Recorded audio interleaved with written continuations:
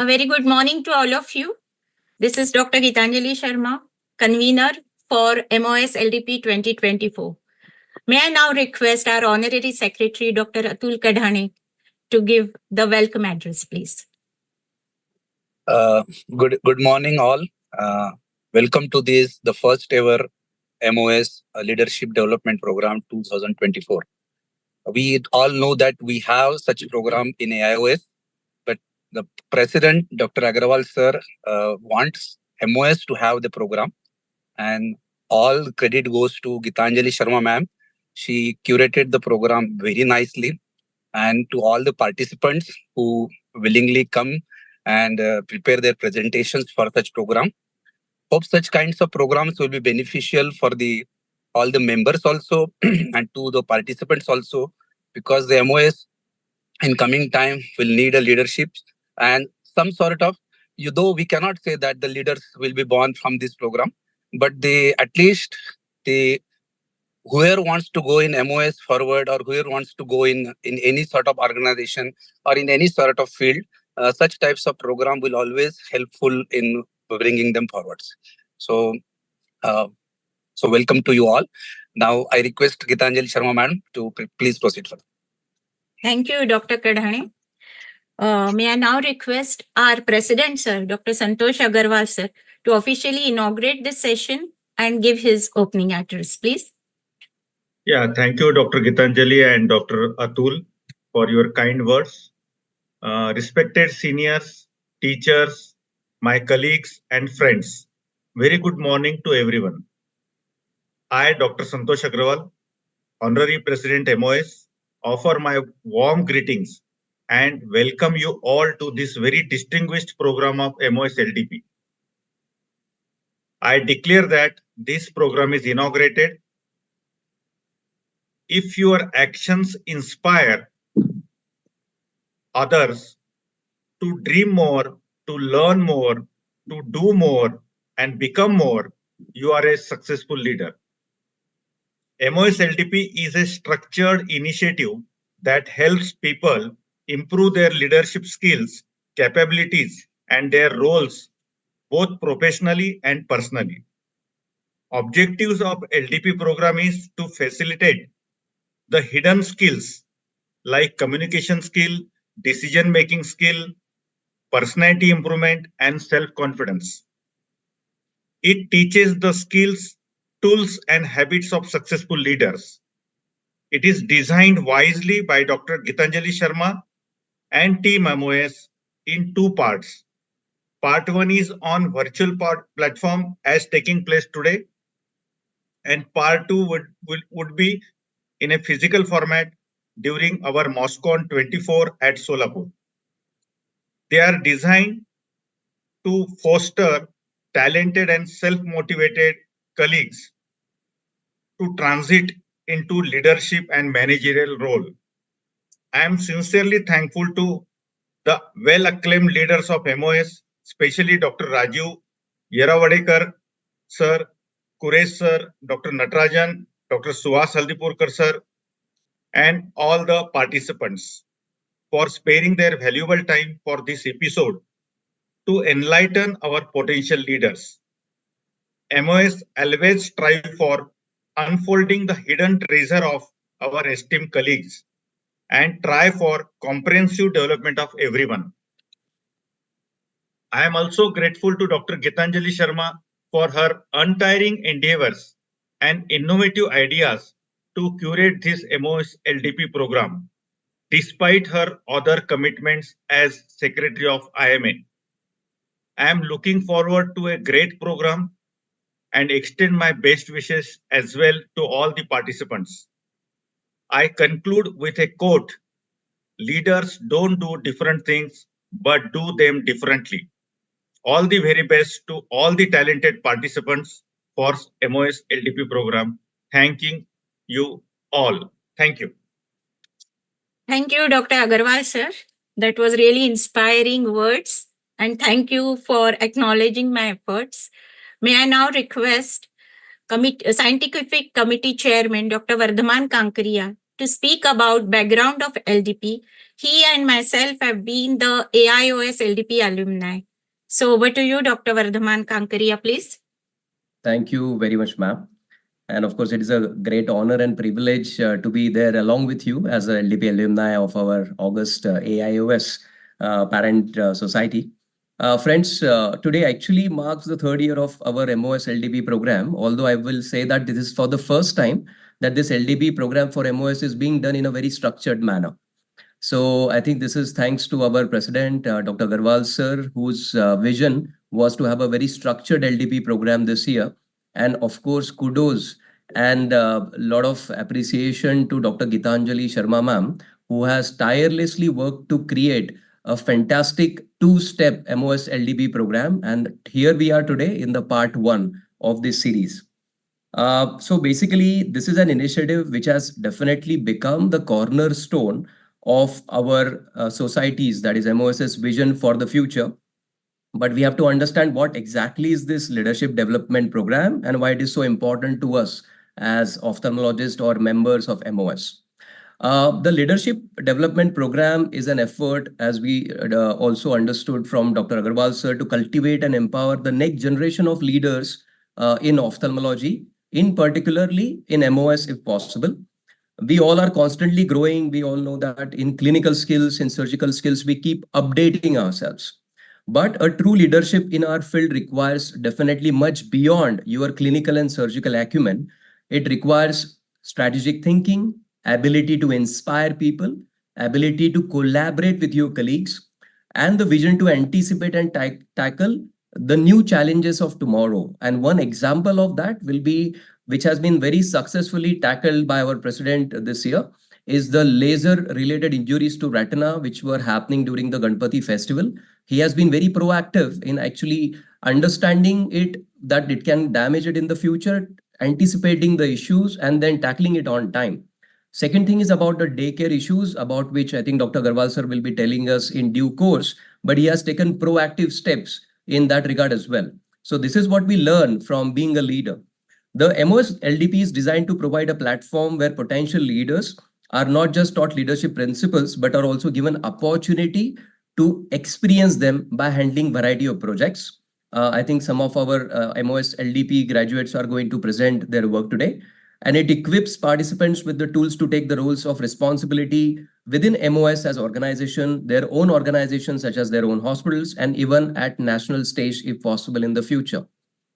So how this LDP was born? This was born thanks to the efforts of our past president of AIOS, Dr. Natarajan sir, who became the LDP graduate of American Academy of Ophthalmology probably about maybe 10 to 15 years ago. When he became the graduate of AAO LDP program, he was that time the chairperson of ARC in AIOS, and he forethought that such a program of leadership development should be started for AIS as well. And thanks to that effort, that many members here, as we can see, Dr. Gitanjali ma'am, myself, Dr. Gokte sir, Dr. Bide sir, and many other people have been graduates of the AIS LDP program as well.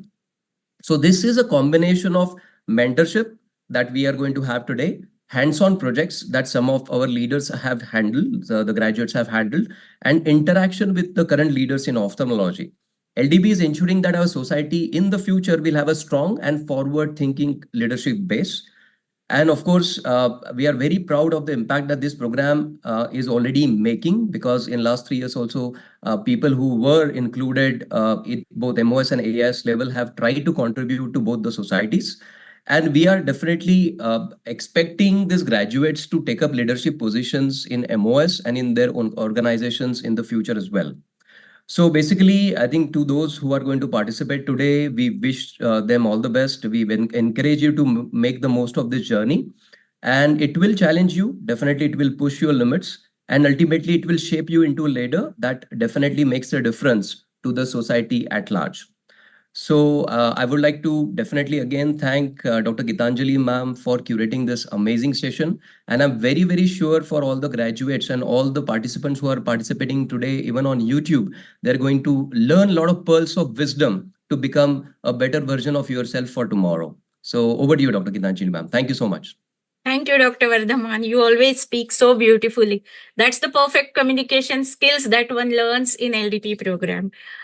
At the outset, I would also like to thank Dr. Santosh Agarwal. If he remembers, way back in 2011, he was the secretary of Maharashtra Ophthalmological Society, and Dr. Kiledar sir was the president. And both of them selected me to go for the LDP for AIOS.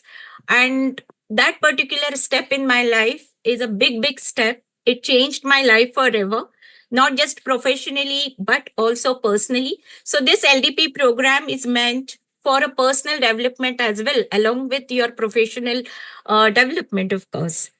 And as Dr. Vardhaman said, I am really grateful to Dr. Natarajan sir, the past president of AIOS as well as MOS, who has taken a lot of efforts and initiative to start this program in India.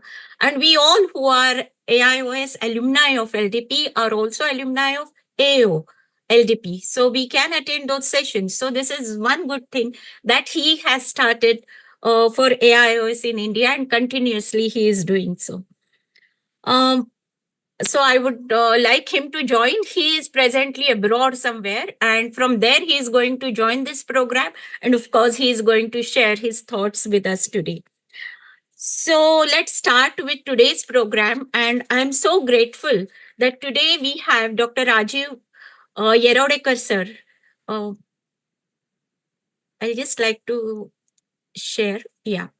Dr. Rajiv Yerodekar sir is with us as guest faculty. I know Dr. Yerodekar sir from my BJ days. He is also alumni of BJ Medical College.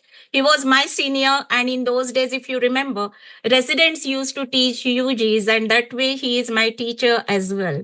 A very, very brilliant student, gold medal awardee at MD Obs Gynae. He also topped the Maharashtra Public Service Commission examination. He has been awarded PhD under the Faculty of Management by Pune University. He was invited by Ministry of Health, Sultanate of Oman.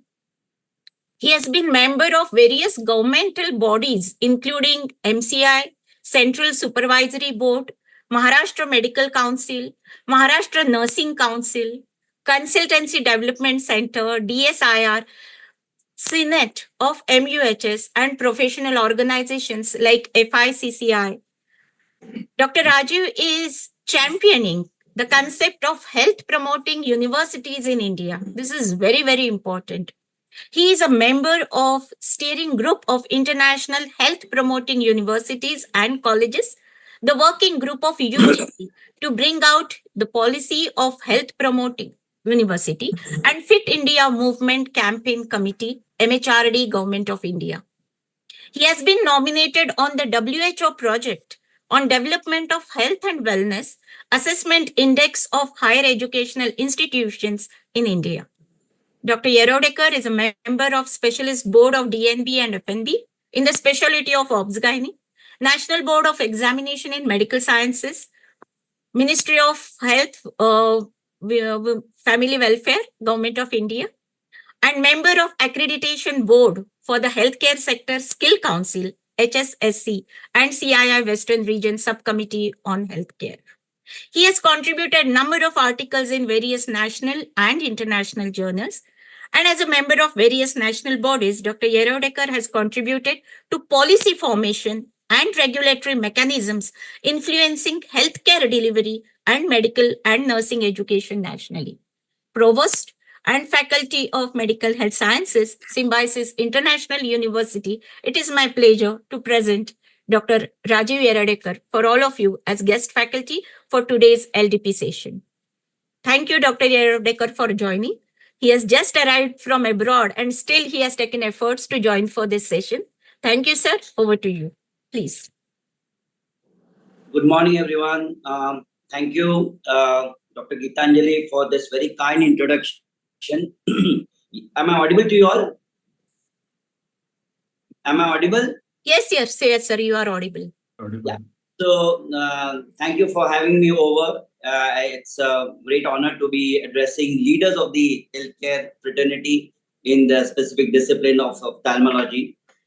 And I was seeing the faculty list. You've got very eminent faculty list led by Padma Shri, Dr. Natarajan, Dr. Santosh Agarwal, who just spoke just now. and Dr. Qureshi, Dr. Suhas Haldipur, and various other members. And I must say that I would like to compliment the Maharashtra Ophthalmic Society for this leadership development program, because as a gynecologist by training, I realize that we clinicians tend to focus on programs or initiatives which are clinically driven. Nothing wrong in that.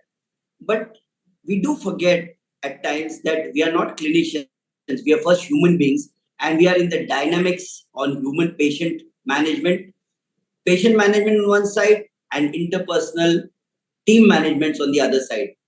And towards this end, therefore, we need to understand group dynamics. We need to understand various aspects of management which go on to leadership, for which, unfortunately, the formal conventional training programs in medicine do not train us. And as we function as team members or as individual practitioners, as entrepreneurs, we need to understand that the game of group dynamics in this evolving landscape where group practice is now fast replacing individual private practice. And it's not long before we will see that clusters and groups of people from the same trade would be practicing to ensure a better work-life balance, to ensure so many other aspects. Just as a joint family comes with certain advantages, a group practice also comes with its own inherent advantages. So I kudos to the MOS leadership for having undertaken this very unique initiative. And in the course of my interaction with you, I would like to share with you 5 nuggets or 5 commandments, if I recall. Formerly, when I was the Dean of the Faculty of Medical and Health Sciences, I used to talk about 10 commandments. And then someone came and told me, "You're too junior, Rajiv, to give 10 commandments like Moses did." And then adapting to the T20 Zamana, where Surya Kumar scores over Kohli, or where Surya Kumar scores over the Tendulkars, no disrespect meant to these great stalwarts. In today's quick action, paisa pheko, tamasha dekho, you have to be brisk, you have to be quick, and you have to be pointed in your approach. So I'll restrict my inputs to 5 commandments. And I would like to make a declaration here. Normally, when you see a Hindi movie or any English movie, they always give you a declaration that whatever I'm talking is totally homegrown. I've learned it on the go.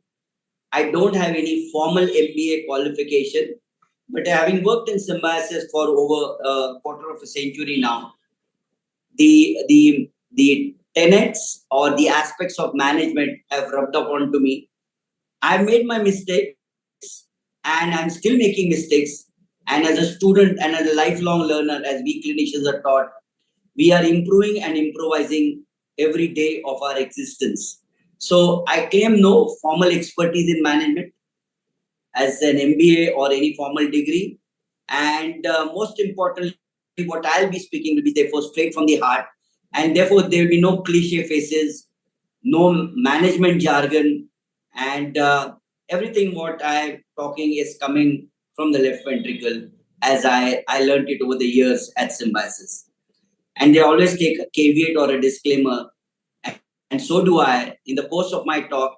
In case I mention some anecdote or correlate with some individual, it has got no coincidence whatsoever with any person living or dead. And ultimately, it is purely coincidental. And finally, no animals or no human beings were harmed in the presentation which I am going to make. So that sends the Bollywood trend, because in India, it is cricket and Bollywood which are religion in India. So if I were to start off, the first and foremost thing of leadership, and as clinicians who are not trained into formal leadership, what I would like to impress upon this August gathering of MOS is the fact that you need to understand the basics of management. And in the basics of management, there's a triangle of HR, finance, and legal.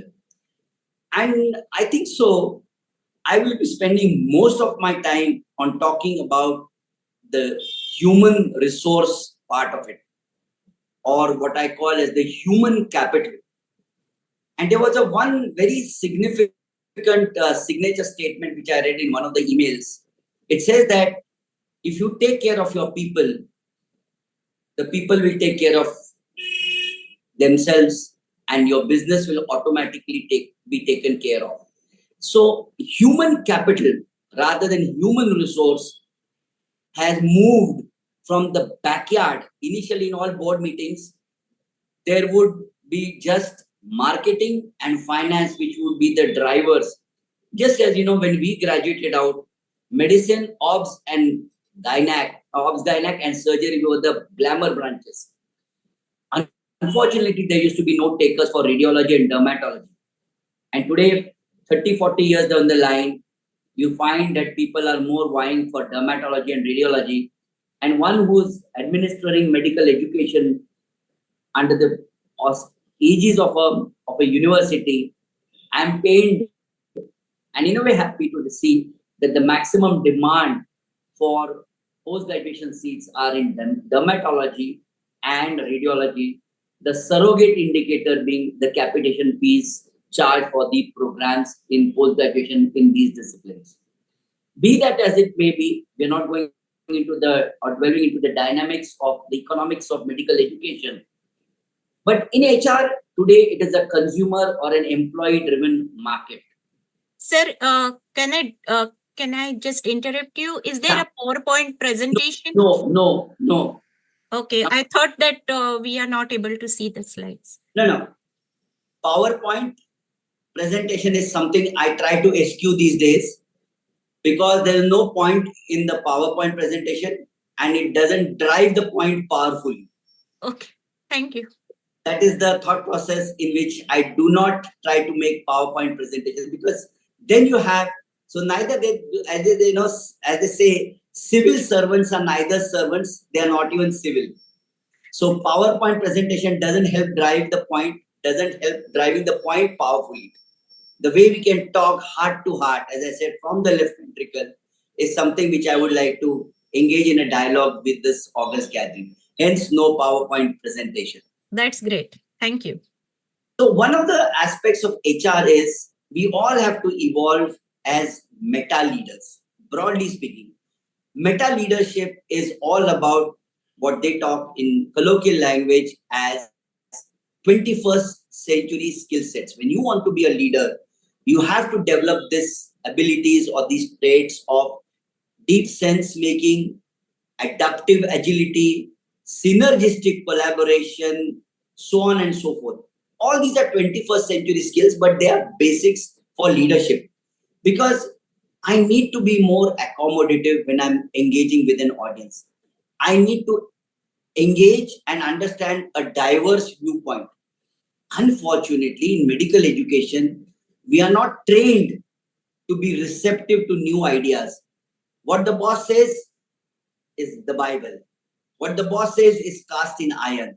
And we are not encouraged to think independently or to think diversely, which amounts to some sort of sedition, challenging the authorities or the bosses. So this is something which we need to develop as meta leaders, that we need to be receptive to diverse viewpoints, which may not be synergistic with what you are thinking. The second thing which I've learned is today's market, as I said, is consumer driven. It is employee driven. And when I recruit people, I follow the 3R principle. What is the R3 principle? I recruit the best talent. I try to retain the best talent, and I restrain the talent from moving out to poachers.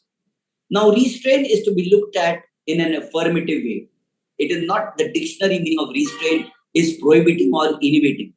Restraint is to create a conducive environment in your organization, prevent a burnout, reward the high performers, and create an aspiration where this employee takes ownership of the organization or the team, and he develops into a true intrapreneur rather than an entrepreneur. Politically speaking, and I'm not to be quoted, there should be no scope for dissidents to move out. Yes, if they want to excel, move out, welcome. But within the organization, create a facilitatory and a conducive environment. Do what the Tatas have done. Once a Tata employee, always a Tata employee. Very rarely you see an employee of Tata moving out. Attrition is at the lowest in the bad, wicked corporate world in the Tatas. Why can't we develop? What do the Tatas do which we can't do in our own small organization? Be it a small nursing home practice, be it a hospital practice, be it an institutional practice. Believe in participatory management. There would be some guys who do things better than you. There would be some guys who are more tech savvy, and I will be talking of technology adoption. There would be some guys who've got that keen financial sense. And I always say in my organization to 2 Marwadi employees who are with me that they are better off than me in finance management. No religious sentiments to be heard, but Marwadis I admire for 2 traits. One, they are very family loving, God fearing, ethically driven families. They toe a lineage where family values are given highest priority, and they look at ethical ways of making money. Making money is not a sin, it's not a crime. Everyone should make money. But the ethics which the Marwadis follow, looking at profit generation, surplus generation in every initiative they take, is something I like. And they've got this keen sense. Formerly, we used to say that if Saraswati comes, Lakshmi goes. The 2 goddesses do not abode in the same residence. Now the world and thought process has changed. You have to understand the Saraswati of Lakshmi. Understand why and how your money can multiply. Have the knowledge of debt, equities, and so on, financial jargon, before which you cannot aspire to be financially independent. You have to develop in your leadership certain style statements. What do I mean by style statements? Some signature traits. Be it be known as a man for his punctuality, be it known for discipline, be it known that this person is a no-nonsense man or no-nonsense woman who talks business, means business, respects integrity and honesty, and develop what is called, I always tell my juniors, develop what we call in group dynamics, a reliability quotient, RQ.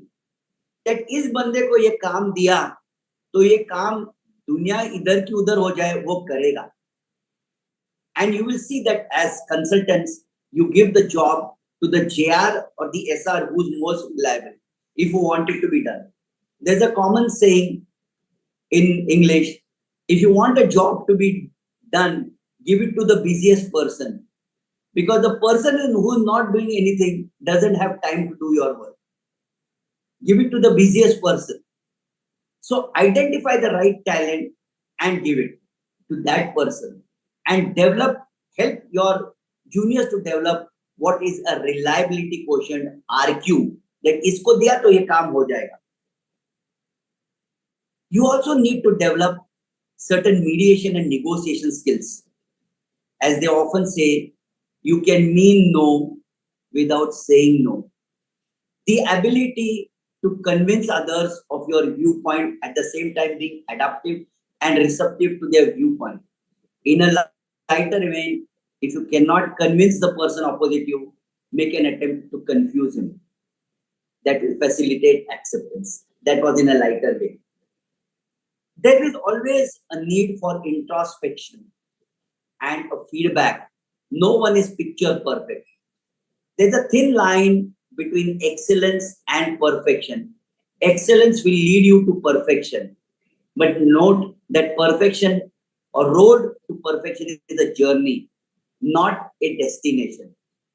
The biggest enemy of your success is basking in the glory of your past success. don't assume, think, and take it for granted that what you succeeded previously is a recipe for you to perform and excel and be successful. Not always. You need to develop the second RQ, the resilience quotient. There was a time when we used to talk about IQ, intelligence quotient. Then it gave to what is known as EQ, emotional intelligence quotient. But in today's world, I teach my juniors and also my MBA students in the making that they have to develop a resilience quotient. What is resilience? Resilience is to bounce back, the ability to stand once you have fallen. Every time in this world, in our life, things will not happen the way we expect, anticipate, or hope things will happen.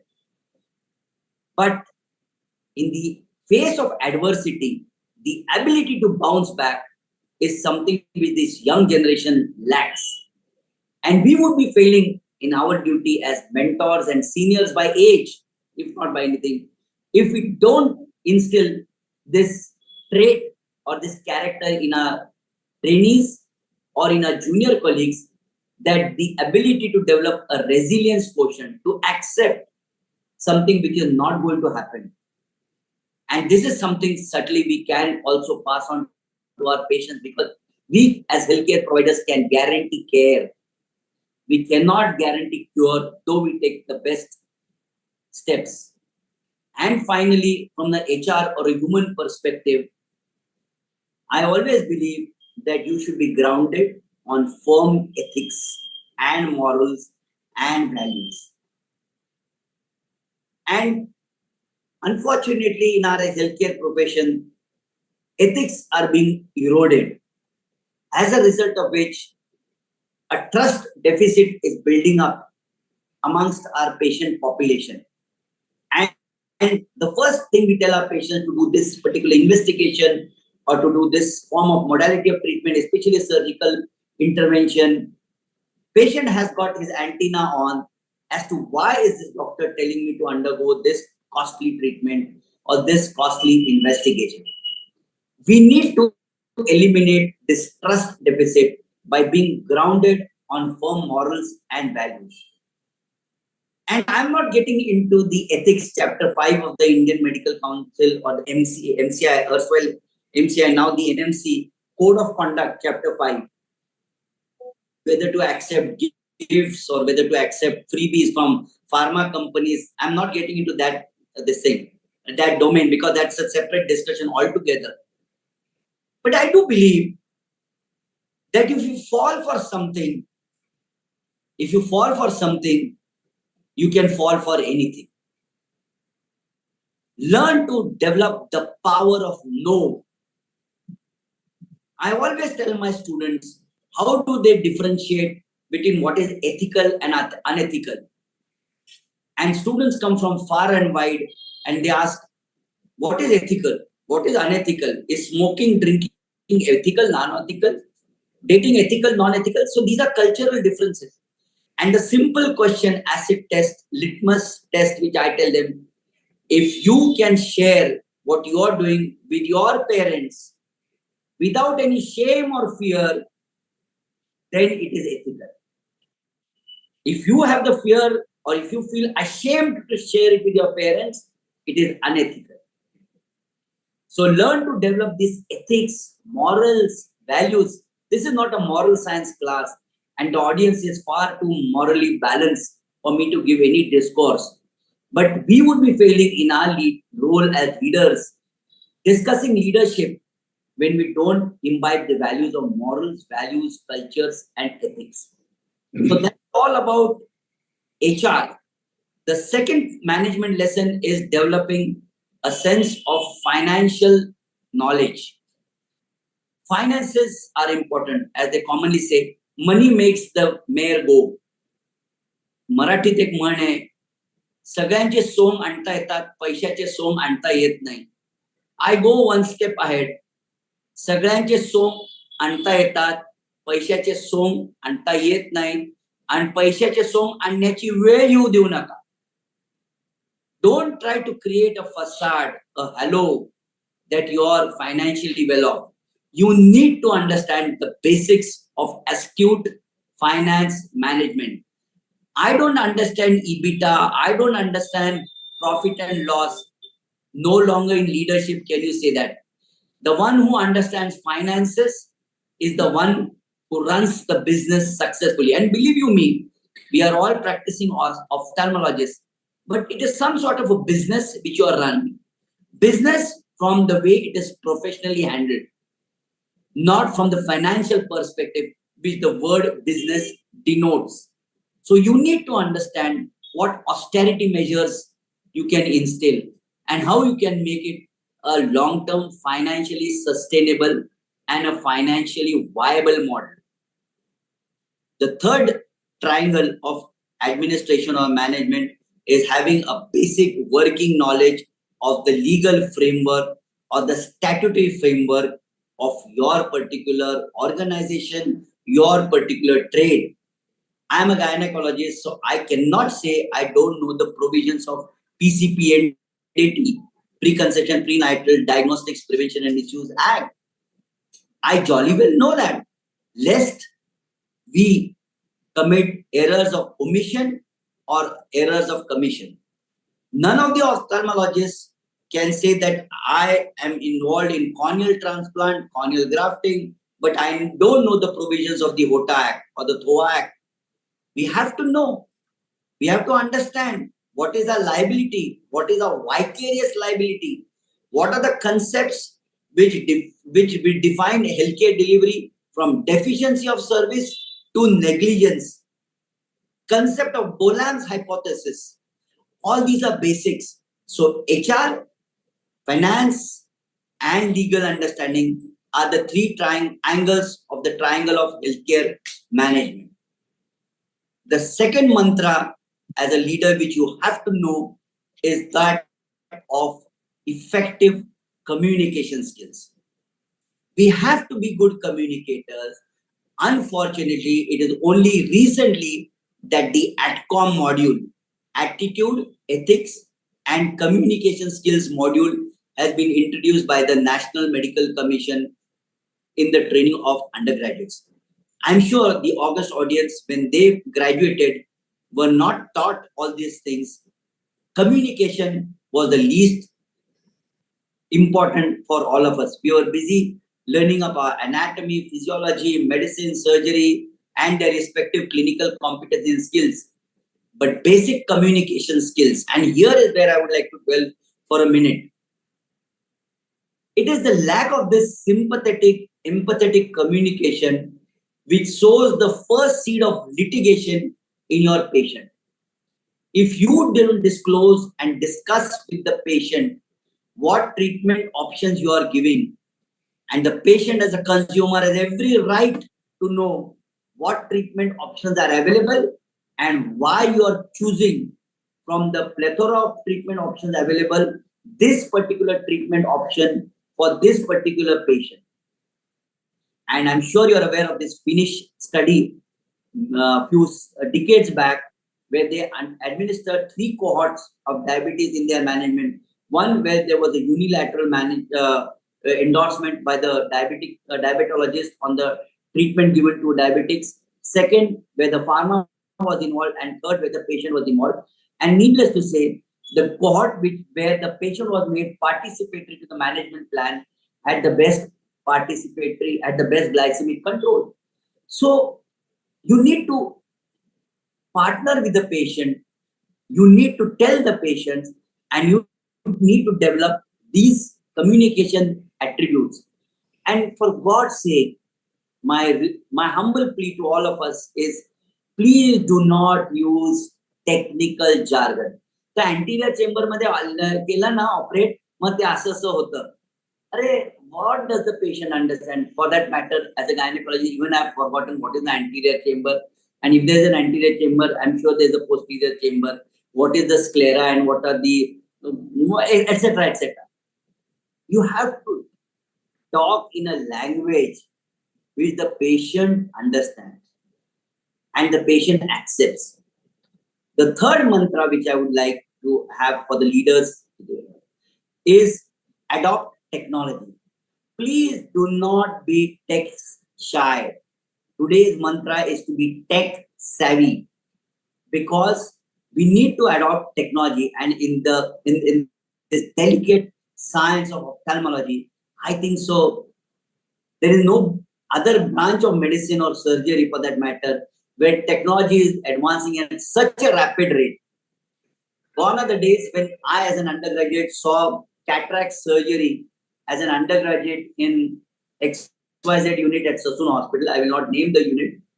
But more importantly, last week, when I was in NIO, and the finesse and the tech-enabled devices which I saw Aditya Kelkar using, wow, it was mind-blowing. It was a different world altogether. And I'm sure there would be the Kankriyas and so many other doctors, ophthalmologists, who would be using so much of technology-enabled ophthalmology services for better patient outcomes. So you don't have to know, the other aspects so much, like cyber security, but the advent of technology in every aspect of our life, either in the much favored word of artificial intelligence and its ethical use is something which you need to understand. It is not a crime to use ChatGPT. If you want to make a presentation, by all means, utilize the ChatGPT or other models which will help you make a presentation. But don't be a slave of technology. Let technology not drive you. Make technology your slave for better impact on the healthcare. You need to understand the fourth mantra in your practice, that of the importance of data. As clinicians, you sit on a mine of data. On a mine of data. Data is the new cryptocurrency, I always say. And data should be harnessed for developing evidence base. Evidence base will lead to research, and research should foster innovation. So all these things are interrelated. And today, as clinicians, probably why we are not respected is because we do not harvest the power of data into a research mindset. And again, I'm glad that the NMC has started inculcating this research mindset in the undergraduate students, giving due importance to teaching research methodology. And finally, fifth mantra is doing all this, becoming the leader, becoming grounded, understand what the society needs. So you, as ophthalmologists, should have a social sense of responsibility. And very aptly put, you need to have this lens of social equity and inclusivity in all activities and initiatives you do.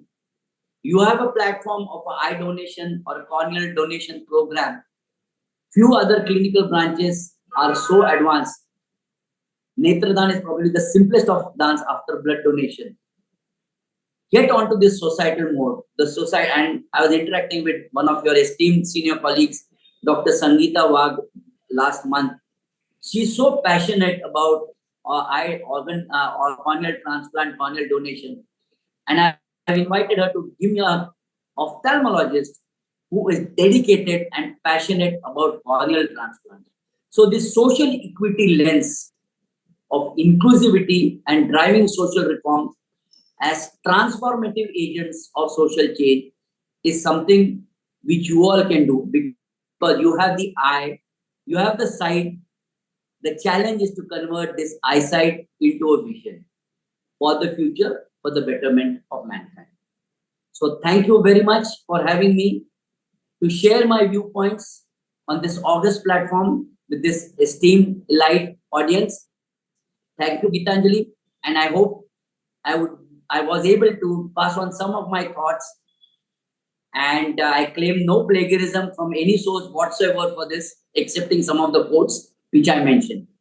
Thank you. It has been a pleasure interacting with you all. Thank you, Dr. Yerodekar. It was a great talk. And your 5 mantras, we all would remember: management skills, communication skills. One has to adopt the technology.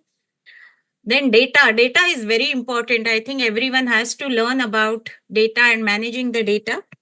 And of course, the social responsibility, which I feel that ophthalmologists are doing for several years now, about eye donation, because this was the first one, cadaveric eye donation started. This is the first organ that we started. May I now request our president, Dr. Agarwal sir, to say a few words for Dr. Yerodekar's talk. Sir, unmute, please. Sir, thank you so much. You have enlightened us, and I have taken out your notes also. So it's very rewarding, and we people learn many things from you, from your experiences.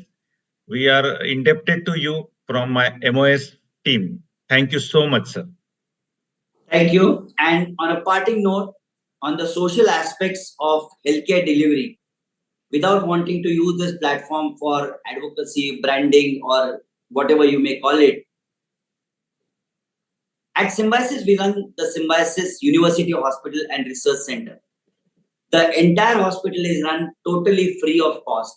We do undertake a lot of community-driven initiatives. We have adopted 35 villages in Mulshi Taluka. And obviously, we need a million hands to support this socially driven initiative. So any ophthalmologist who has got this social sense of commitment but lacks an institutional support, we would be more than happy to symbioze with you and drive the agenda of social transformation with your support. Please come, engage with our ophthalmologists, with the Dean of the Medical College, with me anytime, and anything you would want to do with a social cause. We are more than happy to partner with any institute, individual, organization. Open offer. Thank you. Thank you, sir. Thank you. Thank you, sir. Thank you. Thank you very much, sir, for your valuable time. Thank you, sir. Thank you. Thank you. So after this excellent talk by Dr. Rajiv Yerodekar, sir, the term symbiosis itself is coined by Muzumdar sir long back. And at that time, he opened India's doors for foreigners for education. This was a great thing. Sir, on this note, I must tell you that Muzumdar sir was a lecturer for my mother. And we all have so much respect for him. He's from Kolhapur, and he changed the educational field, not just in Pune, but of India and the whole face. And you are taking it ahead on a different level in healthcare. So we are really, we congratulate you and Dr. Vidya madam. Dr. Vidya Yerodekar madam is also alumni of BJ Medical College, a very excellent gynecologist, and she looks after this Symbiosis healthcare as well. So thank you, sir. Thank you for your valuable time. Pleasure meeting you all. Thank you. Thank you. With your permission, sir, let's go to the next faculty now.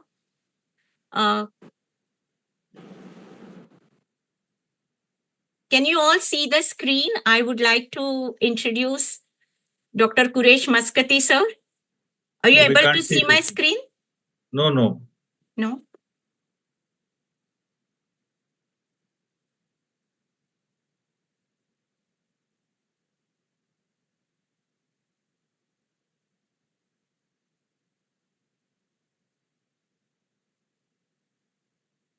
Yes, we can see. Okay. Yeah, now we can see.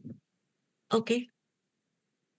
So this is my pleasure, introducing Dr. Kuresh Maskati, sir. Actually, he needs no introduction, I feel. He's the president of All India Ophthalmological Society 1415.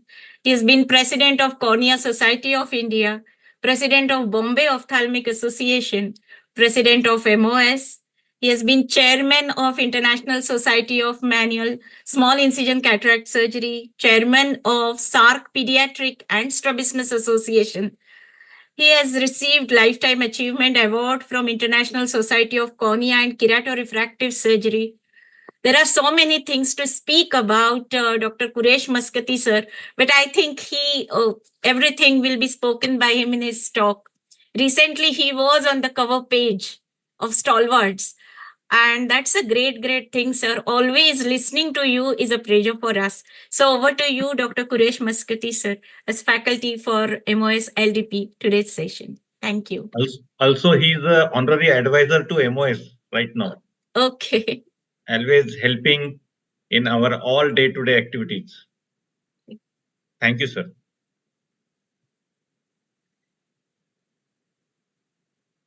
Thank you, Gitanjali, and thank you, Santosh. And we've heard a lot about the various Qs, the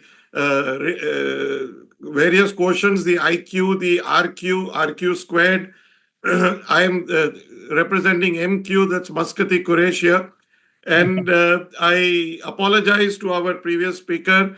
I don't share his view on PowerPoint. I share his views on many of the other things that he spoke about. But I think it's nice to have when you have a choice of looking at either Quresh Muscati or the slides. I think the slides would be better, because otherwise I'm projecting myself. Not that I don't like projecting myself. As you can see in the title slide, I tried to pack in as many pictures of mine as I could. But since the talk is not about me, but about the values I cherish, very reluctantly, I'll have to proceed to the second slide. So let me share with you right away some values I believe in. I'll try and stick to the time. So as our previous speaker cut down from 10 to 5 of the commandments, I've cut down from 10 to 7 of some of the values that I believe in, and I will discuss these. So whenever there is empty space on a slide, I do tend to put my own picture there. So we'll talk about each of these values as we go along. So let's start with the first one. I feel that every youngster who is starting out in practice or even starting his residency should have a long-term vision, but set realistic short-term goals. That means your long-term vision could be to own 3 Mercedes-Benz cars, but your short-term goal should be to master indirect ophthalmoscopy, or to see that you get foreign bodies removed from the cornea with minimum damage to the cornea. Achieve that, set a new goal for yourself. And don't think about failure. Every time, unfortunately, our immediate seniors in residency will tell you, you cannot do this, or you're not good at this. Don't think about what can happen, bad things that can happen. Be positive. Like Tiger Woods in his prime days, when he was the champion golfer before wine, women, and song ruined him. He always said that he looked at the flag on the next golf hole rather than on the course. So he was always aiming very high. Fear is actually an illusion. You imagine obstacles instead of opportunities. If you see a Hindi movie, when the hero is escaping from some gundas behind, and he's always on a white horse, of course, and he is when he has to jump from one mountain to the other, he doesn't look down, he doesn't look at the deep valley, he looks at the opposite cliff edge and he jumps, aided of course by the producer director. But the crooks, when they come there, they look at the deep valley and they stop, and this fellow mocks them from the other side. So fear is an illusion. Don't look down, look forward, and you will not have that fear in you. And change is the only constant. So you must, some of the issues is sometimes even in practice, when you started and after the first 5 years of practice, you're sort of very complacent in your practice. You're doing reasonably well. You're doing 2 cataracts a week, and you got 5 or 10 patients coming to the OPD. You're able to pay your bills. And so you feel that life is good. But life is not good until you aim forward, look forward, set new goals, aim for change. So there is the story of the king's falcon. The king's falcon was a very prized bird in the Middle East, and he was a very expensive bird, but he kept sitting on the branch of his favorite tree there and would just not fly. And falcons are known for their hunting abilities. So the king was very disturbed, and he called all the good, the wise people of the kingdom to get the falcon to fly. And some of them came and whispered Arabic words in his ear, quotes from the Quran, and some of them gave him the choicest of food to eat. But the king's falcon would not fly.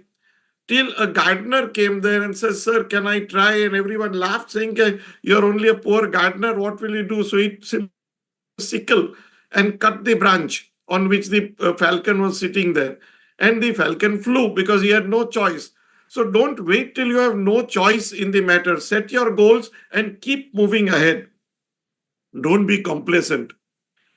Second important thing I would talk about is consistency. You must strive for perfection and work hard. You need not be the best person in your batch, or the smartest, or the most charming, or the most popular. I mean, I was all of these, but you need not be. So just be consistent in your behavior and approach.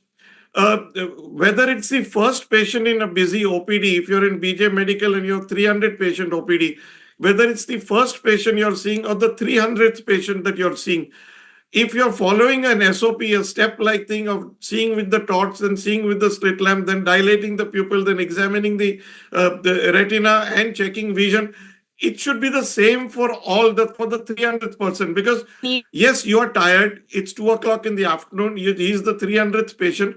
But for that patient, he has waited 5 hours to see you. For him, you're his first doctor.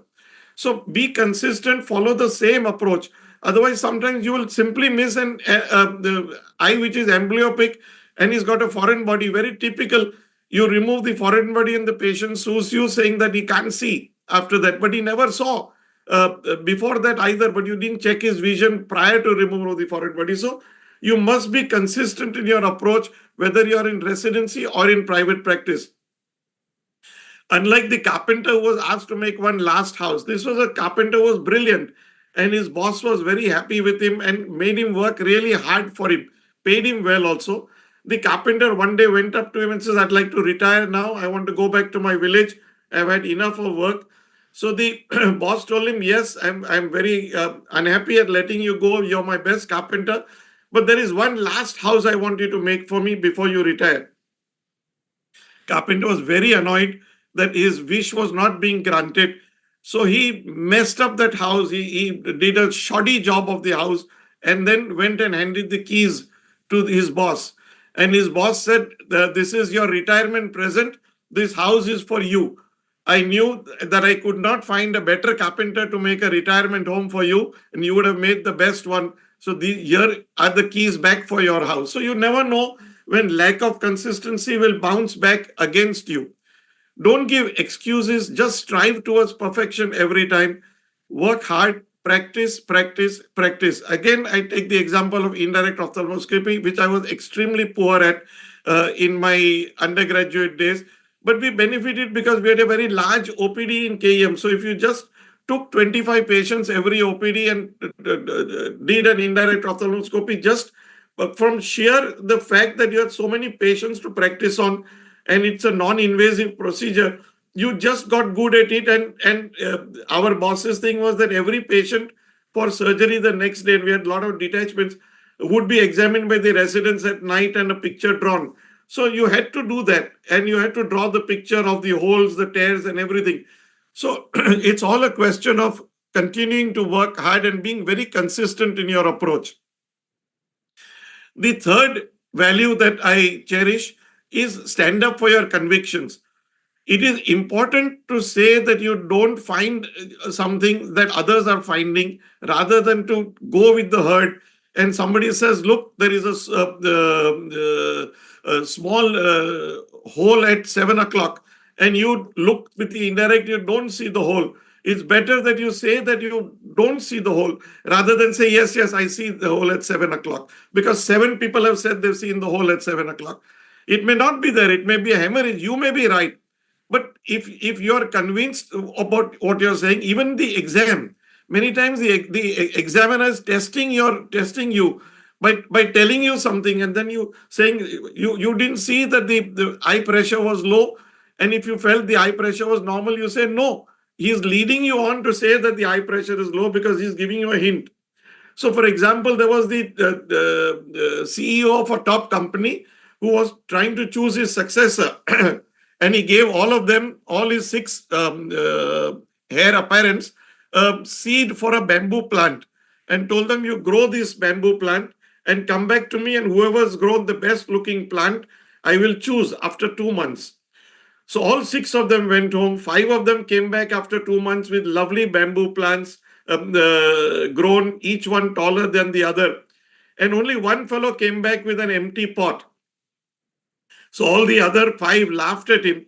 And the CEO asked him what happened. And he says, well, sir, I tried, I watered it, I gave it fertilizer, but the bamboo seed just didn't grow. And obviously, the CEO appointed him as the successor because the CEO had boiled the bamboo seeds before giving it to the others. So the bamboo seed could not have grown. All the others had fudged their data by purchasing ready-made bamboo plants and presenting it. So this was the only fellow who was honest enough to say that it didn't grow. If you get a new drug and a pharma company asks you to do a trial while you're a resident, and if the results are negative, stand up for your convictions and say it's negative. The world will thank you for this because the world will be prevented from using a drug which doesn't work. So it's extremely important, again, in practice, especially if you're writing papers for the JCOR or any journal, to exactly give what your findings were. Don't try and fudge it to make it attractive or to make it more acceptable to the journal. Because once you will get away with it, but the second time people will accuse you of fudging data, and people are quite smart, and we've got AI now to help us to find out those who have fudged data. The 4th value I would like to share is to give without expecting a reward. My Sanskrit is terrible, but there is a saying in the Gita which describes this karma theory. That is, you do what you think is right without bothering about a reward. And you get the reward in various ways, much more usually than what you what you had even dreamt about. There is the story of Paderewski. I may have pronounced him wrong, but he was a famous pianist in the 1920s in USA. And Herbert Hoover was an impoverished student, and they were trying to raise money for their college. And Herbert Hoover and a friend approached Paderewski and said, sir, will you play a piano recital for our college as a fundraiser? And we will pay you $100 for this. And Paderewski was very famous at that time. He agreed to this request, but the total fee collection that they did was only $60 because like here, you would like to hear a Mika sing rather than a Paderewski. With classical music, the same was true in the US. So nobody really came to listen, and they raised only $60. And Herbert Hoover went up to him and said, sir, here is $60. We couldn't raise anything, but at least you have your fees. And Paderewski gave it back to him and says, forget about it. I have performed for free. Years later, Paderewski went back to his native Poland, where he became the prime minister of Poland. And Poland faced a huge famine.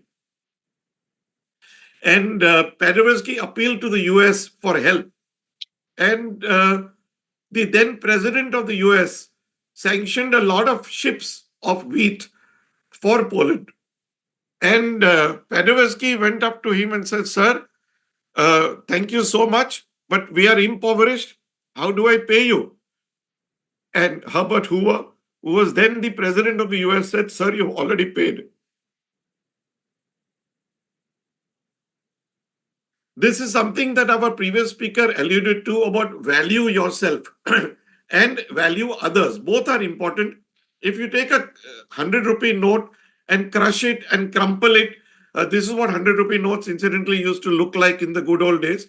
If you crush it and crumple it, and if you run a steamroller over it and then still take it into the mall, you will get 100 rupees worth of goods for it, irrespective of its crushed shape or appearance. So similarly, each of us is unique. You can't be crushed. You cannot be crushed by your bosses. You cannot be crushed by sometimes by parents, sometimes by mentors, saying that you're good for nothing. You just can't do a cataract right. I don't think you will make it as a surgeon. I think you need to change your profession, go and sell bananas on the street. You get all sorts of galis when you're a resident from people who are, whatever it is. Sometimes they mean well, sometimes they just mean people. But we need to know that we are all diamonds within, just waiting to be polished. If you see that picture of the Coke bottles, only one Coke bottle is true, the others are all fake.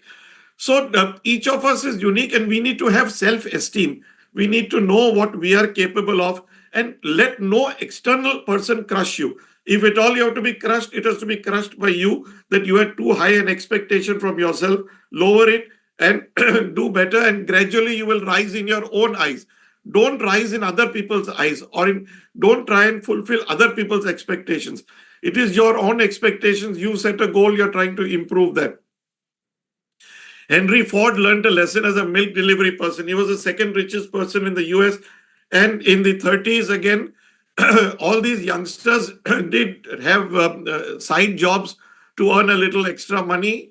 And he was used to deliver milk. And years later, when he became a rich and famous man, the reporters asked him, "What did you learn about life as a milk delivery person?" And he says, I used to ride in the milk truck, and people used to keep their containers on their doorsteps. Some were bottles, some were cans, some were shallow vessels, large vessels with narrow tips, broad bases, all types of vessels. But whenever I poured the milk into those vessels, one thing which was consistent was that the cream always rose to the top. So if you value yourself, you are the cream. You will rise to the top. Don't allow others to evaluate you. The sixth pearl I would share with you is ask for advice. No man is an island. You are blessed to have a circle of friends in your residency days. Cultivate those friends and keep those friends, especially if you have old school friends, not necessarily your college mates, but your old school friends.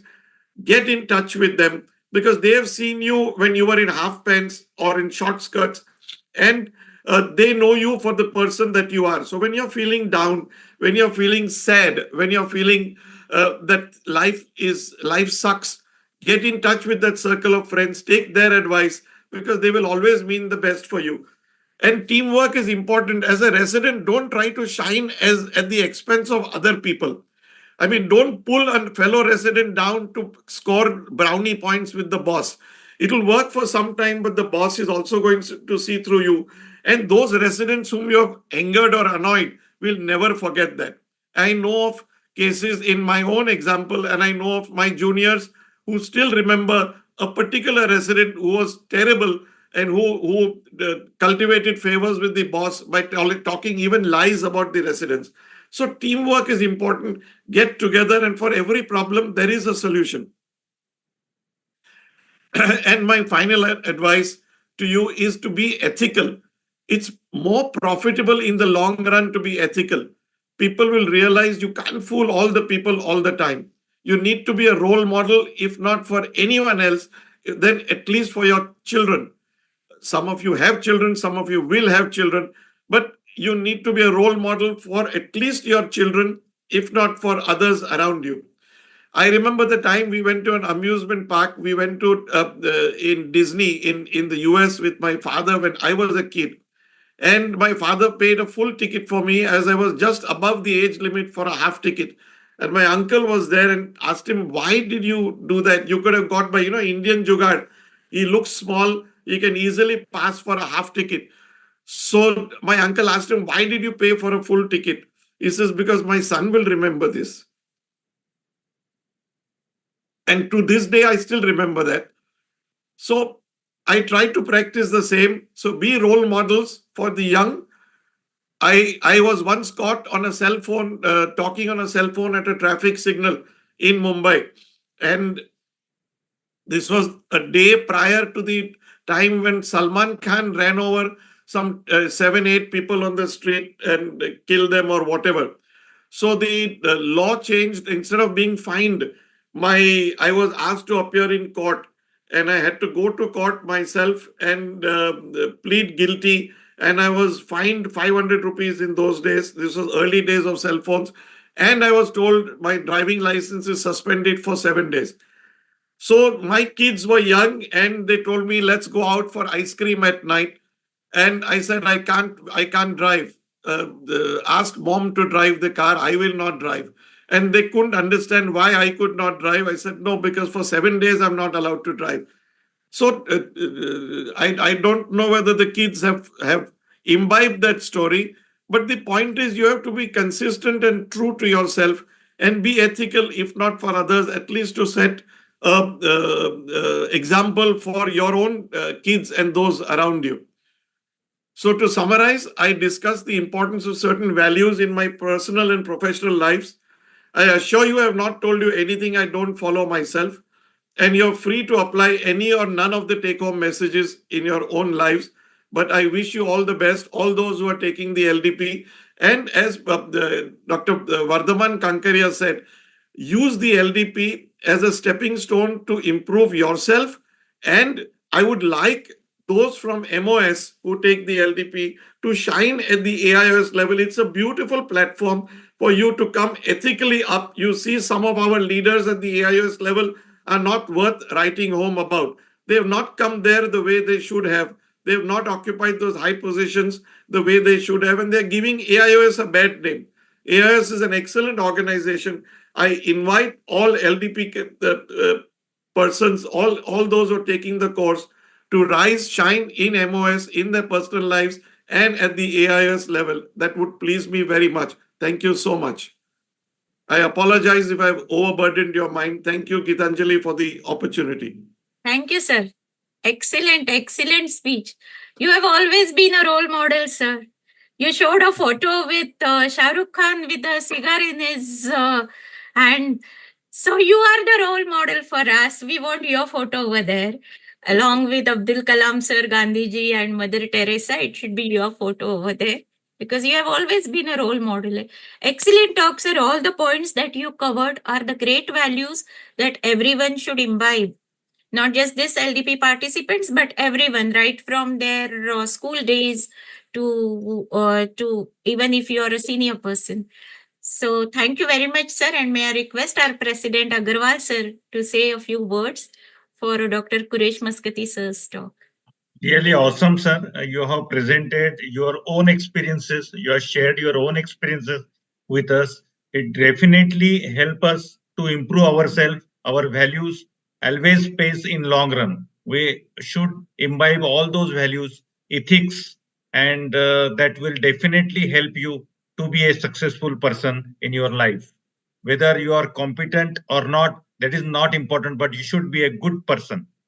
So thank you very much, sir, for your enlightening this talk. Thank you. May I request Dr. Gopte, sir, to say a few words, please? He is here. I think he is not there. Anyway, thank you, sir. Thank you very much. Especially, I like the saying from Bhagavad Gita. He mentioned, Karmanyevadhikaraste ma phaleshu kadachana. So you keep doing your work and don't expect anything. Apne aap sab kuch mil jata hai. That's the real thought of Bhagavad Gita. So thank you, sir. Thank you for your valuable time. And I would request you to come again and again to LDP and to share your thoughts to all the LDP participants. And what he has said, we all should follow, that all LDP participants should work for MOS and again go for AIOS and give the best and make the name great. Dr. Santosh Bhide, would you like to say a few words? Please unmute yourself. Sorry. Regarding Dr. Quresh Maskati sir's talk, it's always great. There are lots to learn. And during my tenure, he was my Dumbledore. Those who watch Harry Potter, they know the character named as Dumbledore. He is the principal of Hogwarts School who helps Harry Potter always. So he's Dumbledore for MOS also. And he gives a truthful advice. What I have seen is the advice is from the heart. And if you have difference of opinion, he will think. And if he feels that your point of view is also correct, that also he will accept. So as a leader, you should be like that. It should not be a dictatorial leader. And that is what I have learned from him. Thank you, Kuresh sir, for joining. And thank you, MOS, Dr. Santosh Agarwal, Atul, and Gitanjali for the opportunity. Thank you. Thank you, Dr. Santosh. With the permission of the chair, Dr. Santosh Agarwal, may I request now our next faculty, Dr. Natarajan sir, have you joined? I'll ask from here. I can't see him. He's abroad attending an international conference. So I He's not think there. there is some time zone difference and he might be sleeping right now, but he will join soon. So till then, Dr. Hardipurkar sir is here and welcome, sir. Dr. Gitanjali, Hardipurkar sir. can we send the message to him so Yeah, that yeah, he I've will- already sent a message to Natarajan sir and to his secretary. So we are just hoping, yeah. Okay, no problem. So till then, we'll take Haripurkar sir. Yeah. Shall I? Just a moment, sir. Let me say a few words about you. It's always pleasure. Can you all see sir's Yes. introductory slide? Yeah, we can see. Yes, yes.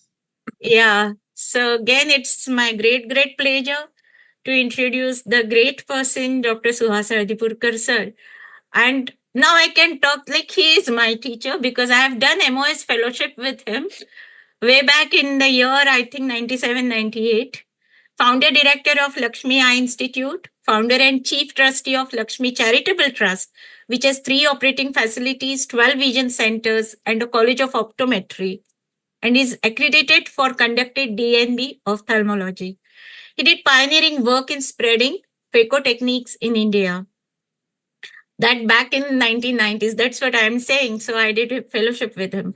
He's the recipient of Accredited Certified Educator, ACT, at APACRS in 2018, recipient of CS Rashmi Award and Santa Vision Award at AIOS, recipient of Karma Yogi Puraskar, several honors from various state societies, including MOS. He did more than 100 live surgical demonstrations at various institutes in India and abroad. He is designer of several surgical instruments. Famous Hardipurkar Rexis forceps, everyone knows about. Long-term phaco faculty at Winter Academy of Australia for 20 years now. Is the past president of MOS, NROA, and organizing chairman of many conferences. MOS conference held at Vashi, active Rotarian, past president, initiator of Global Grant for Eye Care twice in a row. He is the multiple major donor for Rotary Foundation. He's an excellent teacher. I still remember, sir, when you used to do that Rexis, it used to be exactly circle. It never went here and there. So geometrical box ni जसं आपण circle काढतो तसं ते Rexis यायचं आणि मग आम्ही सगळे students literally we used to feel so depressed की आपल्याला काहीच येत नाही. But sir, you were always the inspiration and motivation to learn the new technique. And today I'm so grateful to you that you are here. So it's my pleasure to present Dr. Suhas Hardipurkar sir as faculty for LDP MOS. Thank you. याच Sir. मला माझं फेप्टो घेणं राहून गेलं कारण circus रेक्सिस circular होत होती.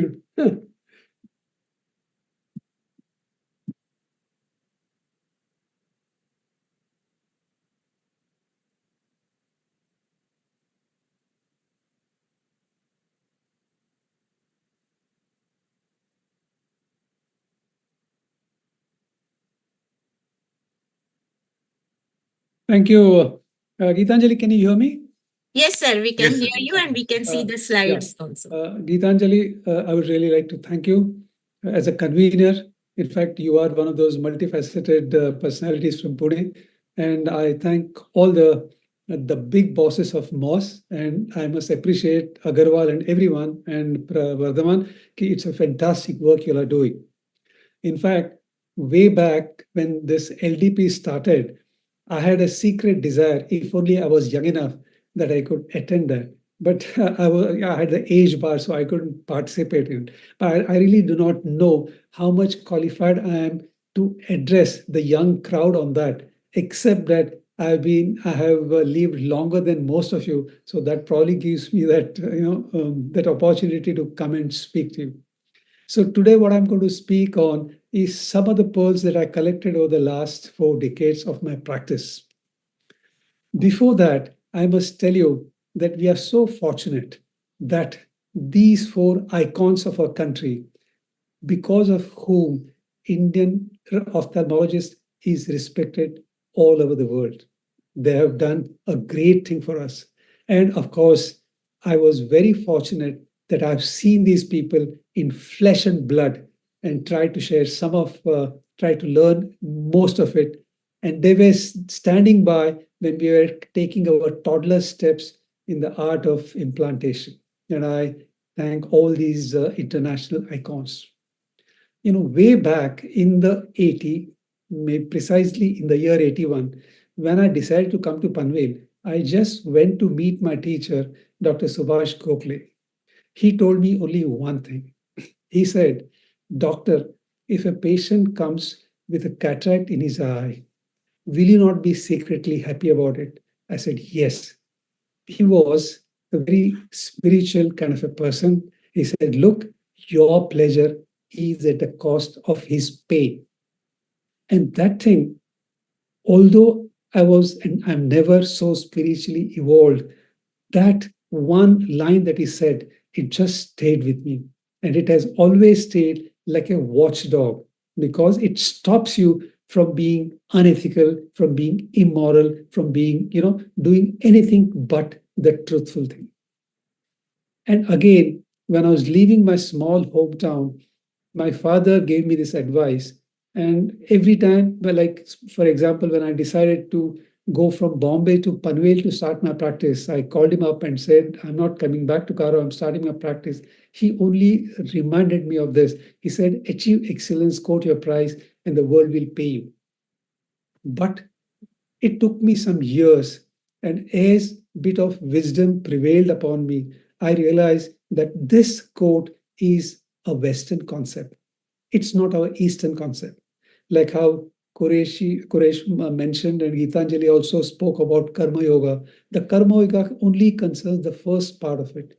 That means your job is just to achieve your excellence, and you have absolute no right or no real desire to look for the fruits. If the fruits have to come, they'll come. So it is only achieving excellence is what each of us has to be focusing on. One of the days in one of the conferences when I was delivering oration, the chief guest was a very enlightened person, and his talk was entirely on self-made man. And he talked at length, telling us how from the moment you're born till till today, at whatever position that you have reached, there have been multitude of factors that have contributed for you to become what you are. And those factors include your parents, your siblings, your neighbors, your teachers, your friends, everything, your patients, everyone has contributed. So higher you rise on the ladder of success, and that success, whatever success that you call, you are so much burdened with the debt from all these people that you have to call it a day to start paying back. When it comes to saying paying back, we think it's very simple. Let's do some charity, let's start some charity clinic and start doing payback. It's not payback. Even when you do a charity, you have to have a person who's there to receive your charity. So that means, or when you do charity, you want a fame, you want to be known for doing charitable work. No, that is not the true payback. I have understood that paying back, everyone must, but it's very easy to pay back in your proficiency, in the stage where you are. If only you try to become better surgeon, better human being. You start being good to your patients, be truthful to your patient. There are so many ways you can pay back to all the debt the society has contributed to making you what you are. In fact, today as a professional, see, a stage comes from where from being a professional, it becomes vocation for you. and mentoring becomes an important aspect. So as you rise up in your career, even vocation, I mean, even mentoring becomes so important. Like you have your juniors, you can be a role model. You can become so much better that they look at you and they learn from you.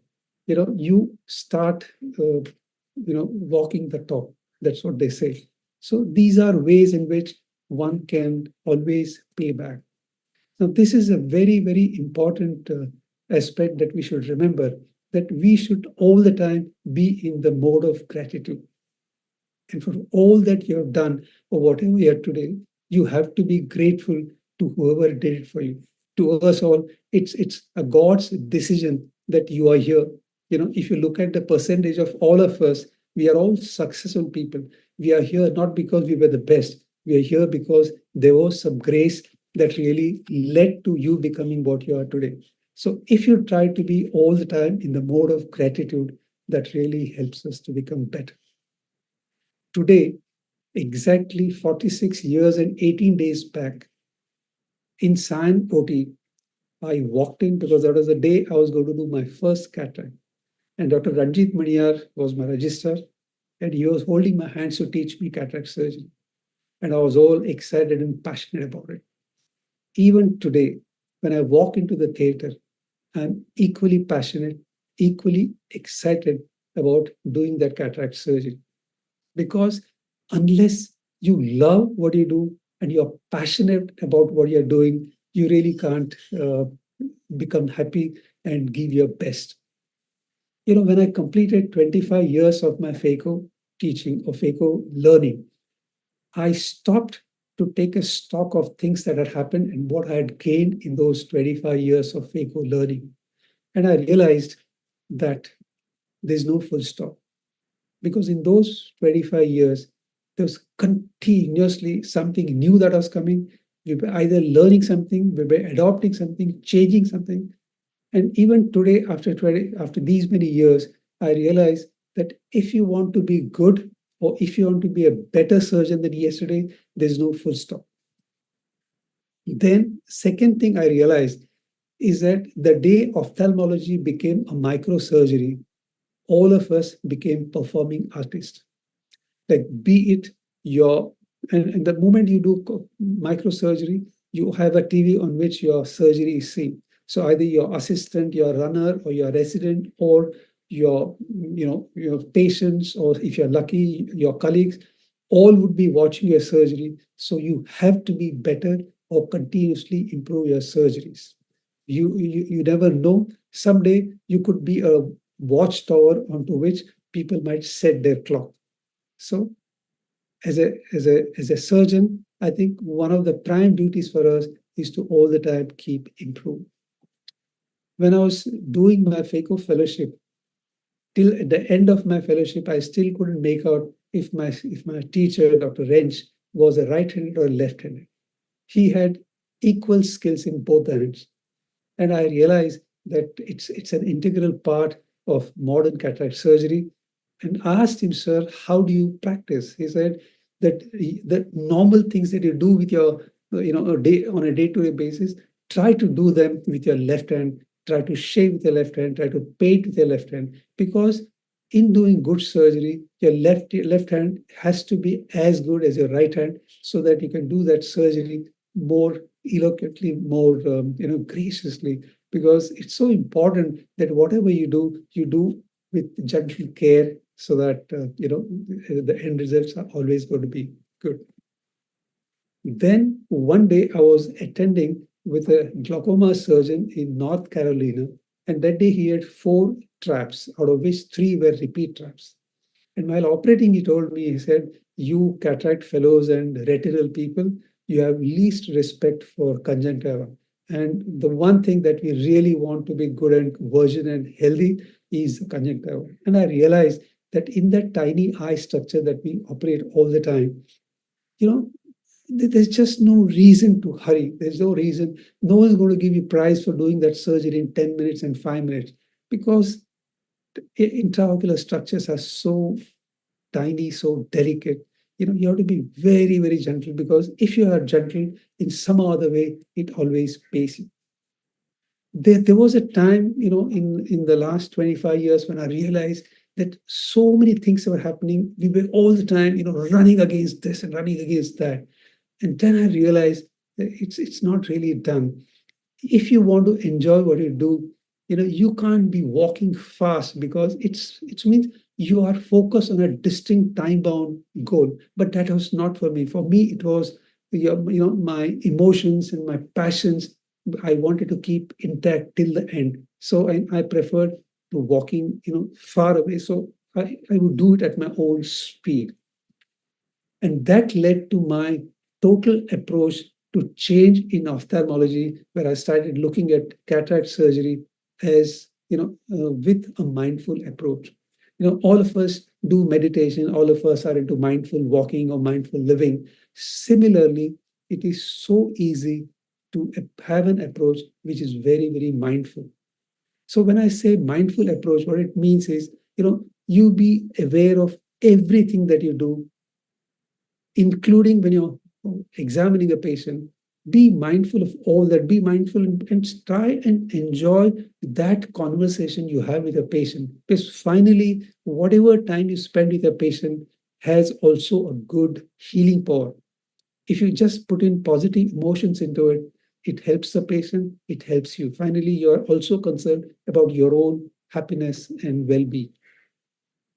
Very often, I've seen some surgeons feeling a little jittery or nervous when they go into the theater.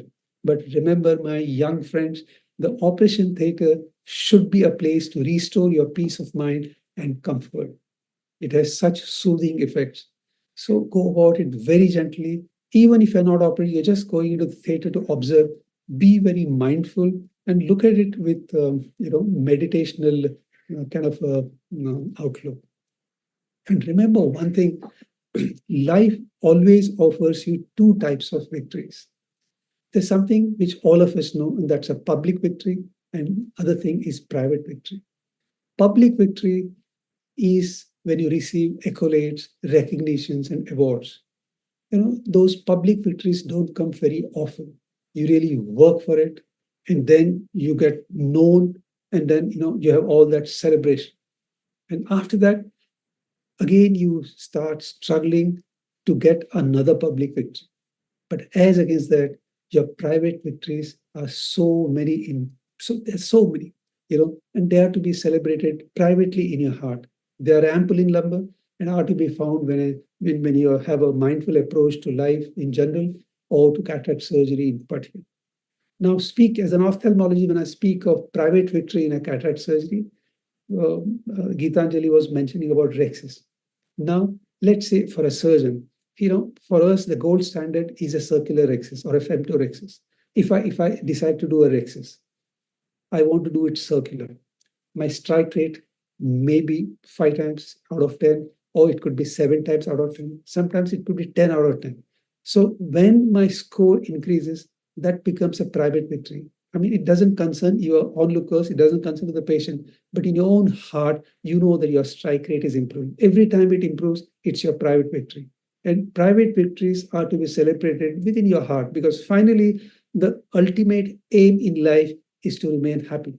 And to do that, you can take every step in cataract surgery. Let's take the incision. Now, we know that perfect incision has to be 1.8 to 2 millimeter length and 2.4 whatever keratome size as a breadth. And sometimes when you make an early entry, sometimes you make a late entry. Now that's your negative. So if you try and you're mindful of your step, and every time you try and get a perfect incision or a perfect rexis, or with minimal fluid you get your hydrodissection, these are all small victories. Like that, if you start looking for private victories, there are so many of them. And finally, life is made of small moments of happiness or small moments of pleasure. So if you have plenty of such small moments, that means you are living a very healthy and happy life. And one thing I have always believed, that it is not getting sick unaided. It's a concept that has been brought and drilled into our mind. I know of surgeons, as they become busy in their practice, their post-ops and pre-ops are done by their juniors. And I feel, what a thing they are missing in their life. When a patient comes for his post-op and I see him and I see that, a small unsaid smile in his eyes, on his lips, that the patient is happy, that is all that I'm looking for. That's also my private pleasure, private victory. It's seeing the happiness and satisfaction should be the ultimate aim. And that's what we really strive for. Half the time, as you start practicing and you are very old in your practice, your OPD is filled with more number of your follow-ups. Now patients will come 2 years later, 3 years later, elderly people. Sometimes they'll come and say, "Doctor, आपने मेरा तो operation 20 साल पहले किया था, 15 साल पहले किया." And you feel in the heart of heart, why the hell is he still coming to see me? He has so much of trust into you, and there's nothing you can do except that, give some lubricants because he's got some irritation or this and that. Now that's one approach of looking at it. And the second approach is, now here is a patient who can't even walk properly. He spends his time, he's not staying close by, he's staying far away, but still he made it an appointment to come and see you because he trusts you. Sometimes patient will come and tell you that, "Doctor, my grandfather got operated, but my mother told me, if you want to go, you go to this doctor." That means if people are loving you and putting so much of respect into you, the least you can do is be kind to them and just be happy meeting them. When you put yourself into that mode of being happy to meet them, suddenly the happiness starts blossoming and you feel nice about it. And whenever time on earth is done, money and material things will not matter, but the love, time, and kindness we have given to others will shine and live forever. My friends, this is all that we really live for. But remember one thing: tomorrow, when a patient comes and touches your feet because you've done an excellent surgery for them, remember you are standing on the shoulders of these men. There was a time when FACO was about to be abandoned in USA. Abandoned. They said, "We are not going to fund it anymore and it will be banned." That's when these are the iconic figures who worked hard, who worked with the Senate. He tried to do everything so that today we can stand on their shoulders and get applauded like all of us are getting it done. And Geetanjali, I would really like to thank you. You gave me an opportunity to share my thoughts with you. Thank you so much. Thank you, sir. It was an excellent talk. Basically, you combine both. Pleasures of life are nothing but the pleasures that we get in our surgical satisfaction. So for every surgeon, that is most important. And small moments of pleasure make the life more happy. And we all need to be happy. That is the main aim of LDP as well. That the leadership is you make yourself happy and you spread the happiness all over. That's take you to the different level and your team as well. Thank you, sir. May I request Dr. Santosh Agarwal, sir, our president, to say a few words, please. Sir, thank you so much for your sharing so much invaluable time. We all respect you, we regards you because you are a role model for all of us. We learn FACO from you by attending so many conferences, workshops. You are really an amazing person. What I learned today from your talk is important thing is spirituality can be applied to your practice and you can become a successful leader in your own mind as well as for the patients. So compassion is very important in our life. Then try to achieve excellence. Whatever you do and practice for excellence. Become better and better. Then always be grateful to the people, your teachers. Be passionate about your work. Whenever you go in the OPD or OT, be passionate, enthusiastic. And very important I like is tissue respect. Because we are, as a retina surgeon, we deal with macula and all those delicate parts. As also the cataract surgeon, they deal with complicated cases. So tissue respect is very much needed. Then he has explained about the victory, public victory and yourself, own victory. I think that is also very important. In own your mind, you should be very happy so that you can cater good services to the patients as well. So I think you have amalgamated your practice with the spirituality, and that's why you are so much successful, sir. Thank you so much for enlightening us on this aspect. Thank you. Thank you, Gitanjali. Over Yeah, to you. yeah, totally agree with you, Dr. Yeah. Santosh, sir. True, sir. Yeah, you can add, Dr. Gokte, if you wish to say something.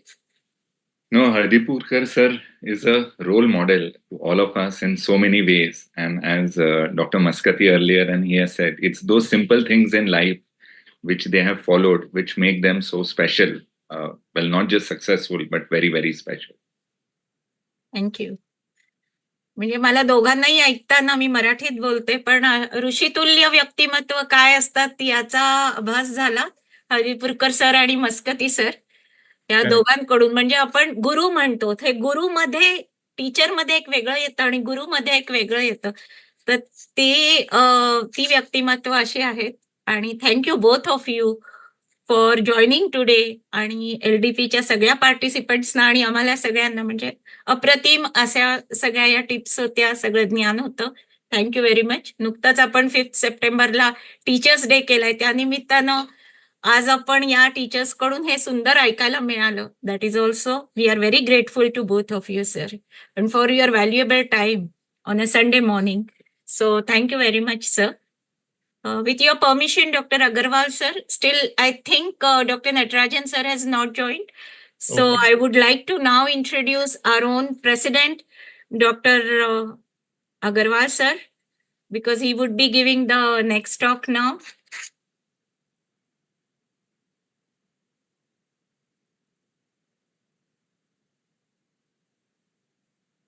And it's my really pleasure to introduce Dr. Santosh Agarwal sir, who is gold medalist at MS DNB of ophthalmology and FMRA from Shankar Nethralaya, of course.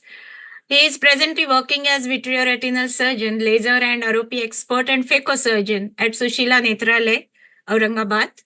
He is the president of Maharashtra Ophthalmological Society. Many awards to him, as I mentioned, gold medal for MS, best outgoing fellow by Shankar Nethralaya, best research award for new innovative technique in Nagpur as well as in Pune. AIOC, sir, I would remember during COVID times, Pune Ophthalmological Society, we had organized one special competition and we received 70 innovations, and Agarwal sir had received the award in that innovation as well. Many extracurricular activities. He is the honorary vice president of Lions Club of Aurangabad, arranges a lot of free camps for diabetic eye checkup, eye donation, glaucoma screening, etc. So he has received gold medal for outstanding work in the field of ophthalmology by BOA, best innovative technique AIOC in 2024, Suresh Limaye Award in MOSCON, Lifetime Health Achievement Award by EGR Delhi, International Healthcare Excellence Award by IBPF Delhi for social work in field of eye care, eye donation and free eye camps. Arogya Gaurav awarded by Agarwal Yuva Manch, Best Achiever Award by Lions Club, and under his presidentship, MOS was awarded Best Overall State Society of India 23-24 from AIOS. Special interest in spirituality, sports, trekking, and poetry. So it's my pleasure to present my friend and MOS President, Dr. Santosh Agarwal sir, for his today's talk. Do you able to see my screen? Yes, we can. You go on Yes, the we can. slideshow mode. Yeah, that's great.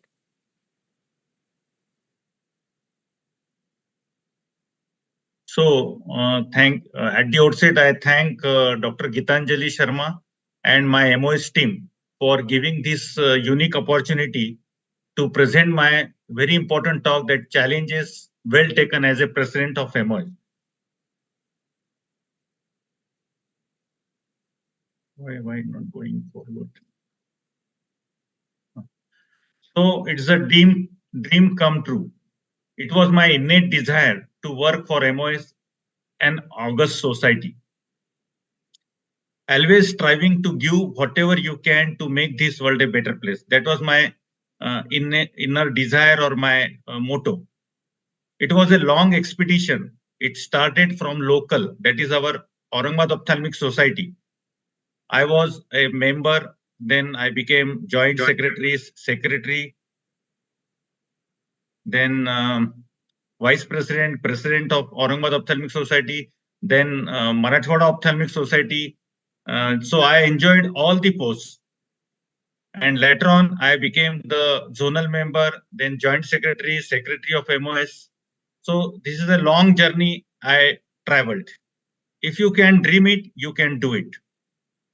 All our dreams can come true if we have the courage to pursue them. So on MOS platform, a journey through sight and spirit. From zonal member, I was zonal member for 4 or 5 times. Then to become president, it was a step ladder fashion. I transcended all milestones and tried to offer justice to every post. Now, after becoming a president, it was my mission MOS. I won the election. That was the testimony of communication skills, fellowship, friendship, and my virtues like my humbleness, supportive nature, sincerity, and leadership qualities. Academic excellence, sacrifices for our seniors, and there was no politics at all. I transcended all the bars of diversity like caste, creed, language, regionalism, etc. So lotus blossom right when it is meant to, not a day before, not a day. Yes, I want to. Not a day after, because there was a long gap between the secretaryship of MOS and becoming the president. No matter what job you have in life, your success will be determined 5% by your academic credentials, 15% by your professional experiences, and 80% by your communication skill. So communication skill is very much important in our leadership. Success is an iceberg illusion. What people sees and what people don't see. What people don't see many times is your dedication, your hard work, your perseverance, etc. Presidentship is a glorious and thorny as well. A rose always comes with thorns, a blessing in disguise. Only a life lived for the others is worthwhile. A golden opportunity to take MOS to new heights. It was an opportunity for me. I always believe a society for all, a society before self. It was a very happy moment for me as a president because it is a supreme post, authoritative status.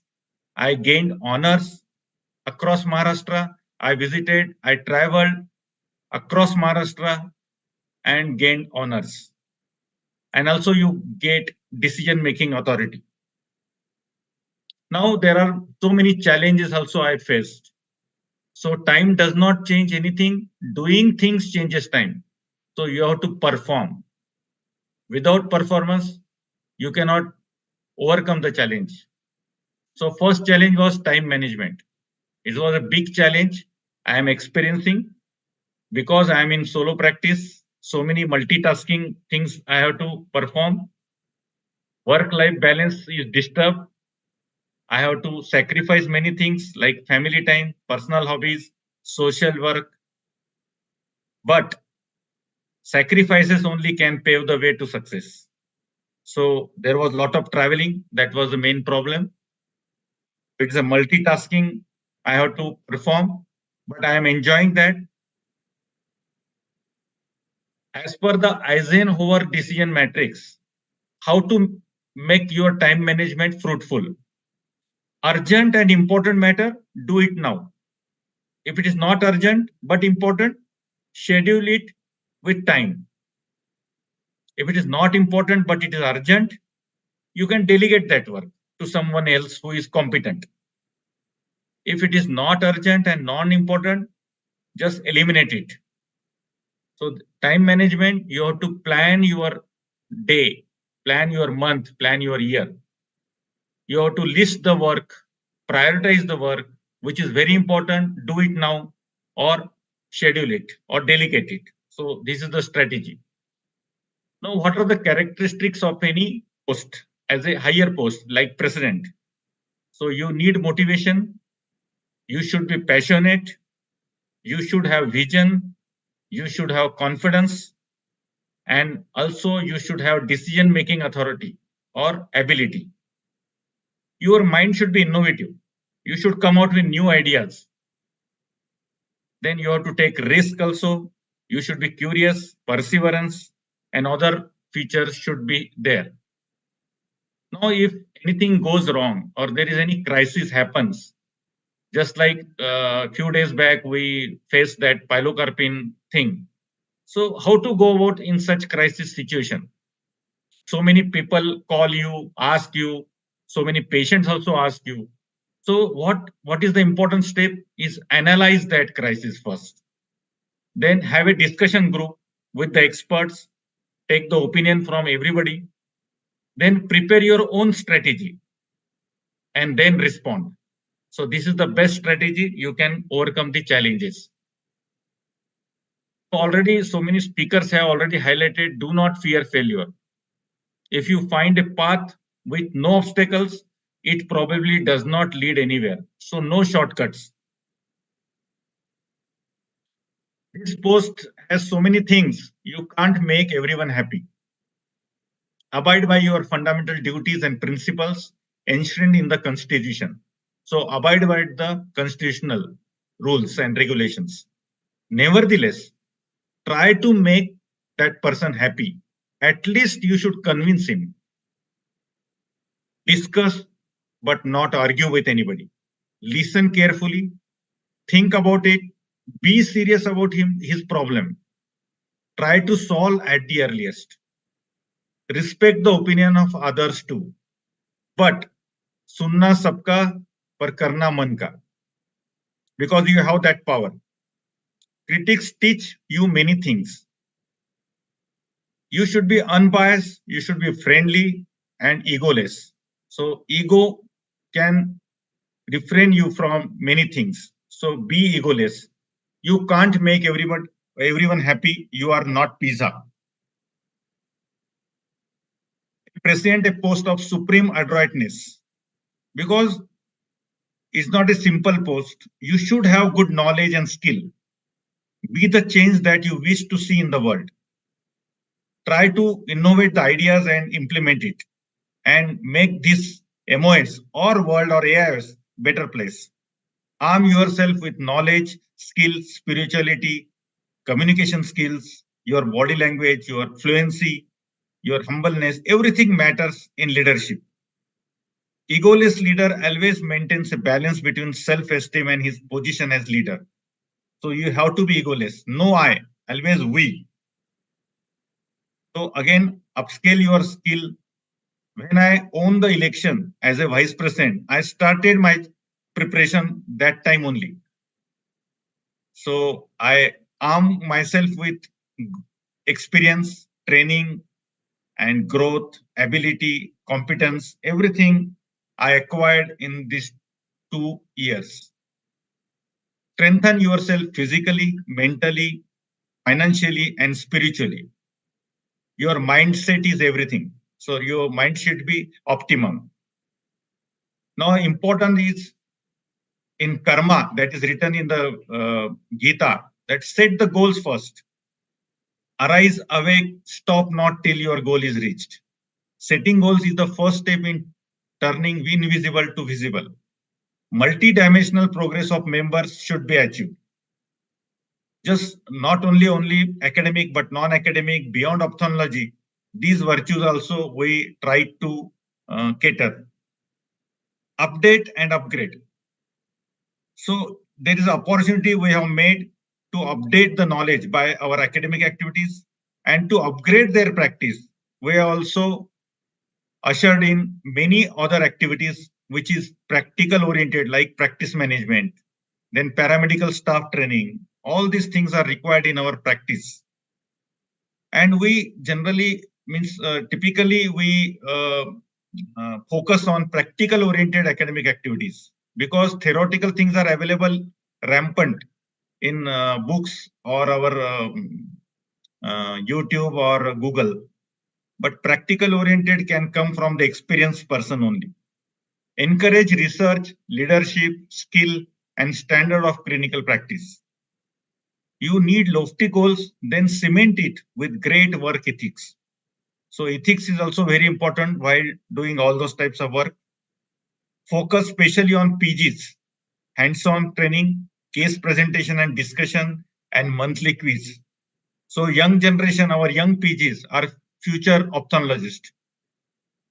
Contemporary ophthalmology, that is evidence-based medicine or preferred practice pattern, has to be followed to increase your standard of practice. So we try to cater this type of activities to these our ophthalmologists. So need-based projects were our focus, and also we overcome the grievances, our day-to-day grievances. Like there are so many bogus eye clinics, so we have written letter to the government, local authorities like district government authorities to take care of all those things. Then insurance related problem, MPCB problem, the pilocarpine issue, daycare issue, laser eye injury awareness, and so many other activities we dealt expeditiously. So there is need of out of box thinking. That is the important thing. Now you have to set principles. Without principles, you cannot conquer the things. Our values: work with passion, enthusiasm, empathy to accomplish the goal. Our mission was advancing science and serving society with inclusive culture. I mean, take into account the other people, not always I, always we. Our vision: explore the things, innovate the things, and then transform our fraternity. Our motto was let's connect to grow together. Again, that we all should come together to grow ourselves. So what I believe is science and spirituality only can create miracles. So no I, always we. Words have miraculous effect, use it judiciously. While dealing with any person, your words counts. So use it very judiciously. Use sorry, thank you, please, well done, congratulations, etc. as much as you can. Never thought of getting anything. However, how much I can contribute to MOS, to my ability, that is my thought process. Stay positive. The only difference between a good day and a bad day is your attitude. That can take you to the destiny. Your intention should be pure. Saaf niyat makes you confident and bold. Come out of the comfort zone. Otherwise, you cannot become a good leader. Work is worship. Your working pattern, your strategy determines your success. The wise only possess ideas. So you should be innovative. Astute planning and discussion among all your colleagues, and then execute it. Then that project will be successful. Go confidently in the direction of your dreams. Don't get distracted by criticism. Nonetheless, learn from them, because critics are required to know your pitfalls. There is no impossible. Always say it is possible. For any project, you need deep interest, deep desire, extreme hard work in the right direction. I call it not only hard work, bull hard work, but a smart hard work always leads to success. Opinion of majority, because in democratic country or democratic our MOS or AIS, opinion of majority prevail, but it should be with ethos, with ethics. Then only it should be accepted. As already so many people highlighted, SOP, guidelines and criteria should be laid down for everything. So there will be unbiased criteria. I strategy: initiate, consolidate, and expand. So you can grow like anything exponentially. For projects, I already stress on practical oriented, interesting, need based. Identify the right person who can perform this type of work. Motivate him, push him, encourage him, guide him, make a SOP, then implement it. You will get success. But at the end, you should appreciate that person. That is very important. Obtain also the feedback, which will, for future projects, you need feedback so that you can improve yourself. So this SOP everybody knows. So whatever steps you have to take to complete that task in a methodical way. So how it will benefit? It will improve your efficiency, safety, quality control, and it will help in continuous improvement. So this team, together everyone achieves more. In an organization, you should work as a team. In your own hospital also, it's a team which determines the success or the outcome. You are not the only surgeon who determines. Your OT assistants, your OT in charge, your OPD reception people, counselors, everybody is important in your organization. So build a team and learn to delegate the work to appropriate people. So working alone is exhaustive. If you remove team from teamwork, you are left alone with work only. Teamwork makes the team works. Decentralize your work. I already told you, hunt for the talents. Just I hunted Gitanjali as a LDP leader for this project. Utilize his or her talent for the benefit of others. So that was my job. Hunt for the talent and utilize for the other people. If you don't have the best of everything, make the best of everything you have. Don't grumble for what you don't have. So coming together is a beginning, keeping together is progress, and working together is success. So this is the management process I already highlighted. Your planning and execution, then discussion, everything is important in management process. If you want to go fast, sir already highlighted, go alone. If you want to go far, go together, because we have to travel a long journey. So always be together. Team is not a group of people that work together. A team is a group of people that trust each other. So there should be good tuning between among all your colleagues. Many times you get upset, but don't keep. You keep yourself cool, calm, have patience, and be like a stapler. You should be resilient. Moreover, you should be anti-fragile. If you get any problem, you should be resilient. Journey of presidentship as a crusader. Leaders don't do different things, rather do them differently. However, we have tried the innovative and need-based projects and did them differently as well, like legendary masterclass, fitness challenge, job alert, instrument purchase and sales, tree plantation expedition, virtual banquet come cultural extravaganza during midterm conference, awareness activities across Maharashtra through our Akashvani talks, FM bites, short video clips we have made. We have taken public webinars also, PG hands-on, case presentation, paramedical staff training also we are going to have in next week. So these are the different things we have done differently. If you have knowledge, let others light their candles.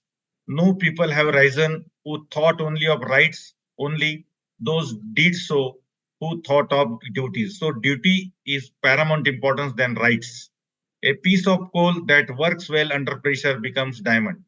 So many times you have to work under pressure. But if you overcome that obstacle or pressure, then you can become diamond. If you want to shine like the sun, you need to burn like the sun. Just work, don't bother about the return. Lotus would bloom one day. Everyone is not like you, take extra step to cross the line. Many times you feel that he should do like that, he has not done this type of work. But many times you have to take extra step.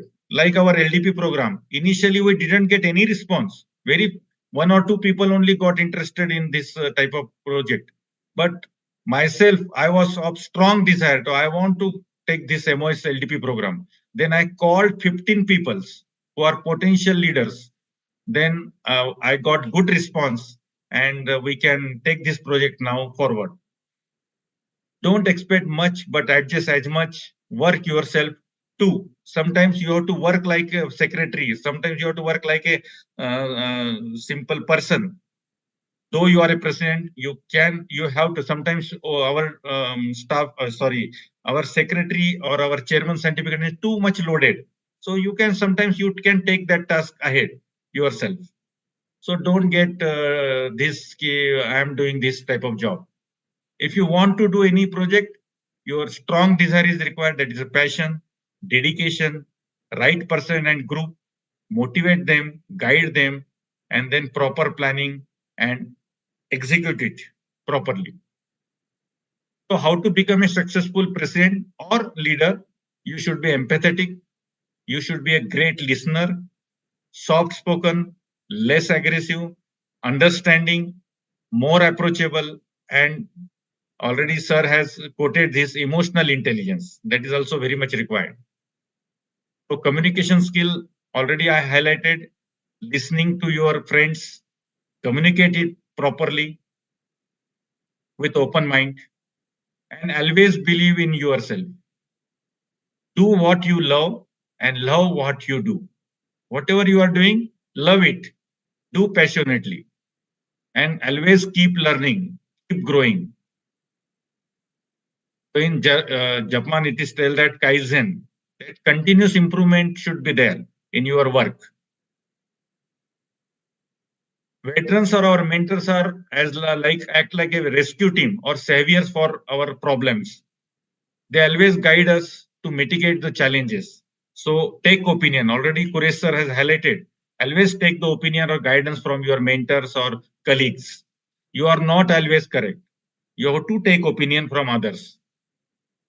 Financial goal, consider MOS money as if it's your own hard-earned money. Use it judiciously and try to conserve as much possible. Money saved is money earned.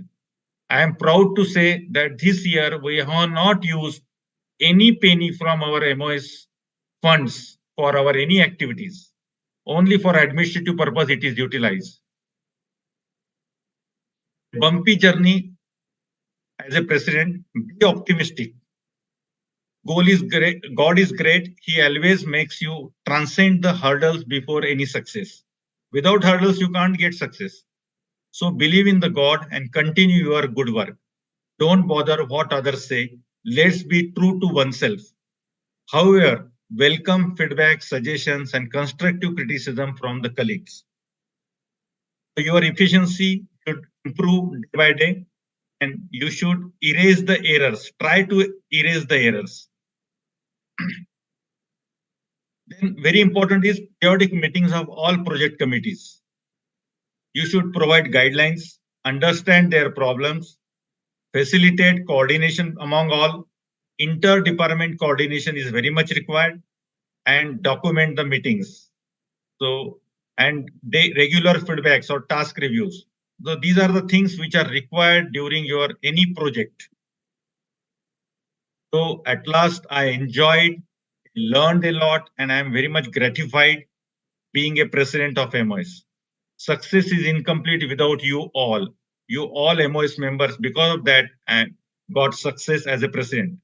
Mistakes happen unknowingly are proof of trying, learning, and growing. Don't hesitate to say sorry or apologize. Too many and too less are bad. Means too many projects or too less projects, both are bad.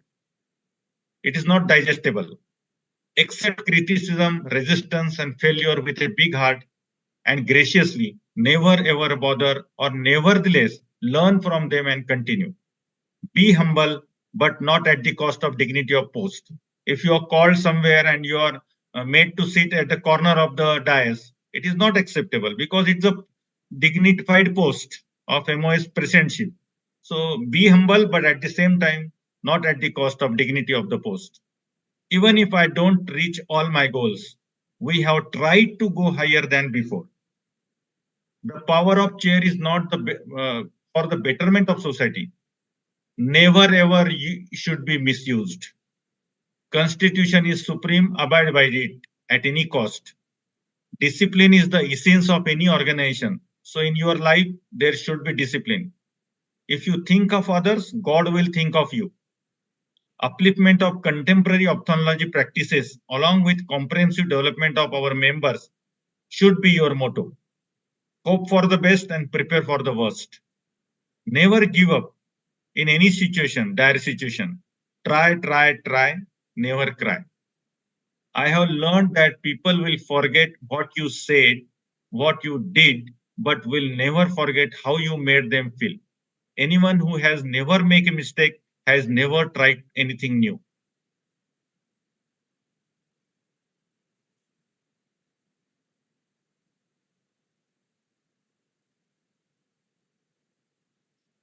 This is very true. Whenever you passionately work for anything, then all colleagues, all the things will favor you. They will try to help you. So your society is benefited by a ripple effect or trickle effect. You work hard. Conclude, it was the most gratifying and learning experience at the end of my tenure. Thank you everyone from my bottom of heart.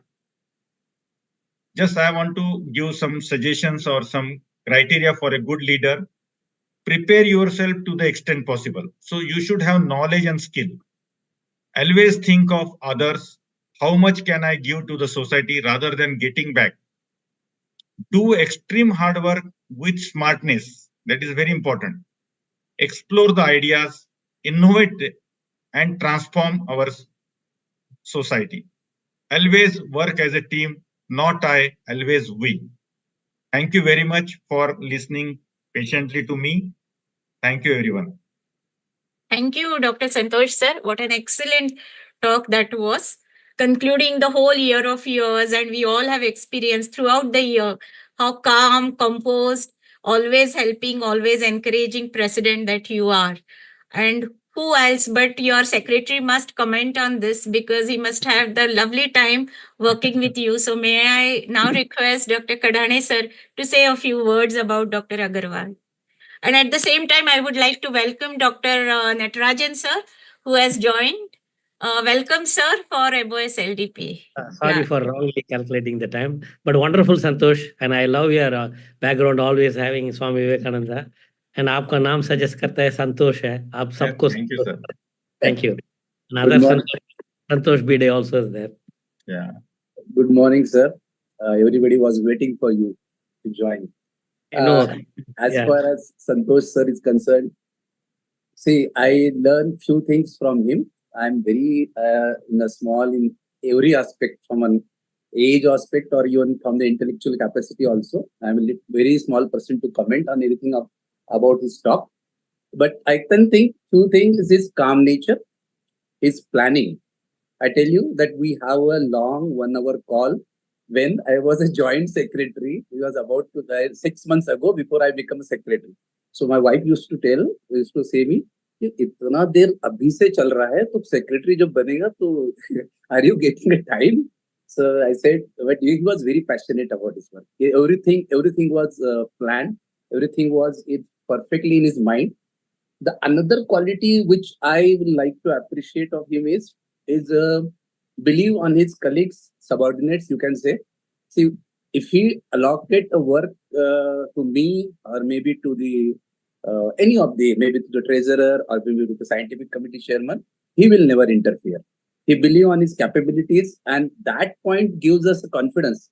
See, if you start doing something and then you get an interference from your supreme authority, then it somehow it gives you a setback. So in all those work which I did throughout this year, see, I had also passion because I know being a secretary, I have to work for the society. If I take a post, then I have to work. But if someone give me a free hand, so that becomes an icing on the cake. So I must really appreciate his quality, this quality of him. And there's so much to learn from him, so much to imbibe from him. Maybe in my presidency after 2-3 years, I will try to reciprocate many of his qualities and will try to be as good as him. I know I cannot match to his level, but I will try my best. Thank you very much. Thank you, Dr. Kadhane. I seek his opinion also. Mandar and I think Vardhaman is also there. I think. Okay. Yeah, so I think Dr. Mandar sir first. Yes, then I'll speak. Yes. Yeah, thank you. It was indeed a very, I would say, a talk from the heart. And having served as president of POS, I can understand the pulls and pressures of leading an organization of professionals. So it's been a wonderful time working with a very good friend, Dr. Santosh. And as Dr. Atul said, he has never interfered once the decisions have been made. So he believes on the team truly. And that has probably made the bond of friendship very strong when that faith is bestowed on you, and then it is all left to you to get the job done. So I think in many ways he has been an ideal leader for the association, and I would say that his year would be in many ways considered like a benchmark for the years to come and for the leaders to follow in his footsteps. I wish him all the very best for his future endeavors. Thank you. Thank you. I agree Yes. with Dr. Mandar Paranspe and So, with Atul Kadane. So now it's to you, Vardhaman. yeah, I think in a way, I feel extremely fortunate that I got opportunity to work with Dr. Santosh Agarwal sir, and in many ways, because I had also opportunity to work with Dr. Santosh Bide sir. To both Dr. Santosh, that is satisfaction. So what I have seen in the approach of Dr. Agarwal sir is that he works for his own satisfaction. As Dr. Hardipurkar sir said, there is a public victory and there is a personal victory. So he never did anything to show that he's a president and he wants to do X number of, let's say, events or X number of things in the society.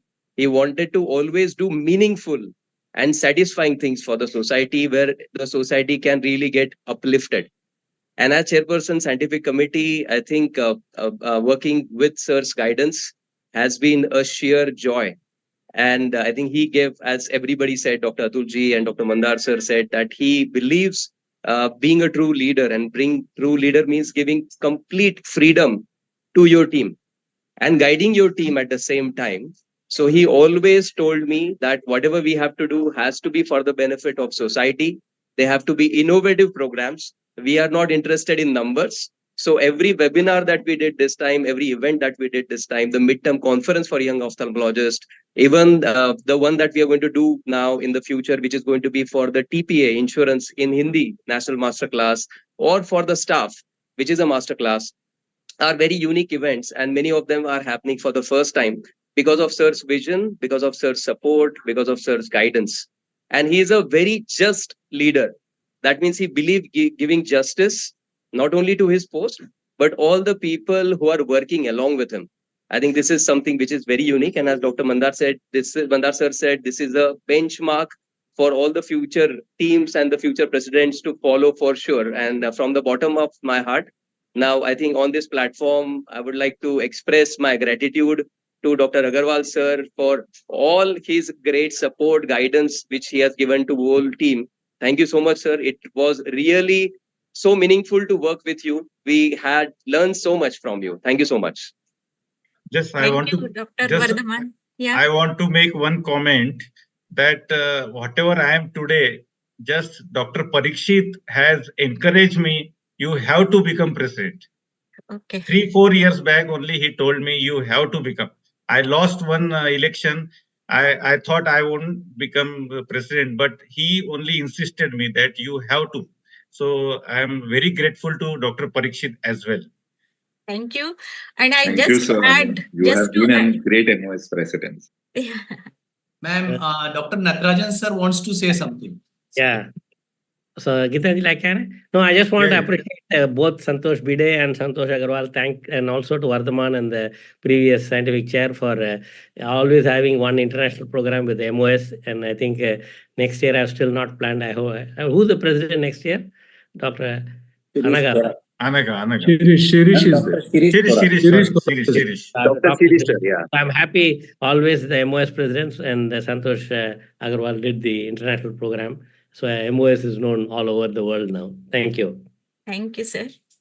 So now let me take the opportunity. Actually, Sir doesn't need any introduction, Dr. Natarajan sir, but it's always a pleasure to introduce Dr. Natarajan sir. Can you all see the slide?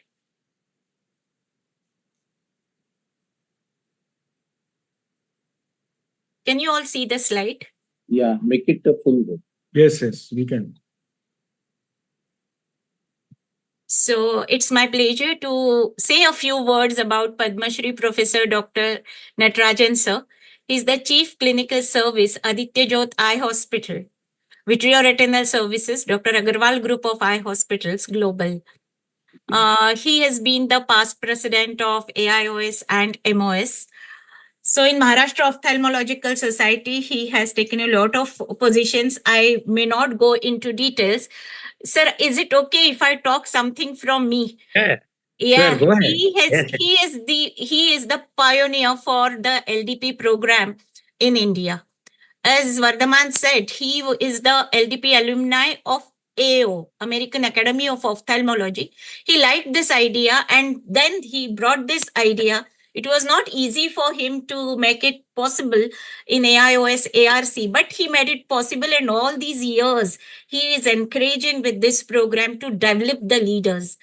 He has got a lot of major milestones, but I would say this LDP is the major milestone because it has benefited so many of us, sir.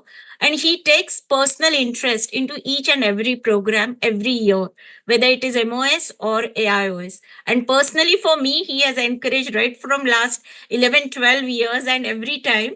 In fact, when my son was here, he invited him as well to attend one LDP session because young doctors must learn LDP. That is his idea behind this. So basically, today's talk, he is going to speak on dream it, be it. So he has taught us to see the dreams.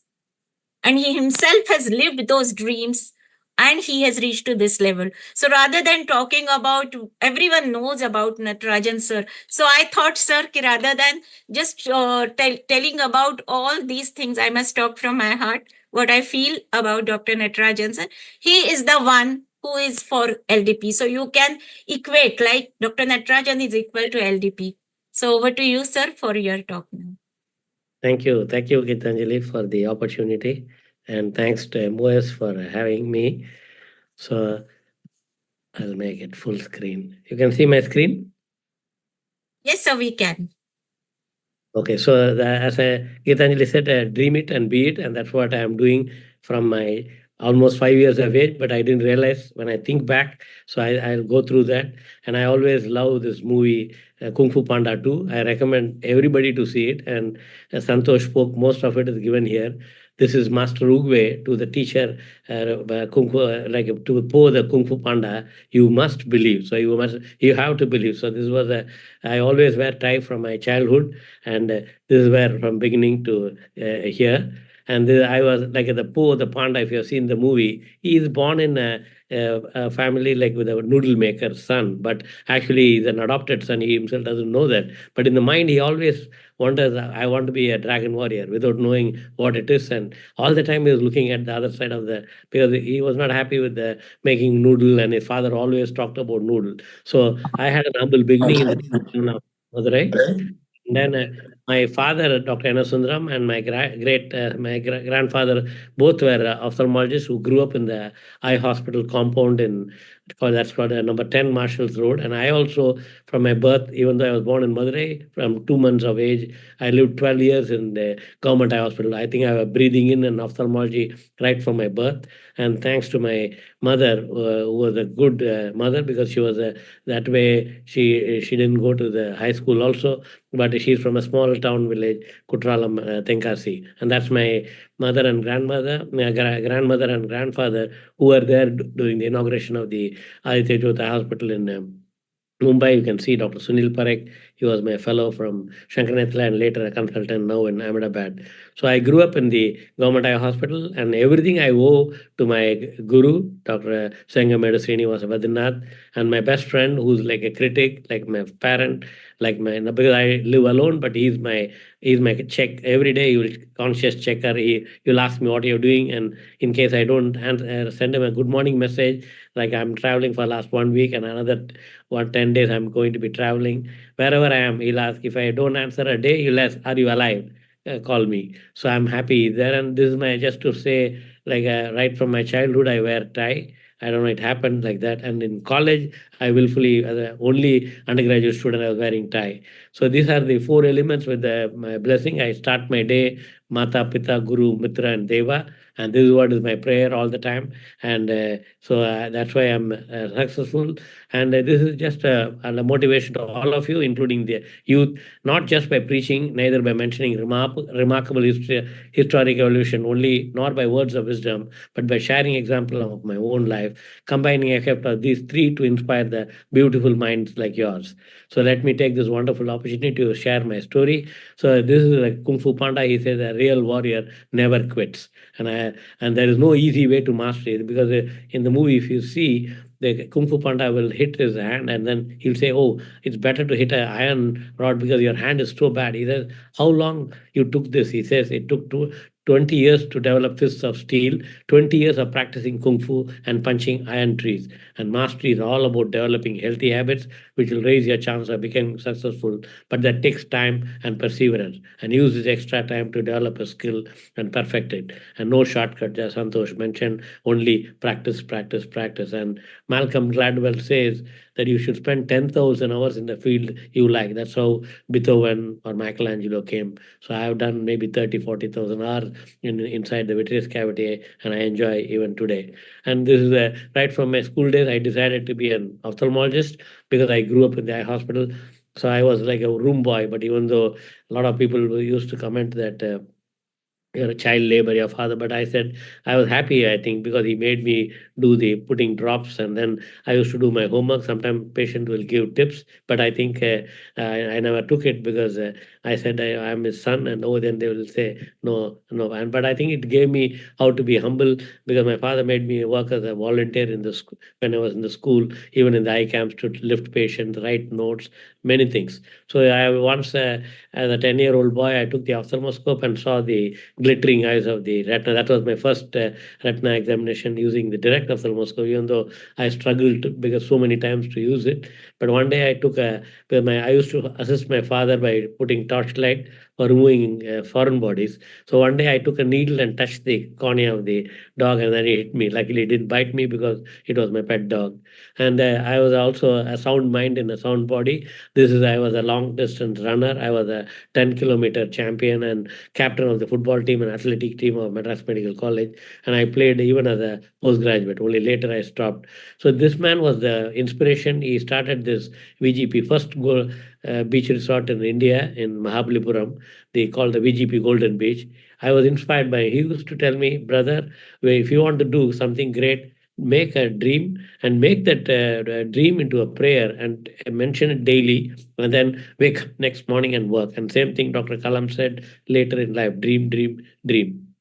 And my prayer was, without my realizing, I have seen foreign ophthalmologists coming to the eye hospital, and I used to meet them. So I decided I should become an internationally renowned eye doctor from the age of 5, which it was just in the background. And even today, I think it's in the back of the mind, and more than a desire or something. And I think it become part and parcel of, like Swami Vivekananda said, make up one idea, make that one idea part of the whole body.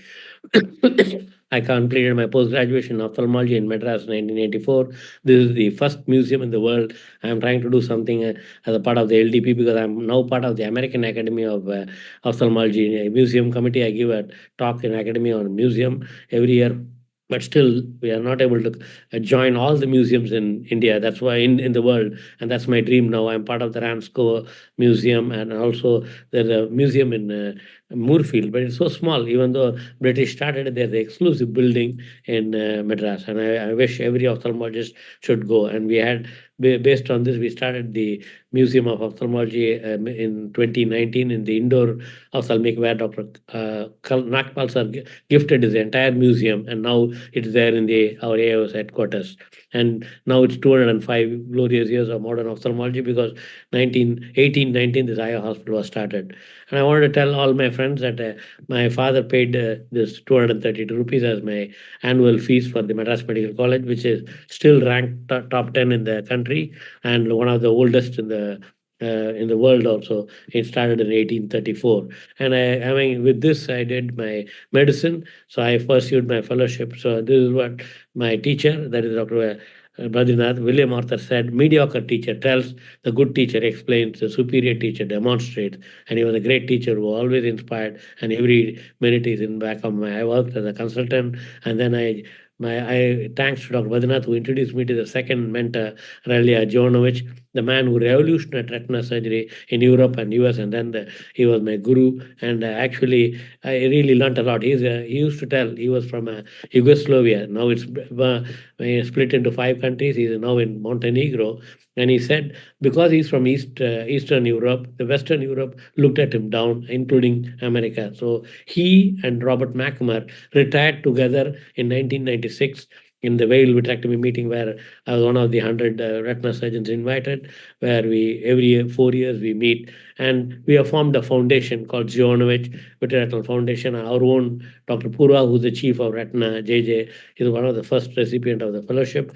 You can see on the extreme end, Ger Feinfinkel, the engineer who started Dark, who sold it. Now, every 2 years, he's making new company. And he has made this foundation where he gives 15,000 euro or an eye doctor who wants to learn the advanced vitreoretinal surgery. So right now, there's a fellow from Colombia. He's right now in Halle, and I'm in Halle, Germany. And after finishing 3 months here, he'll come for practical training to Mumbai. So I'm glad, thanks to him, for showing what you can do, and what a great confidence is. And he's 93. He's still, I talk to him and I meet him. I decided this time when I met Ger Feinfinkel 2 days back in Barcelona, he said, come on, make it quick to Montenegro again. What a beautiful place.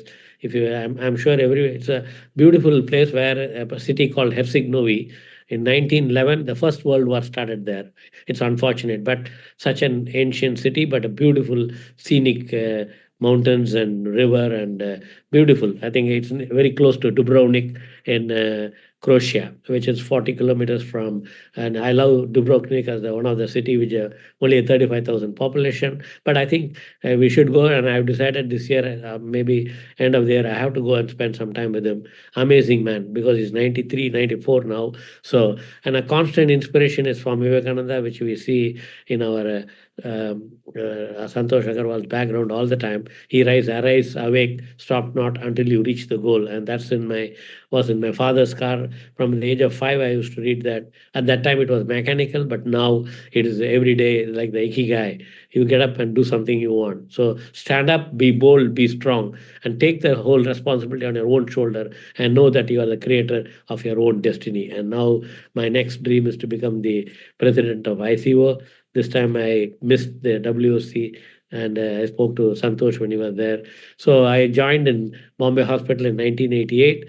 And that time they were doing thanks to Dr. Ursekar and Dr. Jahangir, who were there, but they were doing one retina surgery a month. And then I did 1,500, that is about 100 retina surgery in a month for 15 months. Then after that, they did not give me equipments, and they did not give whatever I wanted, except they gave me a chief of the retina, even though Dr. Ursekar and Dr. Jahangir were visiting. They said, because you are a full-time, we'll give.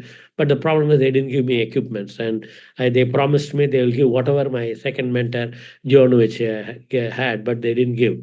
But finally, I had to start Ayate Jod. So that's what I started, and everybody said, you can't do it. And that was a child attitude for me. When everybody says, a small child tell her, don't touch the flame, it will burn, the child will slowly go and touch and see, and you know, okay, it's burning. So I think same thing. So I did that.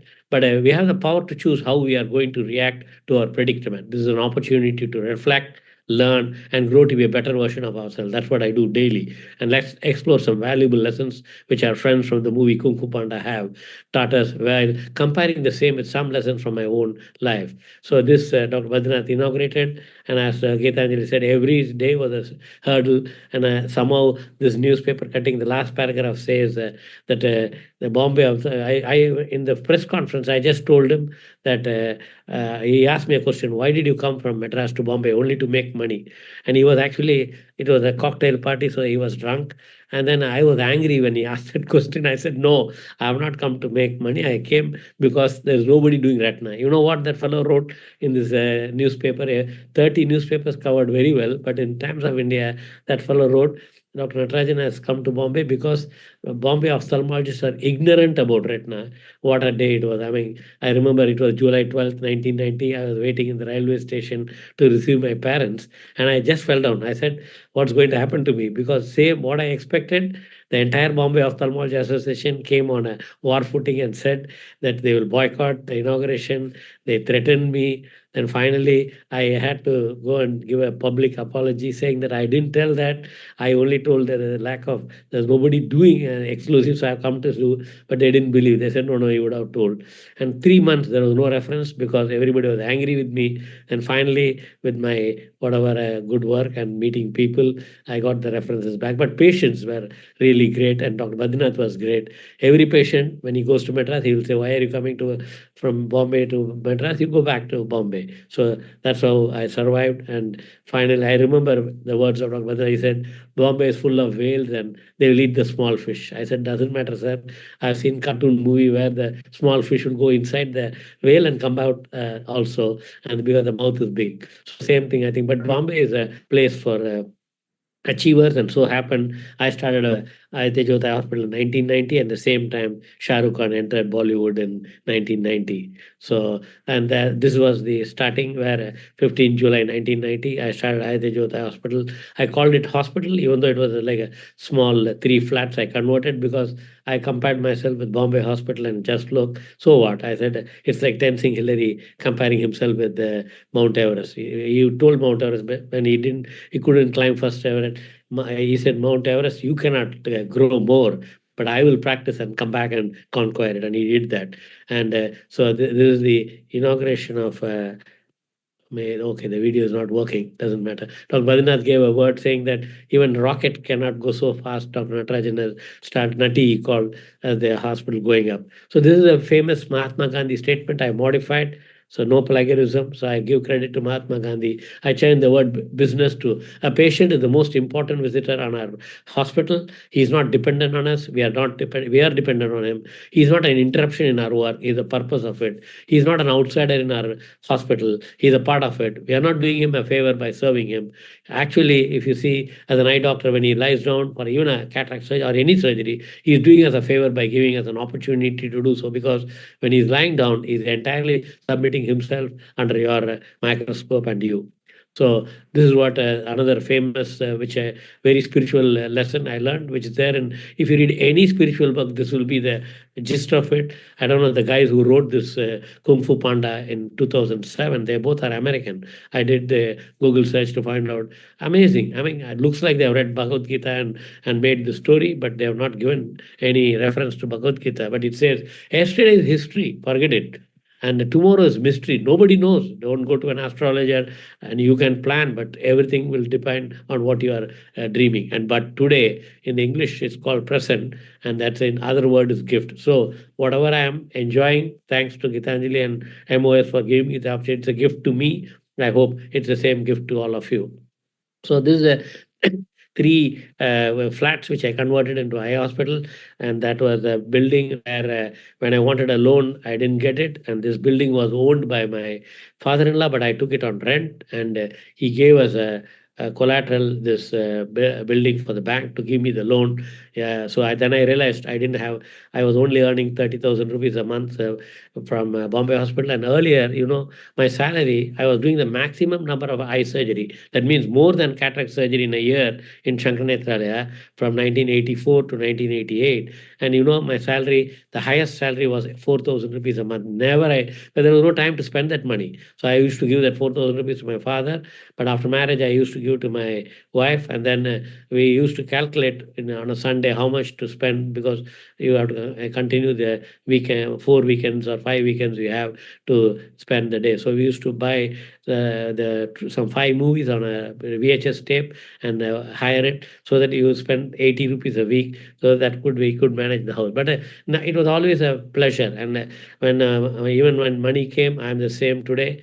I may have a lot of money, but my idea is to be rich in heart, and that's what I am. And then I dreamt it when I was started. Always my best friend Shivanand says, "Hey, what a facade, man! Your hospital is looking bad." But I said, "I came from nothing." He says, "Stop grumbling. You came from whatever. Forget yesterday. Now you tell, you're a good eye doctor now." And he always daily told me, "Why not you have?" And I created this.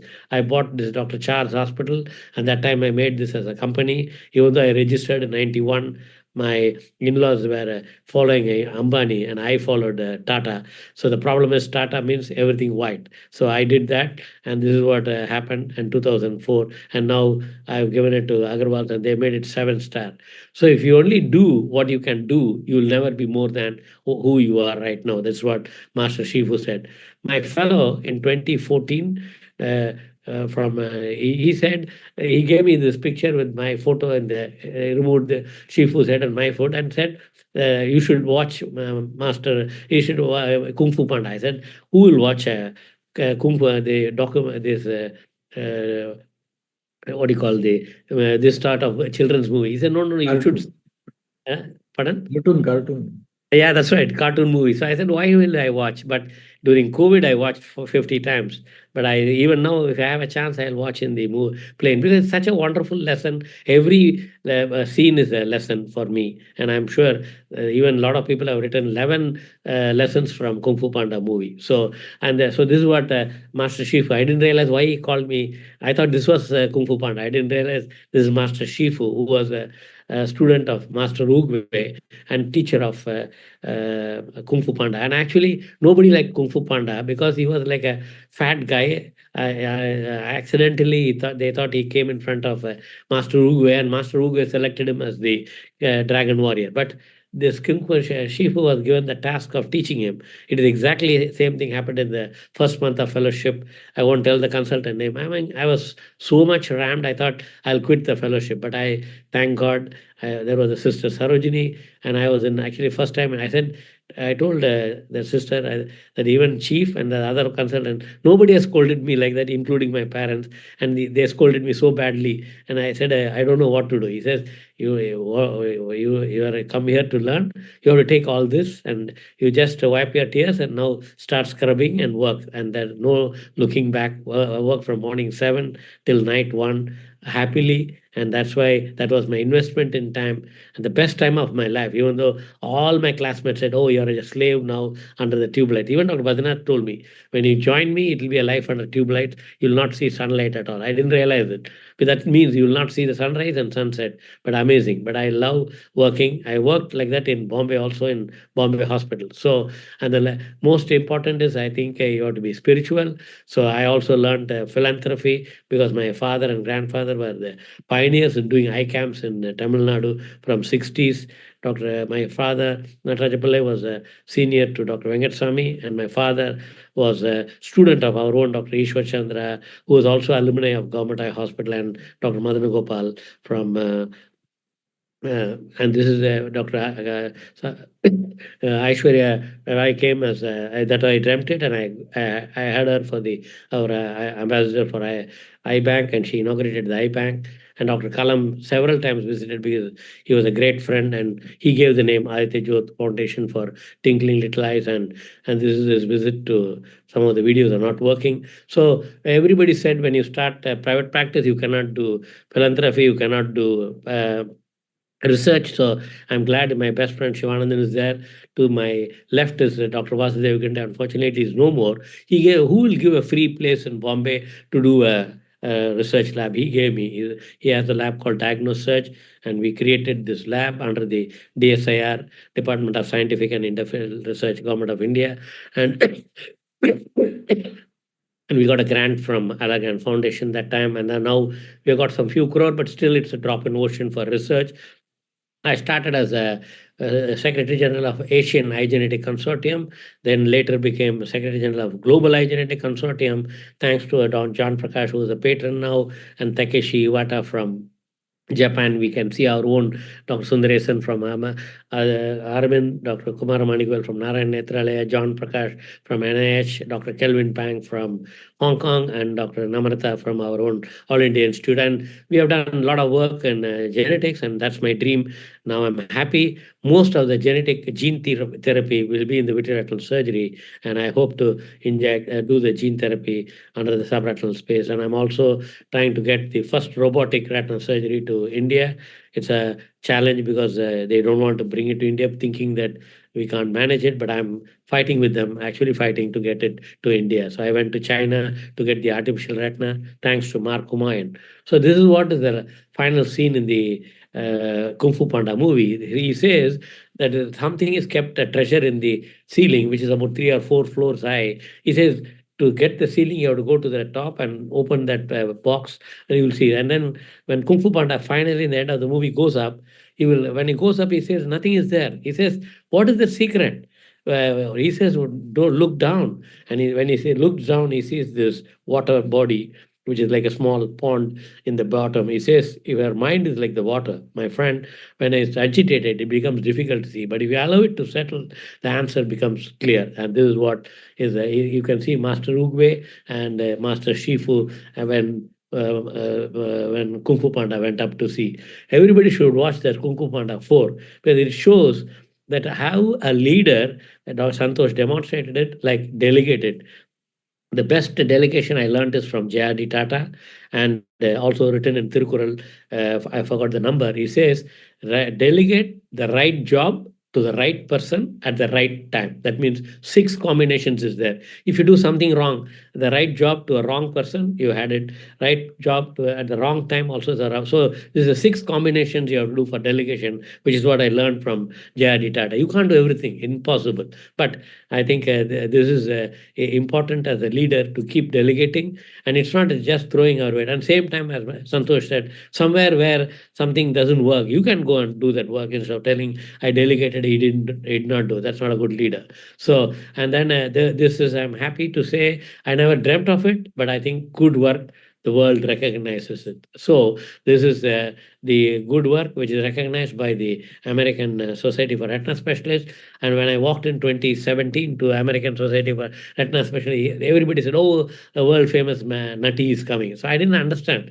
But I thought it's like a joke, because every day, every meeting, I know people. So, but actually, it was in a museum in Chicago, I think. And then they announced that there are only 242 retina surgeons in the Retina Hall of Fame in the world. And I'm happy to say there are only 4 people from ophthalmology from the Hall of Fame in the world. That is late Dr. Venkatasamy for cataract, then Dr. Gullapalli Rao for cornea, and Dr. Badrinath and myself in the Retina Hall of Fame, which is amazing. You don't apply, you can't nominate yourself, or they did it. And I'm happy that you can say, to make something special, you just have to believe it's special. And this is the Kung Fu Panda's father, the stepfather, the noodle maker. So this is 5 piece I borrowed from Shamak Davar, who's an excellent dancer and my good friend. He always calls anybody as a honey. Hi, honey, how are you? And one thing, he also like the Rabindranath Tagore, and they talk to spirits, which I don't understand. Anyhow, I read a lot about it. But his 5 piece is perseverance, perfection, patience, prayer, and persistence. And as a vitreoretinal surgeon, when I deal with 40, 50 microns, I decided to add precision. And this is the 6 Ps I believe in life, which you need not only for Dan. And persistence, years of dedication with passion, and even failures as stepping stone usually predict success. Only those with enormous amount of persistence can work this hospital. And from Daniel Kahneman to Malala Yousafzai, the Nobel laureates mentioned that. And that's why I visit Stockholm often and see how to get the Nobel Prize. I know just by visiting you'll not get, but I'm doing the background work. The idea Nobel Prize is given for medicine in Karolinska Institute is only for something when you find which will help millions of people. So I'm working on the basic science of diabetic retinopathy, particularly thanks to the Dharavi people, because something is protecting them from retinopathy severe to happen to them. So that's why I'm working on biomarkers with the University of Case Western in Cleveland. Hope to find something which will benefit the most of the diabetic people. I remember 93, Charles Keepens, father of retinal surgery and mentor of my mentor, Dr. Badrinath, he came to Aditya Jyoth and he told me, Dr. Natarajan, can you do some research on preventing diabetes? I laughed at him and said, sir, how can we prevent diabetic retinopathy? Because diabetes is producing the small blood vessel. So when he said, no, it is possible, and I didn't realize what he said. He's now started that Skepan Research Institute in Boston, which is just at the end of the Harvard Mass and Eye and Ear Infirmary. And what a beautiful research. I mean, now the researchers are not known, but Skepans everybody knows. And when he said that, I was laughing, but now I'm working on the same, how to prevent retinopathy. So I started screening to surgery, and that's what the program I did with as a Maharashtra Ophthalmic President, BOA, AOS, and now as an ICU, I want to do it in Africa, South America, and entire India. And I'm struggling, and I made a foundation called Sundaram Natarajan Blind Free India Foundation to eradicate blindness from India, which is a impossible task, but keeping Swami Vivekananda, I'm making it a possible task, maybe in my lifetime or beyond me, and that's where I have to let. So you must let go of the illusion of control. You can't control anything actually. It will happen, certain things will happen, but you have to do your duty, you have to do your karma. So, and this is what the movie because the villain is that peacock there in that movie, and he says, get ready to dance with the danger. So I do that all the time. That's why I went to Kashmir. I was even offered my services to Ukraine, but in the Israel, Gaza, I couldn't offer, but my friend went there from Egypt. He worked there. What a gory pictures. And now recently there was an invitation from Bangladesh, but unfortunately, my friend, I went to his advice. He said, the same man who advised me to go to Kashmir, he said, since it's from NGO and it's not from the government, don't go because there's a risk of that you may be killed. What is the use of getting a medal and having it posthumously? He said, we need you in India, you don't go. So this is the Kashmir story when everybody said, particularly the family and the hospital said, sir, don't go. And I went. And this is the every newspaper covered because the newspapers want to talk something about the government, the militants, and finally forgetting the eye doctor. So I went and boldly told them, I'm like I seen the Second World War movies where the Red Cross people have a badge in the hand and walk into the bombing area, and then with the nurse, and they will not be harmed. And that's what I thought I will be happening. So my friend called the former director of CBI, Dr. Mr. Raghavan, who was an ambassador in Cyprus, called his friend in Kashmir, the retired DGP there, and he said, my friend is coming, so can you give protection? He says, if he has protection, he will be definitely killed. He should come as a doctor, and he can come alone, and nothing will happen. And that's what happened. So this was the pellet gun injury, and the streets were like this. Suddenly, you'll see mob coming and throwing stone. But first time, I think I had so much of security check. It was scary, a ghost city. Suddenly, the whole city, the only army, and then stone pelting. And later, when an ambulance comes, they'll open the ambulance and check if it is related to Dr. Natarajan, and then they'll say, let go. So I was happy, and I remember I took 2 fellows that time. They are consultants now, and they were jittery because they opened the ambulance and said, who are you? And they said, we are come with Dr. Natarajan. Then they said, go. So the chief secretary of Kashmir was Mr. Bharat Bhushan, and he said to the chief minister at that time, what's her name, Mehbooba. So she said that it's a unique situation, sir, the madam, that every militant has shaken hands with Dr. Natarajan. I said, how come? He said they are all in disguise in the hospital and they are part of the patients. I said, what? Then I remember, I think even from ISI and many Middle East TVs were interviewing, and the poor Dr. Tariq Qureshi, the HOD, was really, because as a government servant, he was afraid to talk because it was fact, because they were asking some questions which is not connected with eye surgery. It was all connected with why are you using the pellet gun and why are you making blind. We are not making it. We are come here to repair the eye. So anyhow, I was covered on the front page of LA Times and New York Times because I boldly, even though the title was horrible, saying that dead eyes, epidemic of dead eyes in Kashmir. That means they said eyes are gone. But we are published in IGO, thanks to Dr. Farhan Schoon and the IGO for publishing it. And that's Padma Shri. So this is what I did as All India President and still continuing to do so. Jot Chalao, screening through teleophthalmology to prevent diabetic blindness. And I want to do it. And every president, thanks to Santosh Bide, Santosh and all the MOS presidents and the executive committee to do this. I know it's a Herculean task because every day new diabetics are joining. And we did the first paper in the world of using diagnostic accuracy of community-based diabetic retinopathy screening with an offline AI system on a smartphone. And there was an excellent invited commentary from Johns Hopkins, Alvin Liu, who said, this is the future. And now I'm happy we are now doing some courses in academy. Thanks to Remedy, I don't have any financial interest, but they made the first one where using the mobile camera on an infrared device. And this is a low-cost screening devices at primary eye care centers, which I'm recommending. We also have the Zeiss in the van, and then we created vision centers in Mumbai. There are 4 government medical colleges, like municipal medical colleges, JJ, and some 10 private medical colleges in and around. But still, there are so many pockets where we need free services for the poor people in slums. So we have a team who go door to door in Dharavi, and I'm glad. And many times I go there, and nobody knows me there because they for them it's like somebody is coming and doing. So I also want to do service that so that nobody knows who I am there. And then right from, as I mentioned, I was dreaming to be a internationally renowned ophthalmologist from the age of 5. That's what this article says. And now I want to be top in the world. I'm happy I'm top in ophthalmic trauma and retina in the world. And so this covers the entire thing. And so this is what, as I mentioned, the Retina Hall of Fame, 242 chartered inductees are there from 20. It's actually started in 1851 from this Herman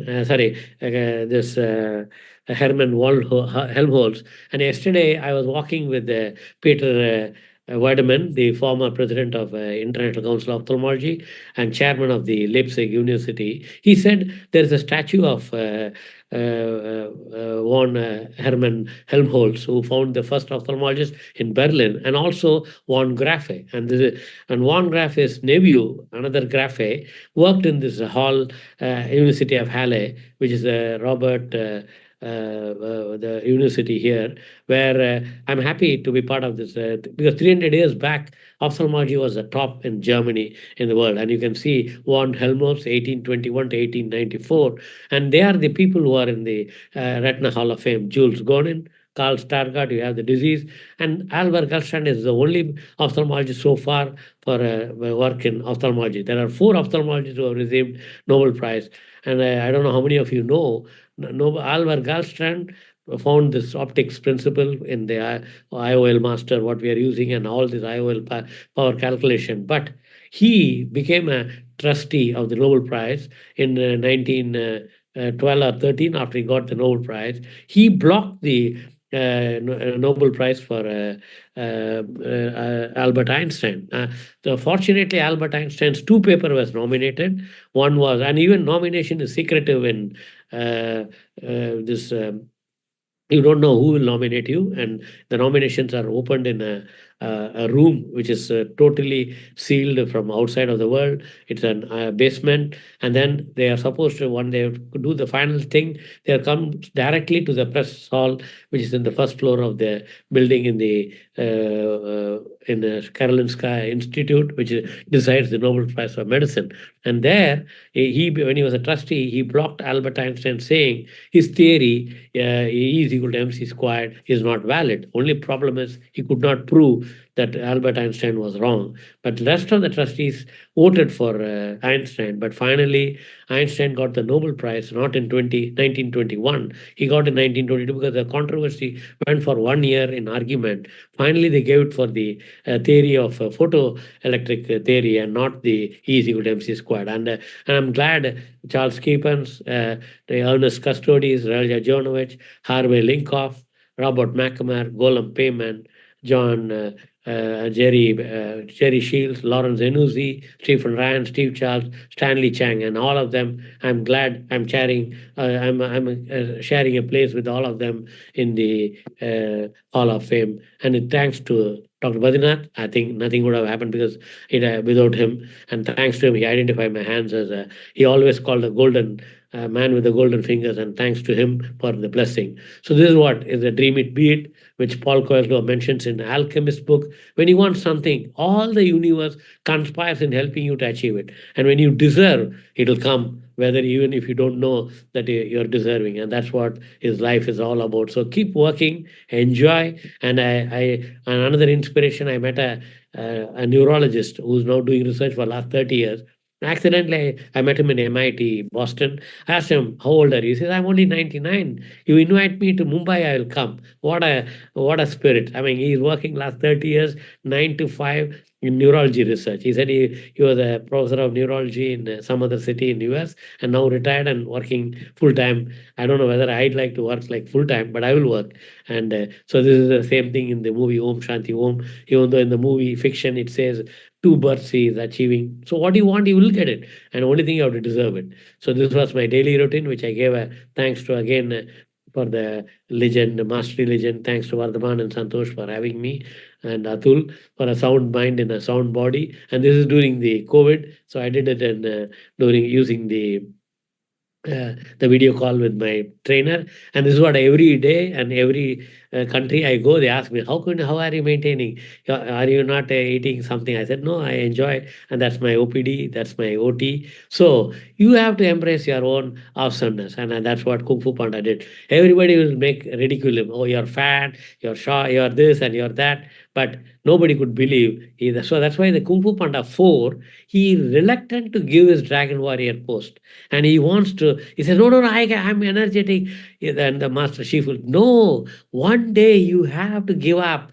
You are a leader, but you have to, unless you give to the next leader, you are not a great leader. He says, no, I am still active. I'm energetic. He says, however you may be, you have to find the next leader. And I'm glad we, by constitution, whether it's a president of India or president of society, and I really fought, I won't tell the name in VRS, I said, we should not repeat. VRS rules allows you to be a president again, which I said, no.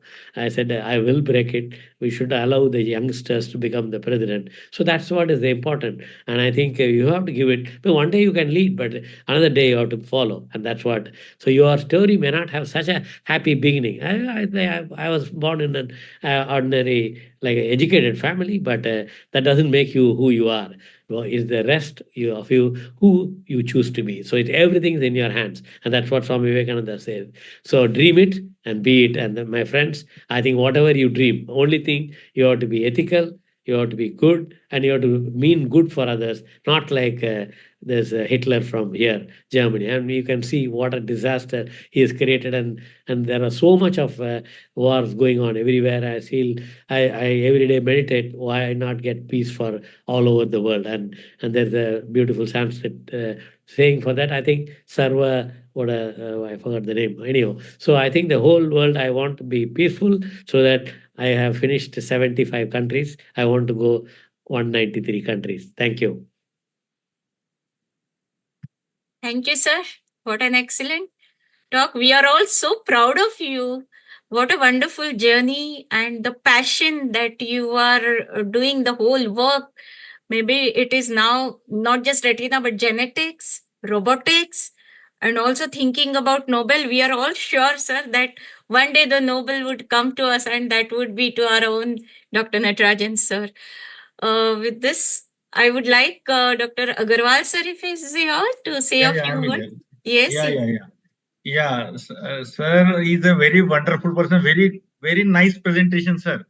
I got impressed because of his personality. Actually, he's a very jolly person. He always call by name everybody. Whenever he goes, he makes the surrounding very vibrant, joyous, and he's such a type of person. He remembers everybody's name, and he's a very India is proud of him that he's an international ophthalmologist from India. He's taking our glory, MOS glory, AS glory, and as well as India's glory overseas. Yes. So we are very proud of you, sir. And you are. We hope he becomes president of ICO soon. Yeah. President from We are India. looking forward to that, sir. Very. All the best to you for your future endeavors. And you are such a nice person. We have taken so many activities under your guidance, like diabetic screening, which was very successful. Dr. Parikshit is analyzing the data, and soon we will get the pre-paper on that. So thank you, Parikshit, also. And also, sir has guided in many ways during our tenure. Thank you, sir. Thank you, sir. Thank you once again. And we have disturbed your schedule over there in the international conference. So thank you for that. You have adjusted for us and you have joined us. So this is last year celebration in Halle. My birthday, they gave me a chili plant with a cake. And this year also we are celebrating. So no, sir, today is anyway, they'll come to pick me up sometime. So today we are doing kayaking.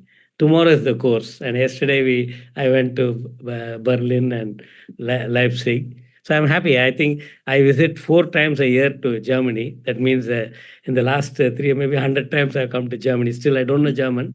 But you are a Modi of ophthalmology, sir. Oh, I crossed Modi.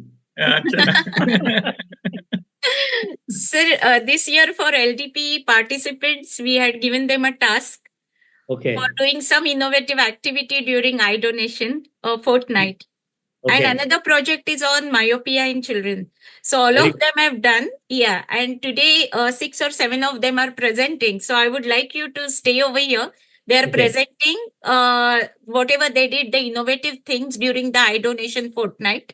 And during MOSCON, a few of them would be presenting about the project on myopia. And we have specially invited a few panelists. Dr. Parikshit Gokte is here, Dr. Santosh Bhide is here, Dr. Naina Poddar, Dr. Vaishali Une from LDP alumni are here. Of course, Vardhaman sir and Atul Kadane, Mandar, they are always part of MOS team. Aditi is also here. So right now they are going to present and all panelists would like to comment on that and also give your views regarding leadership. So that is what is the second part of this program. Main part was faculty, invited faculty like you. So with permission of Dr. Santosh Agarwal, now let's go to the panel and participants presentation. So the first presentation is by Shubha Jamar madam. And I would request her to share her PPT.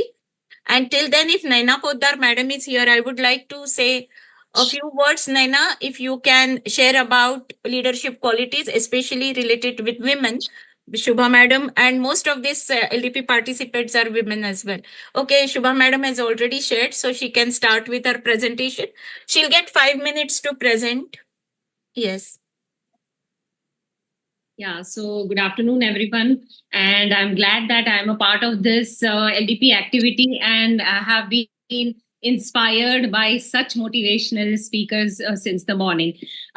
So I am Dr. Shubha Jamar, Professor of Academics at Department of Ophthalmology, GMC, Chhatrapati Sambhajinagar. And I present here my slide is not moving. Yeah. So the main objective of this sharing is, of course, to spread awareness and to reduce the deficit in donations happening and the vast need which is required, and of course to help give vision to these corneas, and posters were invited from all over Maharashtra, MOS members, and awareness was created. Of course, this monthly MOS activity that I host, the quiz, and I took this opportunity because of hosting it on 1st of September. And keeping this eye donation fortnight in mind, I invited Dr. Quresh Maskati, the past president of Cornea Society of India, to be present here as my co-host. And then questions related to keratoplasty were floated and discussed by him. So awareness was spread in a fun way amongst PGs and members. A CME was conducted at our place, and I had the opportunity to talk on keratoplasty in front of 200 ophthalmologists as well as Dr. Chitial sir, and showcase some keratoplasty patients that I have recently done. Now, differently, what I did was I created public awareness and wanted to do this and took the advantage of this Ganpati festival. And we displayed this kit and also spoke and talked on the various myths at various important locations of Aurangabad. So we did this script at Kranti Chowk, the Prime Square, at Sambhaji Nagar during the Ganesh. And it was attended by a huge crowd at Kranti Chowk, where again these myths and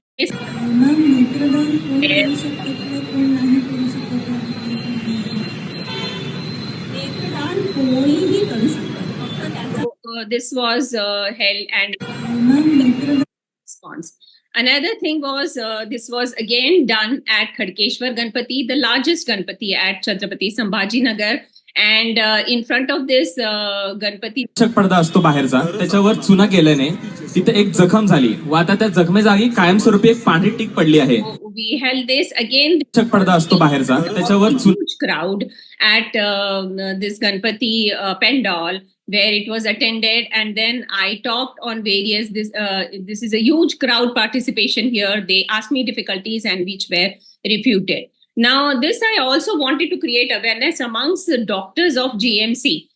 So we took this opportunity at the Aarti, which happens at GMC hostel, where all the medicine staff and PGs, all PGs from the hostel, they participate. So again, this was done here in front of the Ganpati, and all these doctors here conducted. This was especially to increase awareness amongst the doctors, so that they could counsel the terminally ill patients' relatives and increase the in-house eye donation. And posters were applied near the ICU corridor and medicine building for the patients' relatives to see. Then eye donation awareness talk was also delivered at medicine department. Various eye donation talks were held at senior citizen clubs at Khadkeshwar and at SIDCO. So I, being a member of Lions Club, I have become a member of Lions Club just to promote their site program. And with that NGO help, I go on to give lectures everywhere. Also, a talk on Netradan had been done at Sneh Savliya, an old age home. So also newspaper awareness was done. So I pray, may he bless us with the knowledge and the skill to impart vision to these needy corneally blind patients. Thank you, MOS, for this opportunity. Thank you very much. Thank you, madam. Excellent activities you have done. And now I would ask the panelists to comment about it. Naina Poddar, madam, if you are there.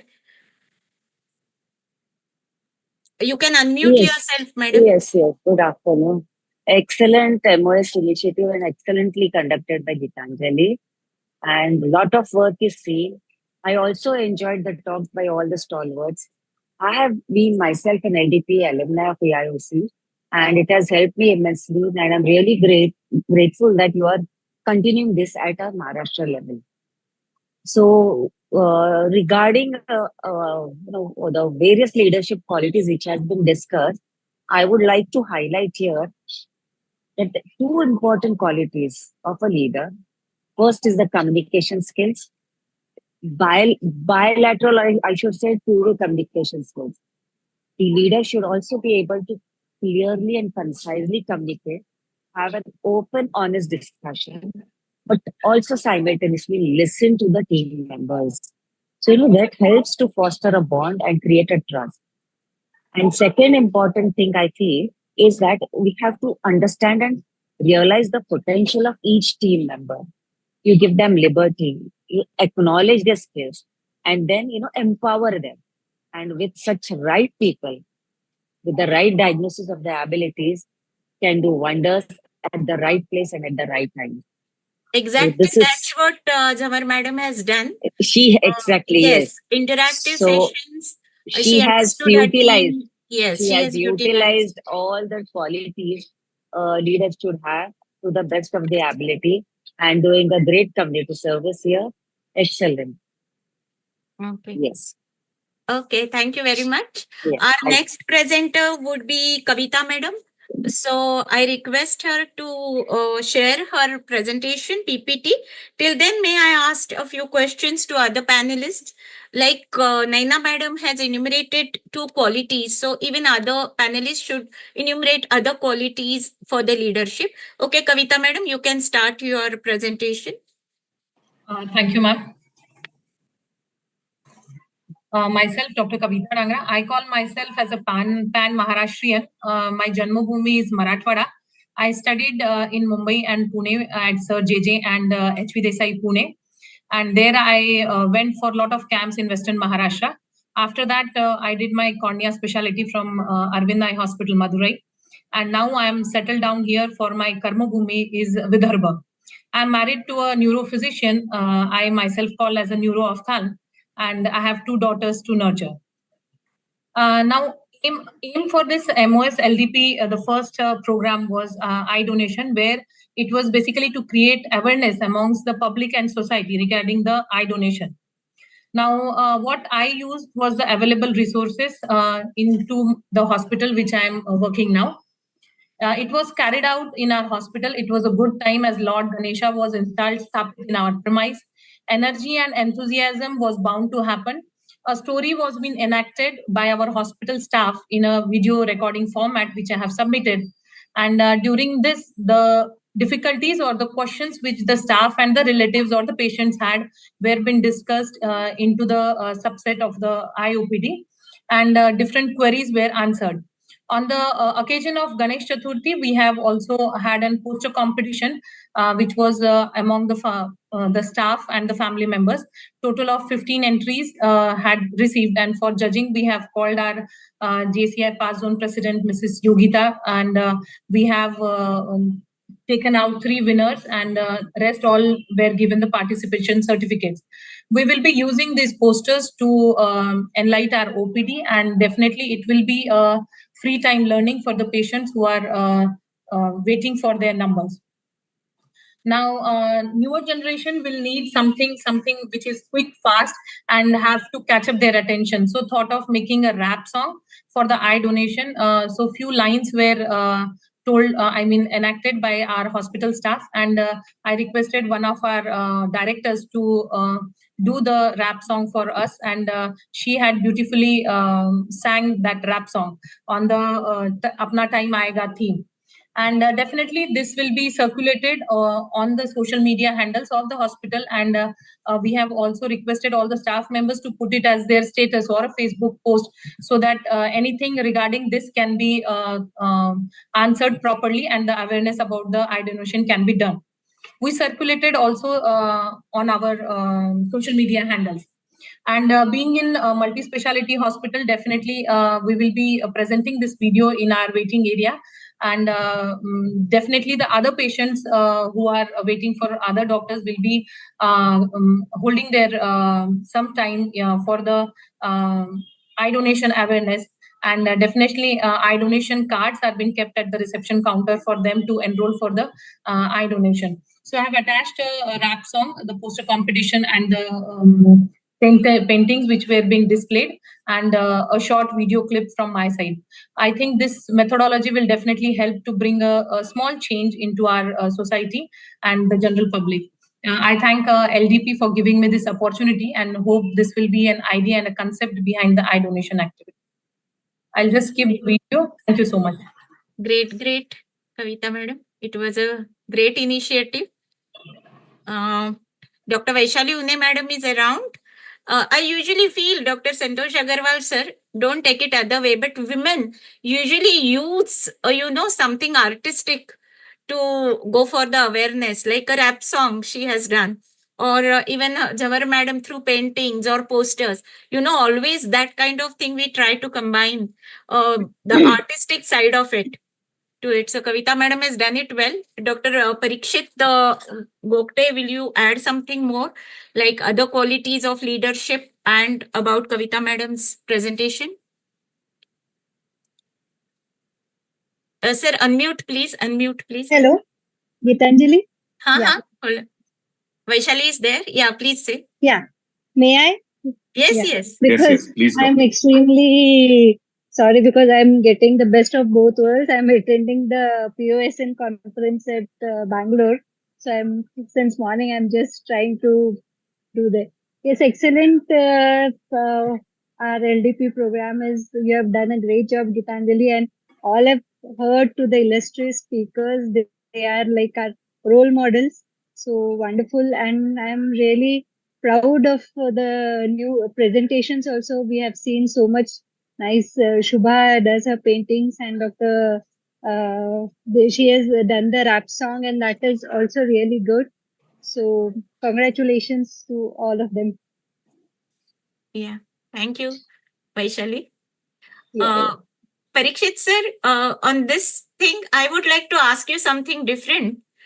You do a lot of research in private practice and you move around a lot, presenting your work or training others. You move around. So how do you manage the balance in your practice and when you travel so much? Because many people have this question. Well, you do lose a bit on your practice, but I have a good team. I have Dr. Supriya Fadke, who's been in our team for almost 10 years, Dr. Meena Thakar, Dr. Sonali, earlier Dr. Amrapali. So it's quite a very strong XX team. My wife, Dr. Bhageshri, she also looks after a lot of the admin of the clinic. So that also helps. And also, of course, it's a passion. So I'm not sure how successful I do it. But when I teach others, especially teaching cataract surgery, I myself learn a lot. And about Dr. Kavita's, the eye banking that is something all of us are very passionate about. But I think finally what it matters is we do a lot to raise awareness, but that should finally translate into having more collections for the eye bank, because that is the kind of the proof of the pudding. But thank you, Dr. Gitanjali, for getting so many of us together. And we also got to learn from so many seniors, all stalwart seniors, and each one of them gave a different message, which is of use to us. So thanks to Dr. Santosh sir, Dr. Gitanjali and all the team. Thank you. Thank you, Dr. Parikshit Gupta sir. Next presenter is Dr. Shweta madam.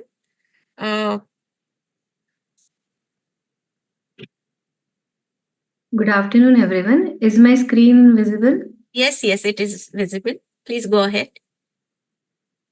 So as part of this MOS LDP project, I have undertaken one teachers training program for vision screening in school children. So why do we need to screen school children? Because school-going years are the formative years for determining one's intellectual, physical, and behavioral development. And any problem in the vision during these years can hamper the intellectual and oral performance of a child, thereby affecting their social and economic activities in future. And why did we decide to train the teachers? Because next to parents, teachers are the ones who spend most of the time with children. And nowadays, children spend around 6 to 8 hours in school premises. And during these times, symptoms presented while studying in class can be easily identified by the teachers. Additionally, it will also ensure periodic vision screening among school-going children without much difficulty.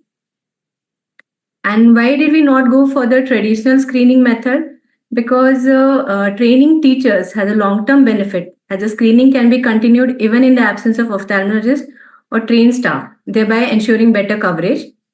If the teachers are motivated enough, it can be conducted periodically. It is less time consuming and it is economically viable.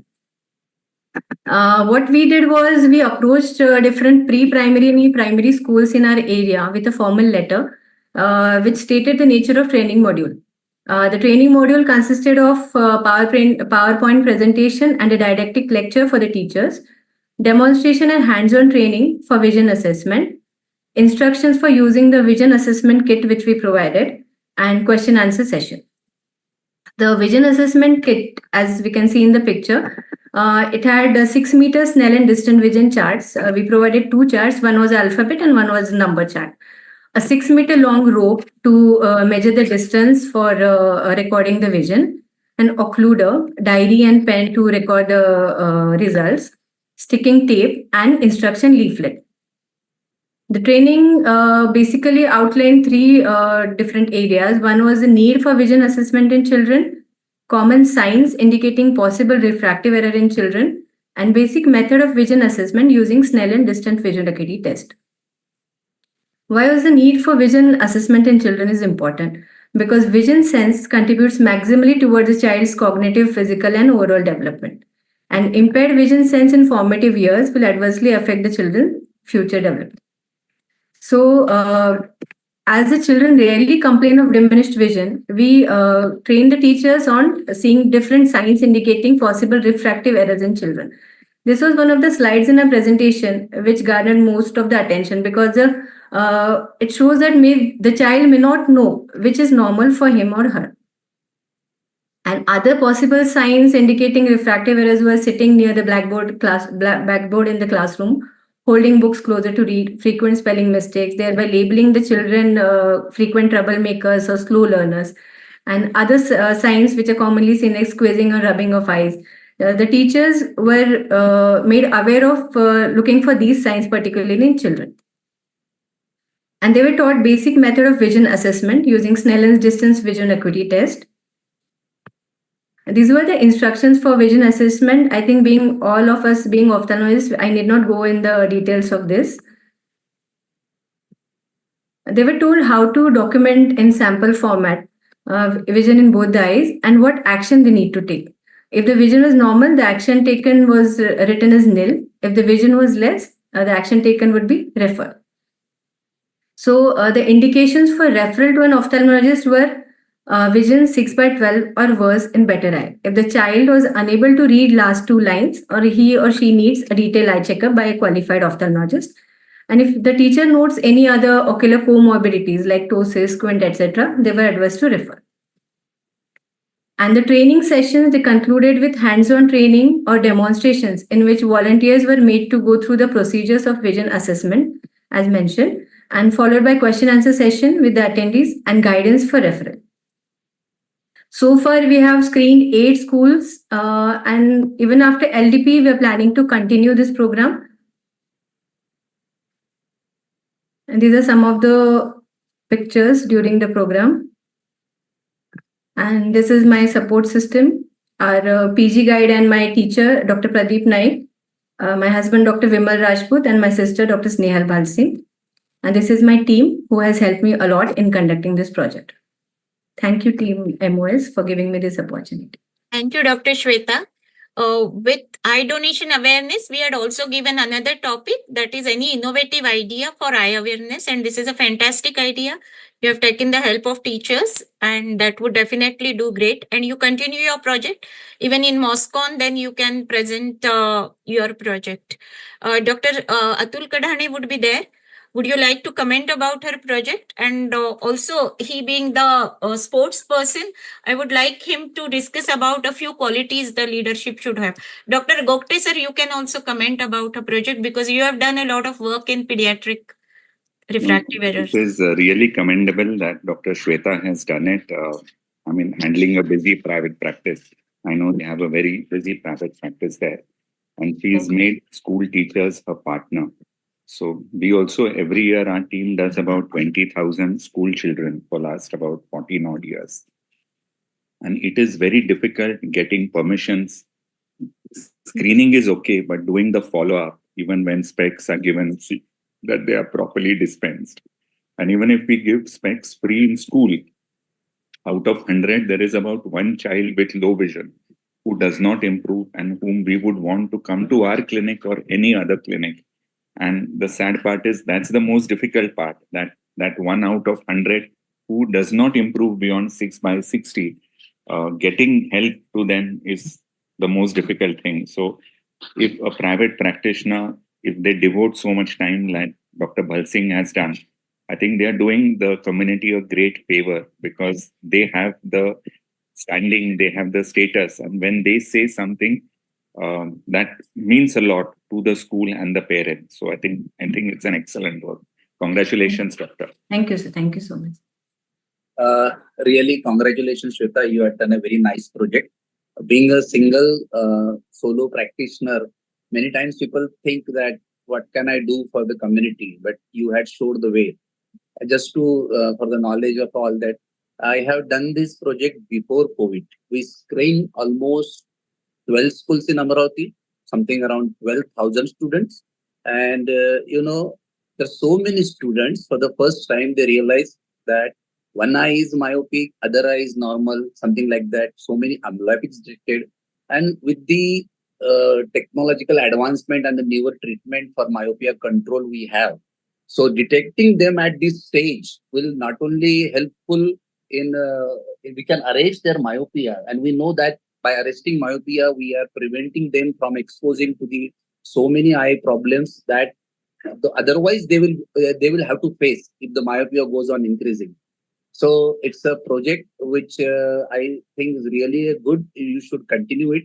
My project after that, because of the COVID, it gets stopped. Because after that there were so many restrictions, and we were in the process of, I did it with the help of a Rotary Club. I'm a Rotarian also, so we have that system that the ophthalmic team goes from our hospital, one optometrist, one person, and we your project you teach the teachers, but we did it by our staff only, that we screen. We do it in 3 phases. First is the screening.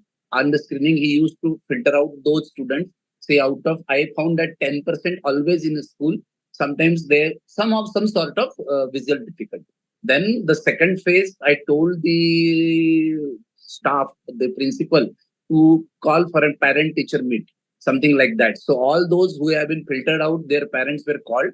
Then I went in the second meet there. Personally, I give them a importance about, I tell them, answer their questions. And the third phase, all those students who have been suspected to have some sort of eye problem, they given an appointment in my hospital, some 5 or 10 students per day, and accordingly we screen them. So I want it not only for the purpose of just a Rotarian typical project for the photo purpose.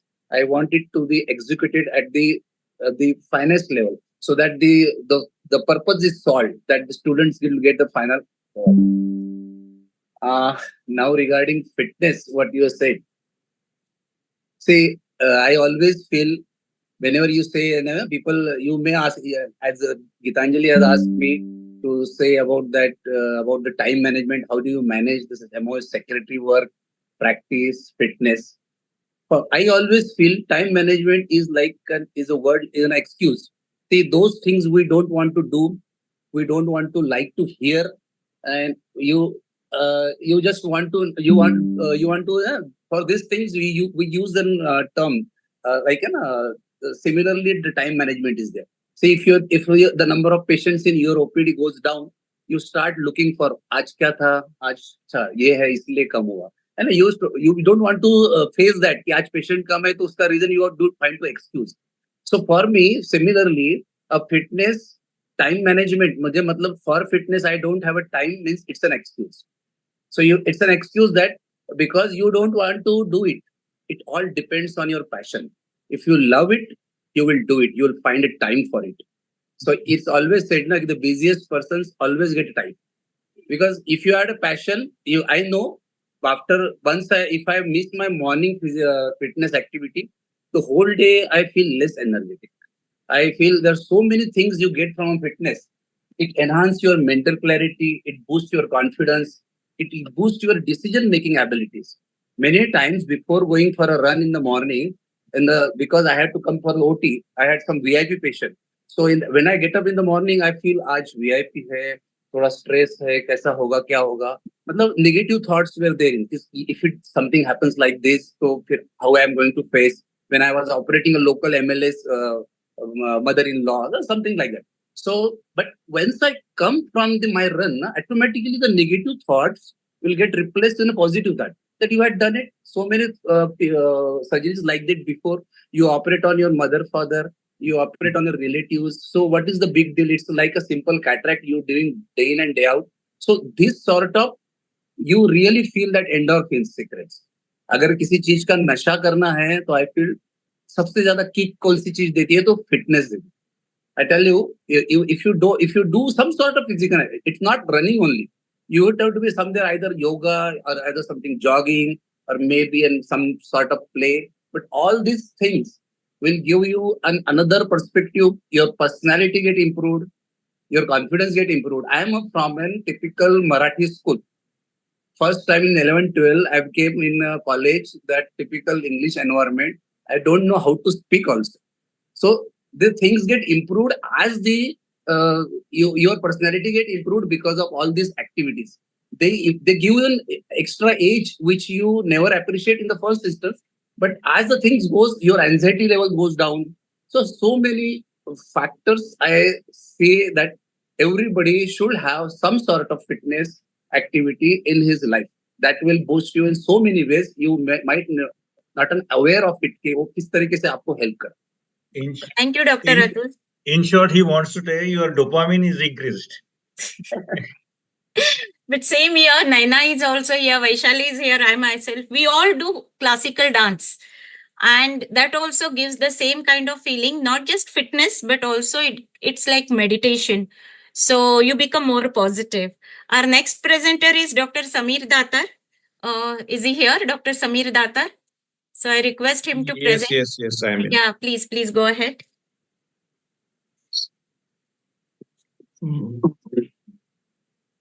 Dr. Samir, please. Yeah. Samir, I want to congratulate for the beautiful short movie you have come out with. Yes, I'm presenting the same thing here. Yeah.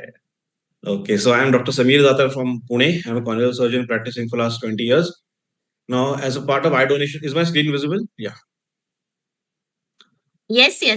So as a part of eye donation activity, I decided to go ahead and make a short film rather than give lectures to people, because I've been giving lectures for the past 20 years. But why I chose to make a film, because it is easier to reach the masses than a lecture. The storyline will always, help you to get to the hearts of the people as they relate themselves with that story. If you want to tell them something about eye donation, you have to make them relate to it. And emotions can be showcased in a very nice way, delicately handled by professional artists if you have an acting into the film. Now, why this film came to my mind, because I have been doing musical shows, stage shows for a couple of years now. And then thought came to my mind, if we want to reach out to people regarding eye donation, let's venture into something new, that is a short film.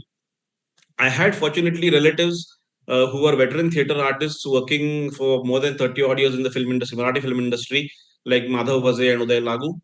I had to learn every bit of filmmaking from them, and they guided me so nicely, right from screenplay writing to shot division to costume designing, every part of pre-production, production, and post-production, which I had absolutely no idea until I went into this production line. And most importantly was finding a financer, sponsor for this film, because everything is at a cost. Even if we are doing it free of cost for the society, everyone doesn't do that. So to make a film, you need a production cost. I had to hire a technical team, learn from the technical team what needs to be done, then the executive producers, the director of photography, the cinematographers, so on and so forth. The filmmaking process was a very, very nice journey. Those 2 days were entirely a different world we were into. Other than learning everything about filmmaking, I also learned how to deal with people, because you have to deal with so many people, right from the financiers, producers, to the actors, because all these were veteran actors. And first thought was, why would they work with me? We are surgeons, we are not directors or filmmakers, and why would these theater personalities work with me? So convincing them that this is going to be something nice and noble cause. And fortunately, all of them were grateful. They were ready to work with me for free of cost, but I managed to get the funds and distributed them equally, so everyone gets his own good share. This film was screened on 8th of September, which was the last day of the fortnight. where we had eye donation awareness program under the Pune Ophthalmic Society banner, where the donors' relatives talked, the recipient also talked. The blind people showcased their talents. They sang songs. Then there were, in the middle picture, you can see a person who was making paintings for blind people. The blind people read out those paintings. Then we had blindfolded dances, singing performances, and then we had social activists, corneal surgeons from Pune who we felicitated, and then we had talks by people who were doing lot many activities for the blind. This film was screened at this function, and then we made a QR code which was available for everyone who can just scan the QR code and watch the movie. Basically, this movie highlights three aspects. One is who benefits from eye donation, who can do eye donation, and third, most important thing which the people need to know is what is the exact process of eye donation that we need to do, because that is not known to the people unless someone gives a lecture. So in this movie, we have highlighted these three things. Then we had these few personalities for whom we screened the movie. If time permits, you can. नमस्कार, doctor Sameer दाता, सब कुछ समीर दाता यांनी जो दृष्टिकोन नावाचा जो आता व्हिडिओ मी बघितला, शॉर्ट फिल्म बघितली, ती खूप आवडली मला. त्याच्यामुळे एका खूप महत्त्वाच्या आणि मोठ्या विषयाला त्यांनी हात घातलेला आहे आणि अगदी आतून सांगितल्यासारखं त्याच्यामध्ये एक मेसेज दिलेला आहे. पण तो मेसेज आहे असं वाटत नाही अजिबात. अशा खूप चांगल्या तऱ्हेने हे प्रेझेंट केलं आहे. आणि मला या फिल्ममध्ये सगळ्यात जास्ती आवडलं म्हणजे याच्यात जो साधेपणा, सहजपणा आणि थेट ती स्टोरी सांगणं आहे ते खूप भावतं. त्याच्यामुळे तुम्ही त्या स्टोरी सुरू झाल्यापासून ते संपेपर्यंत तुम्ही खेळलेले राहता. आणि नेत्रदानसारख्या अत्यंत महत्त्वाच्या विषयाला त्यांनी हात घातलेला आहे आणि खूप समजावून सांगितलेलं आहे. कुठली टेक्निकल त्याच्यामध्ये मेडिकल वगैरे अशी टर्मिनॉलॉजी न वापरता. त्याच्यामुळे हा मेसेज जास्तीत जास्त लोकांपर्यंत जावा आणि मला असं वाटतं की त्याच्या हेतूला सगळ्यांचा एक पाठिंबा मिळावा. याच्या मागचा जो हेतू आहे त्याचा, हे जे कार्य आहे त्याला जास्तीत जास्त लोकांचा पाठिंबा मिळावा असं मला वाटतं. दृष्टिकोन ही छोटी फिल्म मला खूप आवडली आणि ही जास्तीत जास्त लोकांनी बघावी असं मला मनापासून वाटतं. आणि ह्याचं क्रेडिट, ह्याचं श्रेय डॉक्टर समीर दाता आणि त्याच्या टीमला आहे. धन्यवाद. We named this film Drishtikon because what we need now, this was attended houseful, that program, and this is a small excerpt of the film. If you just go through it, जीवन it's गौरव 1 पुरस्कार minute मिळाला video. म्हणजे काय अगदी आम्ही retire नाही झालो. ही दीपा, हिला त्यांना भेटायचं होतं. हो, म्हणजे मला दिसत नाही ना. चवीने आम्ही हे आयुष्य जगत असतो सर. बरोबर आहे, पण आपण सुद्धा अंधळ्या माणसांकरता काहीतरी करू शकतो ना.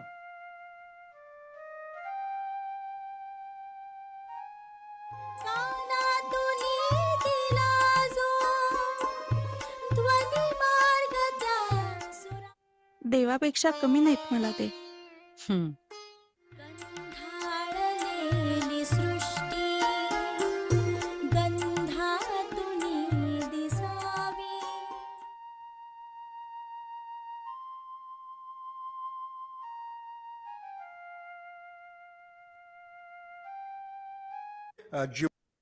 And this is the QR code that we've made. It's available with the optician shops, all of the doctor friends in their clinics, where people can just actually scan and go and visit the film. Even if you can scan the QR code now, you will be sent to a page where you have to skip advertisement. And once you skip advertisement, you'll go to the Google YouTube link where you can see the movie. And I urge everyone to share it to as many people as possible. Thank you. Thank you doctor Sameer. म्हणजे नेत्रदानाचं म्हणजे आपले knowledge, ophthalmic knowledge, artistic knowledge and technology या सगळ्या गोष्टींचा एकत्र परिणाम आणि ही सुंदर फिल्म आहे. यानंतर आपलं प्रेझेंटेशन करणारे डॉक्टर अर्चना वारे. आपल्याकडे थोडा टाइम कमी असल्यामुळे आपण थोडंसं फास्ट जातोय. समीर आणि अर्चना विषयी दोघांविषयी बोलायला नंतर परीक्षित गोगटे, नैना पोद्दार यांना मी सांगणार आहे. पण आता Sameer, can you stop sharing please? That's what I'm looking for, how to stop sharing.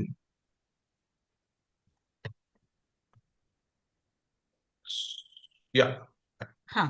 आणि doctor Archana, please share your presentation now.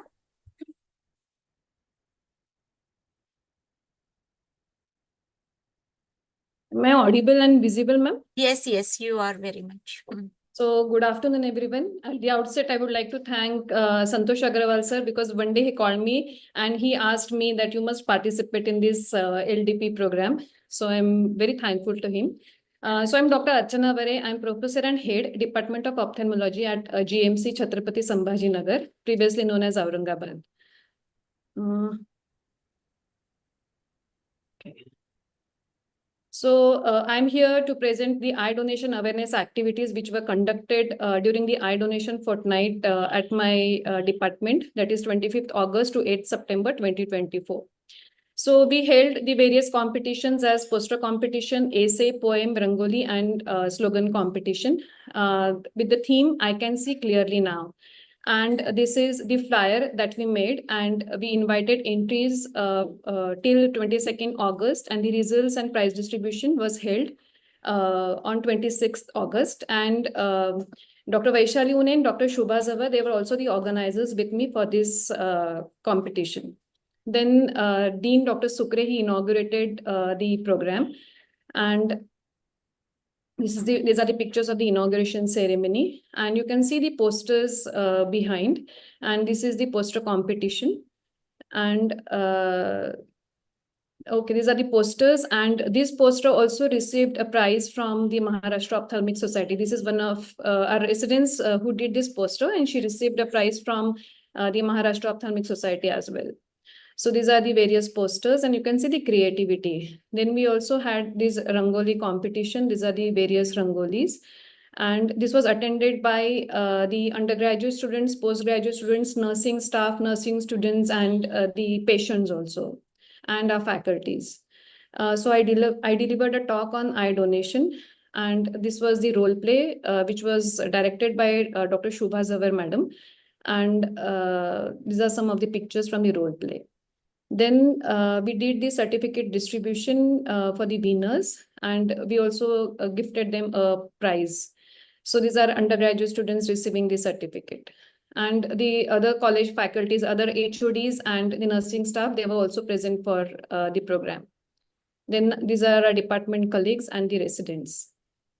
Then I also participated in the various MOS competitions as I was the judge and the program coordinator for the essay contest and the poetry contest and the painting contest.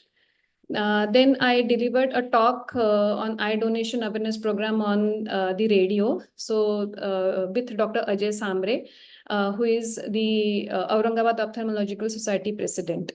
And it was on 1st of September. Then we organized a CME. So we ended the eye donation fortnight with the CME, and the theme of the CME was Vision Reborn, the Alchemy of Eye Donation, and it was organized by our department under the aegis of MOS and AOA. And we were very fortunate to have our keynote speakers as Dr. Jeevan Titiyal sir, Padma Shri Dr. Jeevan Titiyal sir, who is the chief of API Center, and he's also the Dean of Research at AIMS New Delhi. And the second keynote speaker was Dr. Manpreet Kaur, and our Dean was the chief guest for the program. Then this was under the aegis of MOS committee with Dr. Santosh Agrawal sir, and Dr. Atul Kadhane sir, and the AOA committee. And I was the organizing chairman for this CME. Then this schedule we created with Titiyal sir's guidance, and we saw to it that all the topics from basics to advanced keratoplasty, they were covered. And I spoke about eye banking. Then this was the CME day, and these are the inauguration pictures of the CME. Then I delivered the welcome address, and I also delivered a lecture on eye banking. And we received an overwhelming response with 225 participants. And the Maharashtra Medical Council gave 2 credit points for the CME. Then Dr. Agrawal sir was there. The keynote address was delivered by Dr. Titiyal sir and Dr. Manpreet Kaur ma'am. Then Dr. Wangikar sir, he was also there, and he also guided the audience. Then this is our dean.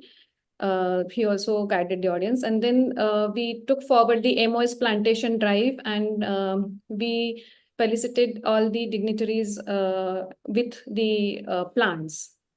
Then this is AOA President Dr. Samre and AOA Secretary Dr. Lohia. Then Dr. Manoj Sasode, who is the chairperson of the scientific committee, and Dr. Malik Madam was also there. Then again, we took the legacy forward with the plantation drive. Then we had some fun moments also. And here you can see Dr. Kasbekar sir and the other ophthalmologist of Aurangabad with Santosh Agrawal sir. And we had a very good attendance for the CME. And the other department heads like Dr. Tammewaz sir, because we have 3 other medical colleges. So all the heads from these departments, like Dr. Tammewaz sir, he is the head at Hedgewar Hospital, Dr. Sarika Kadam at NGM Hospital, and Dr. Rupali Rangu, she is at Badnapur. So all of them with their residents, they attended the CME. Vote of thanks was given by Dr. Une. And this is our department picture because nothing is possible without a team. So this is our team. And then we ended the CME by a quiz. So I don't have the pictures of the teams, but our team, that is GMC Chhatrapati Sambhajinagar, was the team that won the quiz competition. Then we had extensive media coverage in Lokmat, Punya Nagri, Pudhari, Samna, and Lokmat Times. So this is our newly constructed Bajaj Adhyapan Sankul, and here we conducted the CMA. So thank you very much for giving me this opportunity. Thank you. Thank you, Dr. Archana. Excellent, excellent activities that you conducted during the eye donation fortnight. I would like to ask Dr. Naina Madam if she is around, because you all work in a government institute. So what challenges do you face while taking out such activities? Naina Madam, are you there? She's there. You can unmute yourself, ma'am. Yes, Gitanjali, yes. I'm straddling between 2 halls, this Okay. webinar and the BOS CME with PIOC. Okay. Can you hear me? Yes, we can. Okay. So you have asked me what are the challenges I face, right? Right. Yes, challenges are plenty, but still we go through it. Now, more than 27 years, I'm associated with the government sector.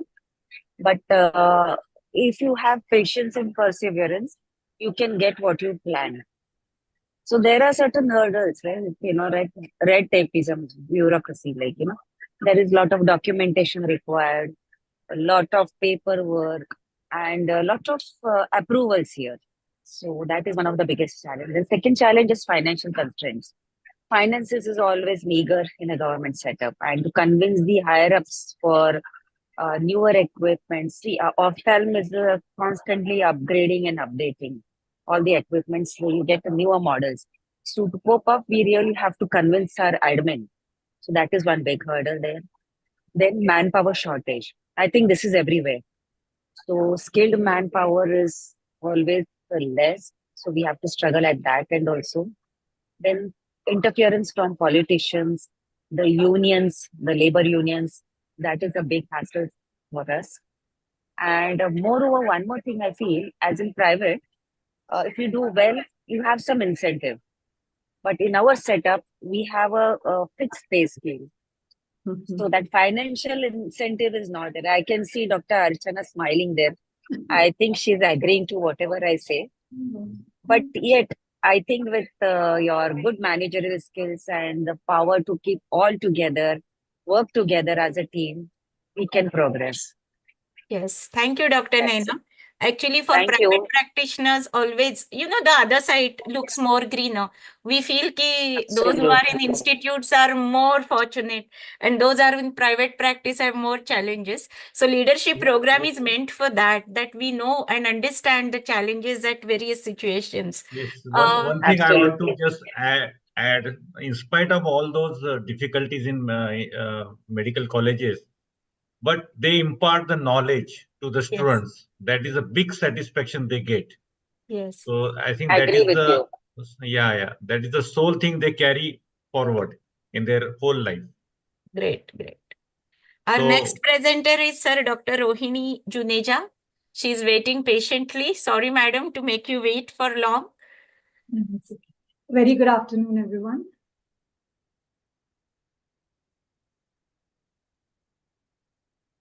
So is my slide visible? Yes, ma'am, definitely. Nice. So I would be speaking about, first of all, I'm Dr. Rohini Juneja, and I'm working as consultant at Juneja and Heart Clinic. And it's an honor to be here. I would like to thank you for giving me this opportunity and responsibility of creating this eye donation program. So as you say in your motto, leaders are not different, they do it differently. So first step, I thought about a team. And my team was, I included Dr. Sayogita, Dr. Aboli, Dr. Saili, and optometrist Mr. Sachin and Darshana. Since I'm a solo practitioner, I needed a team. So next came the idea. What do I do? So there has been this thought in my mind for quite some time to create awareness in school among children. But would children understand the concept? Was a thought process. So we had a 3-step program. The first one was creating awareness programs in school at Nagpur to educate students and teachers. The second was creating awareness among OPD patients and their relatives via videos, study material on eye donation in the waiting area. And the third was creating awareness among general and critical care practitioners, who are many a times first people to connect with diseased individuals' relatives. So coming to my main program, that was awareness in schools. So I had this thought process that the school children and teachers should be the primary target during this awareness programs, because sensitizing and creating awareness in kids can target 3 generations: the parents, the children, and their next generation. But the question was, would the kids understand? I was just thinking, and my 9-year-old kid passed by. I asked him, do you understand what is eye donation? He was like, no, mama, what is it? I said, you can donate your eyes and somebody else can see. Your mama can donate eyes and somebody else can see. He just pulled the chair and he sat down. I was like, why? He said, just tell me more. So that point, when my 9-year-old kid said, I want to know about it, I thought, yes, I should go ahead with this program. So we started with the first program at Vidya Niketan Convent, Vardhaman Nagar, Nagpur.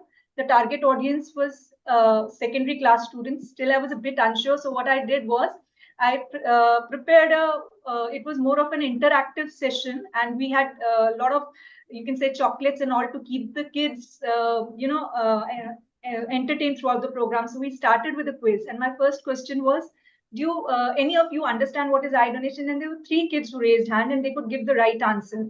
So we were right on target. The kids knew, and the kids wanted to know, and we had almost 150 kids. You can see the happy faces. They were there throughout the program till the end, asking questions, telling me. And the last question at the end of the program, one kid stood up, ma'am, if somebody had donated eyes, and again that person dies and he want to donate that donated eye, can it happen? This was a 4th class student asking a question. So I think my job was done. The teachers were really enthusiastic. They said they have arranged for an essay competition. We'll be getting the essays written by those kids. They'll be taking back the homework, and so we'll understand how much they learned. Dr. Sayogita did the same at Rahi Public School, Jaitala. Her target audience was primary and secondary students. We have some clips of it. Dr. Aboli went to St. Vincent's Convent, Somalwada School. Again, primary and secondary students were targeted. Small population, large population of kids. But what we understood was everybody was interested. Everybody was trying to understand. And believe me, we feel kids are very small, but nowadays kids are too smart. They know everything. You just have to instill that basic information. They're up with everything. So keeping this forward, Dr. Abuli also conducted an online program for teachers, because after all, it's the teachers and the staff who would let us speak in a school. So she conducted similar program at Alma International Teachers Training Institute. Taking it a step forward, Dr. Saili conducted a similar program at MK Sancheti Public School, Wardha Road. It was a 300 plus kids hall, jam-packed. Most of the time we had planned curated a small 20-30 minutes program, but everywhere when I talked to my team, they said everybody had a good response, and it almost went beyond time, and everybody was interested, including the teachers and the students. We also tried to go a periphery into Nagpur, and one of our optometrists, Mr. Sachin, went to Anjanabai Wankhede School at Dhamna. Again, it was a very small center in a kind of village. We were not expecting that kind of response, but the teachers, the staff, and students, everybody got equally involved in getting the information. So my motto this time was, by teaching children, we teach and we reach 3 generations. So they not only carry that wisdom in their own lives, but they also pass it on to future generations, including their children and grandchildren. And this ripple effect can help shape the values and behaviors of entire communities and societies over time. So these are few glimpses. Actually, these are the videos, but I think we can just move forward. Now, the second step in this program was creating awareness in our patients and their relatives sitting in the waiting area of our hospital premises during eye donation fortnight by playing videos on television and reading material containing information regarding eye donation. I think most of us do it. We have a lot of information because there's a lot of waiting time in the OPD for patients and relative, and we used it for the most of it. I would especially like to thank hospitals and clinics who helped me. It was Juneja Eye and Heart Clinic, Drishti Eye Clinic, Insight Eye Clinic, Vision Eye Clinic, and the Rhythm Hospital. Now, there was this third part of the program. My own father-in-law is a general practitioner, and there are many episodes when he goes and declares a patient. So a thought came into my mind. Why not create an awareness among the general and critical care practitioners, who are many a times first people to connect with diseased individuals' relatives? Though it's a sensitive time, but then if you sensitize them, sensitizing these doctors about the blindness burden in India, their role of eye donation in helping patients with corneal blindness, and their role in spreading this information to the relatives of deceased person was my goal. And though it's a sensitive issue, it's a sensitive time, but if handled carefully, I think they can convey this information, because many a times we sign pledge forms, but we are not able to procure the eyes. So if a right step taken at the right time probably would go a long way. We had curated this whole form during my secretary period in OSN under the presidentship of Dr. Neha, where this is a pamphlet with all the details about eye donation and whom to contact, and we circulated to them. I personally met few of the doctors and sensitized them about this issue, and I hope it continues. So, as I say, I hope to continue these eye donation awareness activities with the help of my team, even after this eye donation fortnight. And believe me, many others with whom I've discussed this have shown their interest to volunteer. There are few more schools that have given us later dates due to ongoing exams. So it's not the end, it's just the beginning. And as I say, thank you, Team MOS LDP 2024, for giving me this responsibility. So I'll just try to be different. I'm not different, but I'll just try and do it differently. Thank you so much. Thank you, Dr. Rohini. Wonderful, wonderful project that you have carried on, and you will be definitely continuing. May I request our President, Dr. Agarwal, sir, to comment about Dr. Samir and Dr. Rohini, please. Really, they have done wonderful work. Out of the box thinking by Dr. Samir and Dr. Rohini also. So they have come out with a short film that really will produce some effect on our general public. I appeal all the MOS members to please spread the information or this short film through this your QR code to your different groups, WhatsApp groups, and your connections, near and dear ones, and everybody, so that they will realize the importance of eye donation. And what already Parikshit has highlighted, the how much you get cornea, that is most important thing, I suppose. And very excellent presentation by all the participants. I think one is remaining, no, still. Ananta Bhosle, sir, is he there? I don't see him here. So yeah, initially he was there, I think. Yes. Anyway, but all the presentations were excellent. All participants are doing wonderful work. And as you said, out of the box ideas. And from my heart, I would like to thank all of them, because this team is really excellent. All are already leaders and they are doing wonderful work. So I have learned a lot today. And thank you, Dr. Agarwal, sir, for giving me this opportunity to have LDP. Every LDP teaches me a lot. This LDP has taught me a lot and lot.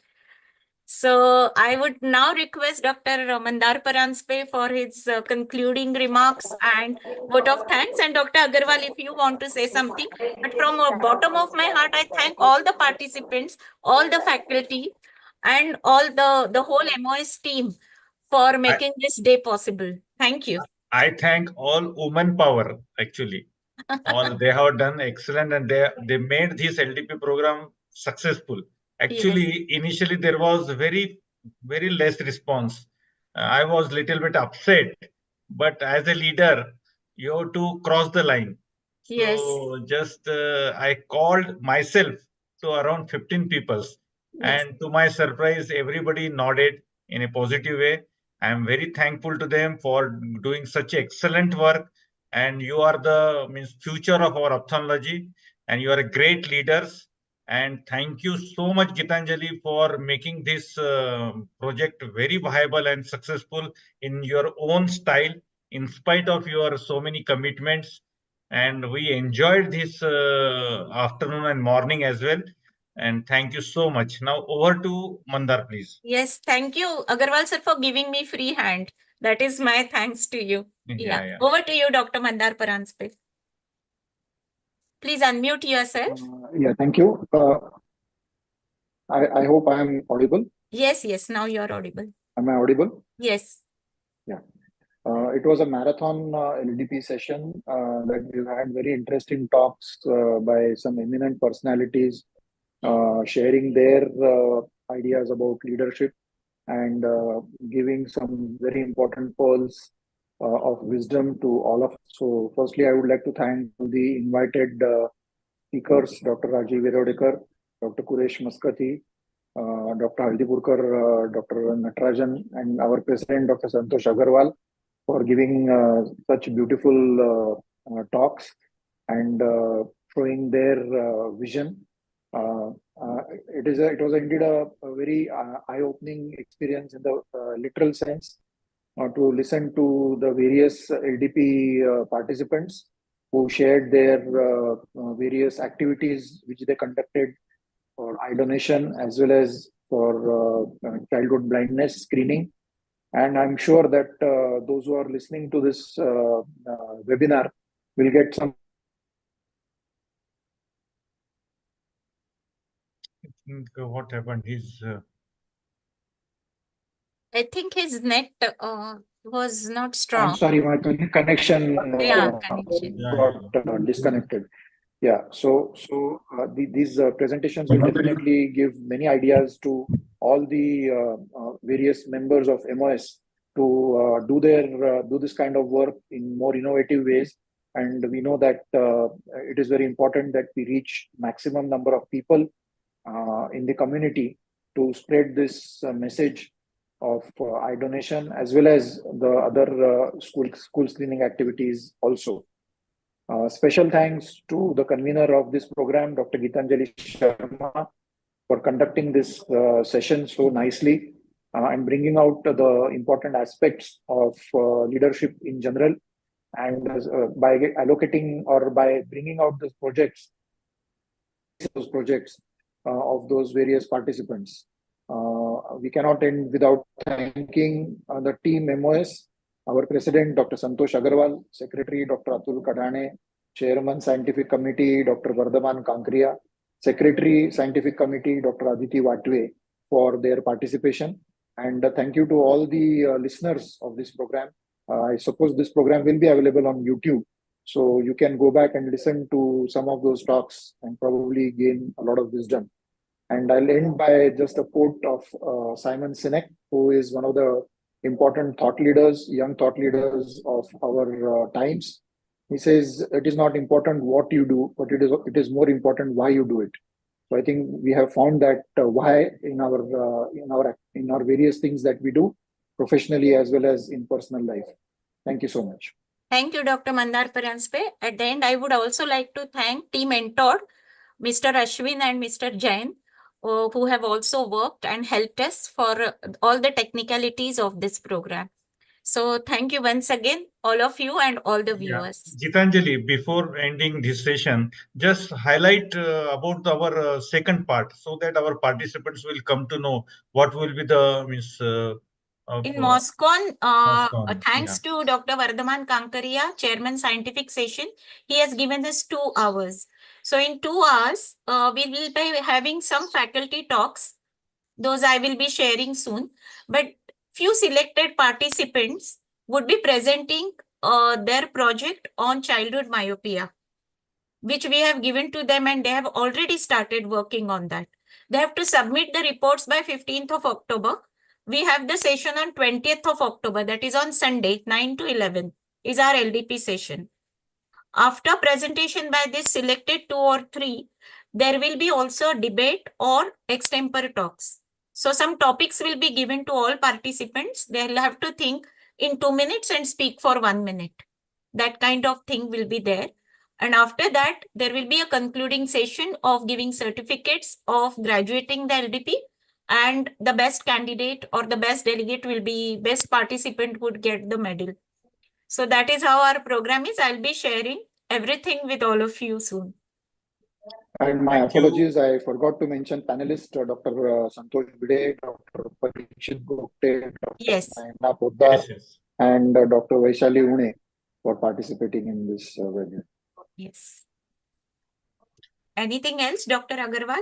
No. Thank you everyone for making this part 1 very successful. You just prepare for the second part. I think everybody is winner from my just perspective. Yes. So, but prepare it so you can unveil your talent to great extent. Thank you. Thank you, Gitanjali also. Yeah. Thank you, everyone. Thank you, Bye-bye, everyone. Enjoy your Sunday now, Sunday evening. Gitanjali, very much. Thank you so much. It was a wonderful session. Yeah. Participants wants to say something. Yeah, you can come out. No problem. Yeah, so this was just a wonderful program and wonderful talks, motivational talks. Like this is learning for us. Learning, and great learning. So happy to be a part of it. Thank you so much. Thank you, Shubha, Archana, and Kavita, and Shweta, Rohini, yeah, Rohini, Shweta. yeah, Thank you, ma'am. Samir, everyone. Naina, Rahul, Atul, and Parikshit. Thank you, everyone, and Thank you, Sagar. everyone.